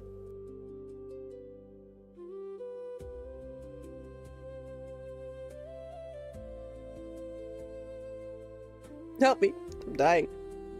In this office, when we first moved in here, one of the first things that happened to me in this room was on the ceiling was a bunch of baby spiders.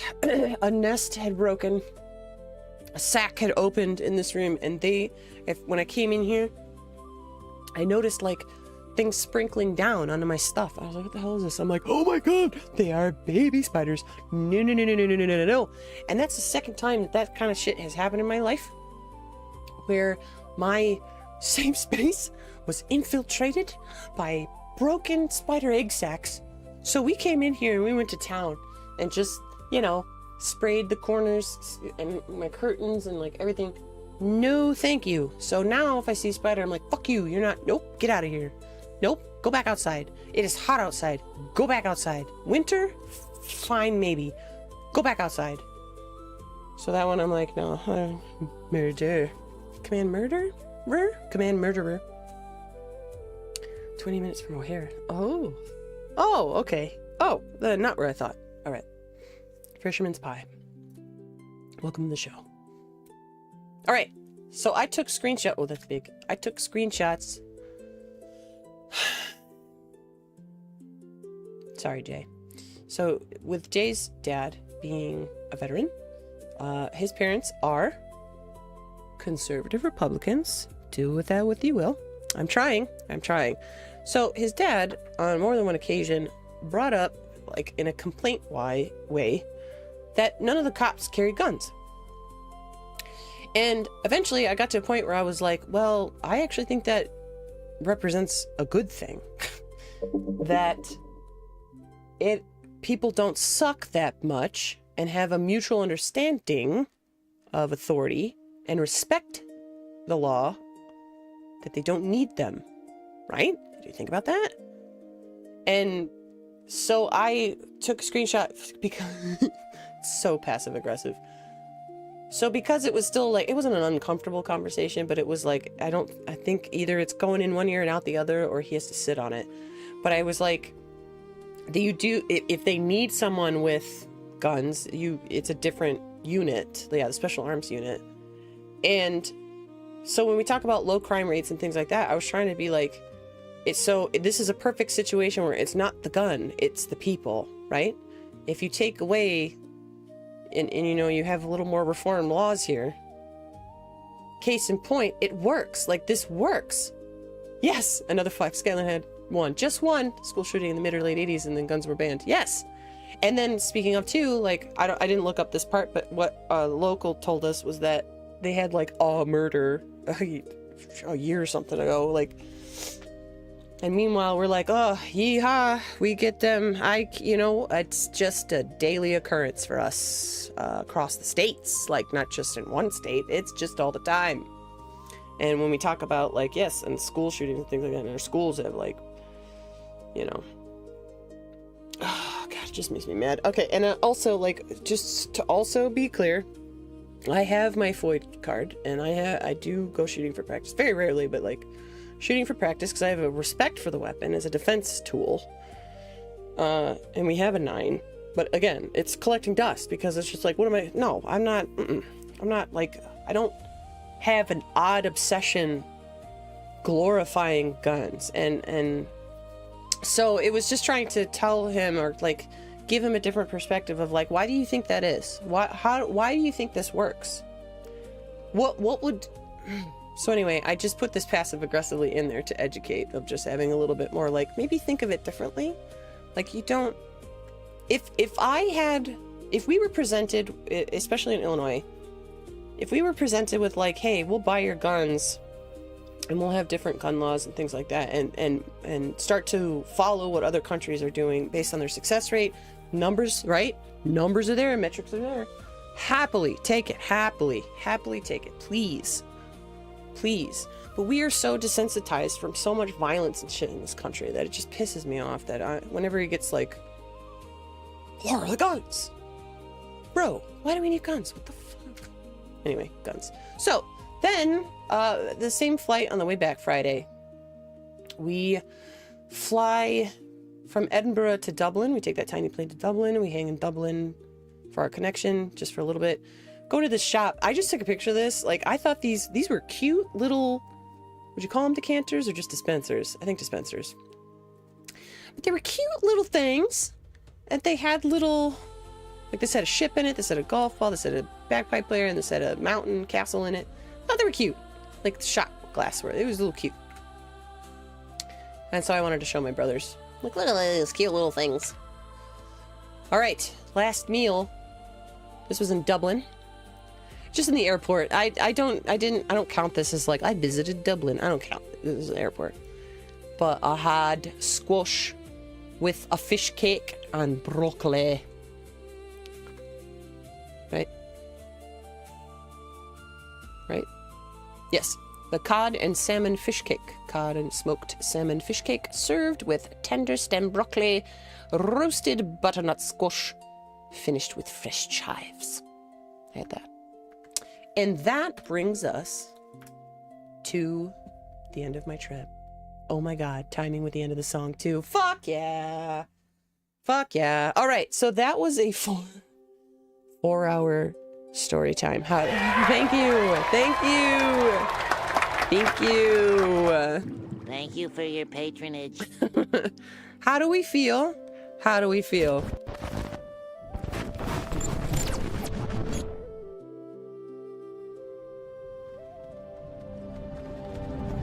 Hey, you.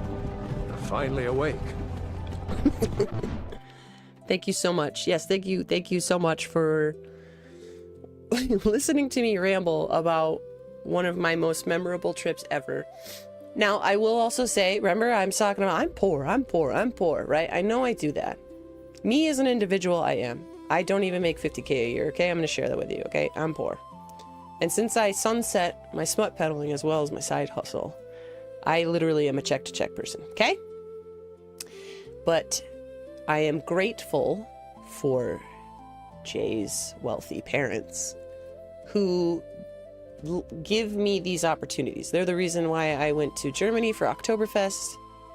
You know, they're big on travel, and since coming into Jay's life, I have been included. And I am very, very grateful for this, because on my own, this would never happen. This would never happen on my own time. So, and this one particularly meant so much to me. Like, I am, first of all, you know, I feel like a little selfish. Like, did you guys decide to go to Scotland, like, for me? Or, like, but I learned that they had never been to Scotland either, so it just worked out for everybody.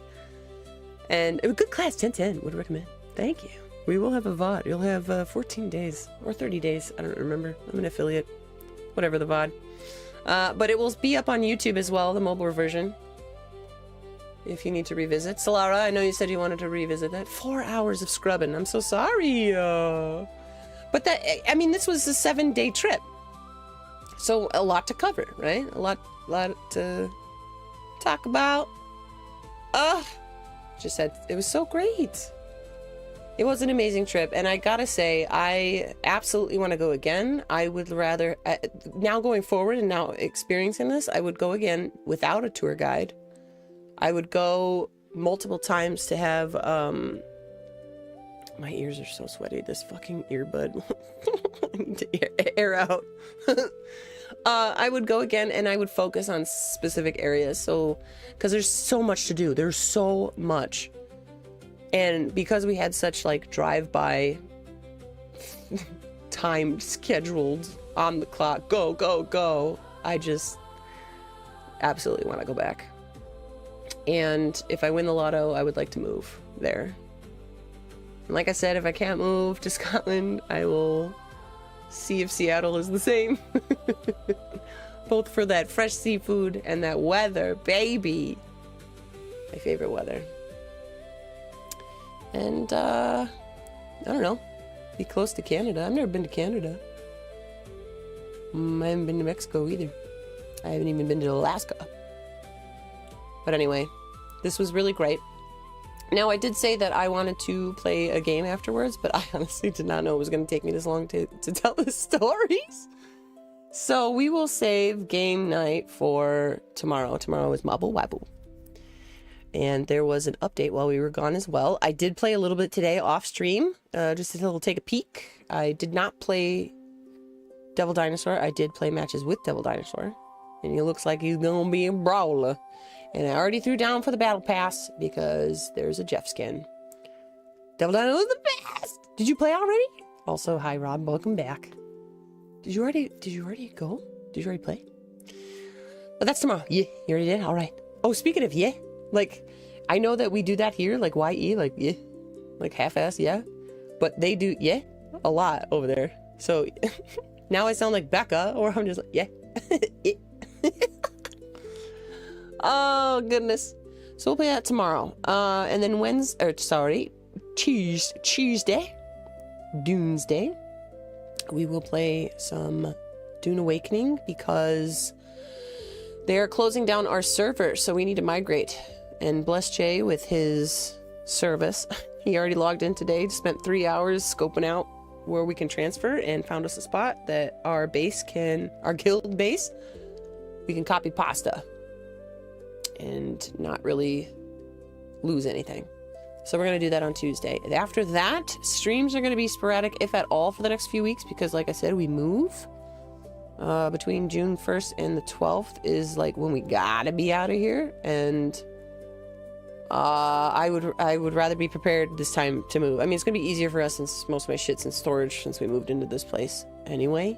So it'll be easy to pack stuff, but comes first, and if I have some free time, I will have some more streams. But I will be around, obviously, in Discord, which let me just do this little plug here. Everybody get in here. And then I will tune in to some friends' streams. Rob, I'm looking at you. So I can be present and support my friends. Lauren and I are here to help if you need help. Oh yeah, you know what? That's right. We are going to be moving. We're going to be like 20 minutes from you. So I guess on that, I'm not taking off PTO because we have our lease overlaps. So there's less pressure. I believe we are doing movers for the big stuff. But I will let you know when it's things like, hey, I need some hands. Jay still doesn't have an SUV. I'm the one with the SUV if we do stuff on our own. But yeah, I'll let you know because you guys are great. You're good friends.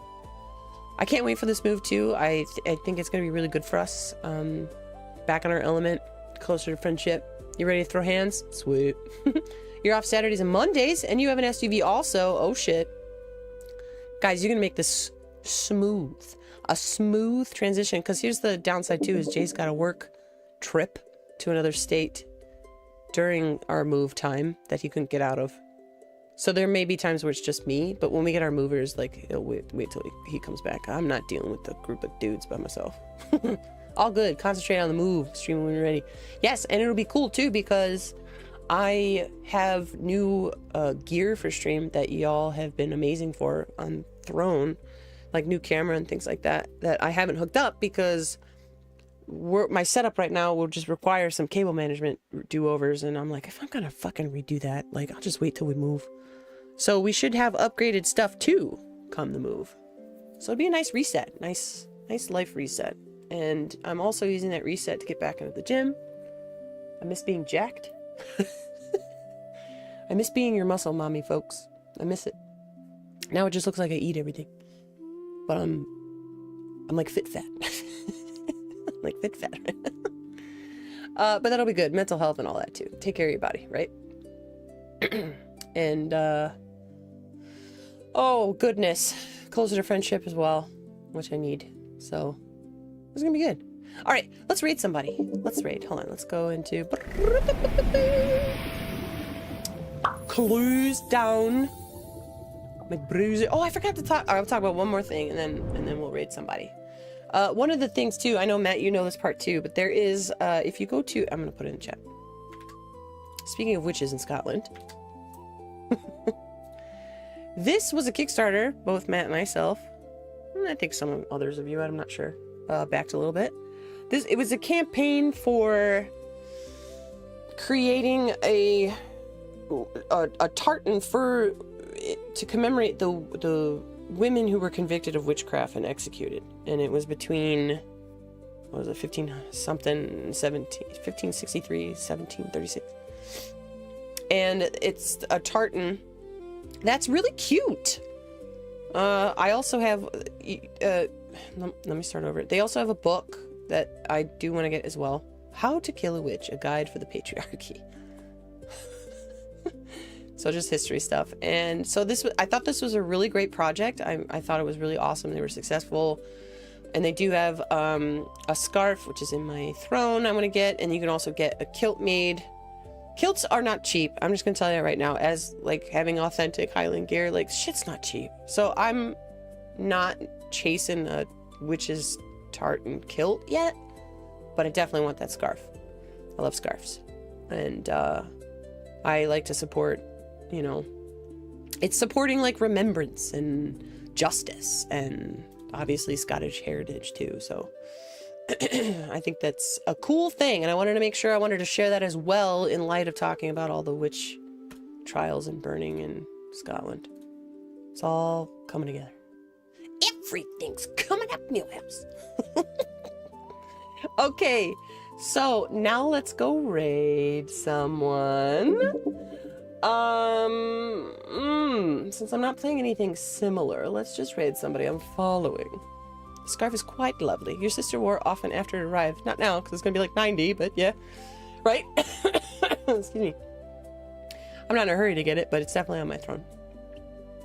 I would like to get that. Let's see, who can we raid? Oh, these are all people who, let's be real, don't need a raid. Same category, maybe? Hold on, let's see. Maybe I will raid somebody. Oh, I got it. We'll raid an artist. Well, what's he doing? He's playing World of Warcraft? Alright, let's raid him. It's this artist named Patrick J. Creates. Patrick. And I've been following his stream for a long time. I'm a lurker. I barely catch streams, but like he's a really good artist. And he streams games and stuff. So obviously right now he's playing World of Warcraft. But, cool dude on Earth. Now, one of the new things I implemented, I know we had a raid command before to like just for me to be like, hey guys, don't go anywhere, we're raiding. But now I have made it to where it is the raid message. So you should be able both as a sub and a follower. Wait, as a follower, sub, non-sub, whatever. You can now copy paste this message. So if you do command raid for me again, like we did in the beginning of the stream, you should be able to copy paste the text if you are a non-sub. Now, let's go. We're gonna go raid. Let's go raid. Keep singing! You can exclude the animated emotes for non-subbers, and subbers can include it. So let's go raid. I'll see you guys in Discord. Where are we going? Nighttime, bitch, time for I'm gonna order a pizza. Thanks for hanging. It means a lot to me that you were almost here for 5 hours with my story time. It's pretty good. You're great. Alright, this is Patrick. Drop down those emotes. Do whatever you want. I just work here. I'm a night bitch, time for nighttime shit. Farewell, my friends. We're going to a better place. I hate to see Goodbye you go, for now. but have a good time. Goodbye. I want to go home. I don't want to. No. I want to go home. I'ma just grab my stuff. Goodbye. Take care now. Bye-bye then. Goodbye. Alright then. I don't know what the fuck you're saying. I don't really care. I'ma get the fuck up out of here. Shit, I'm out. My back.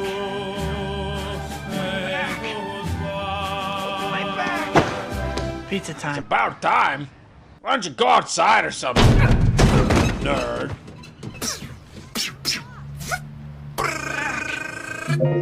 Ah!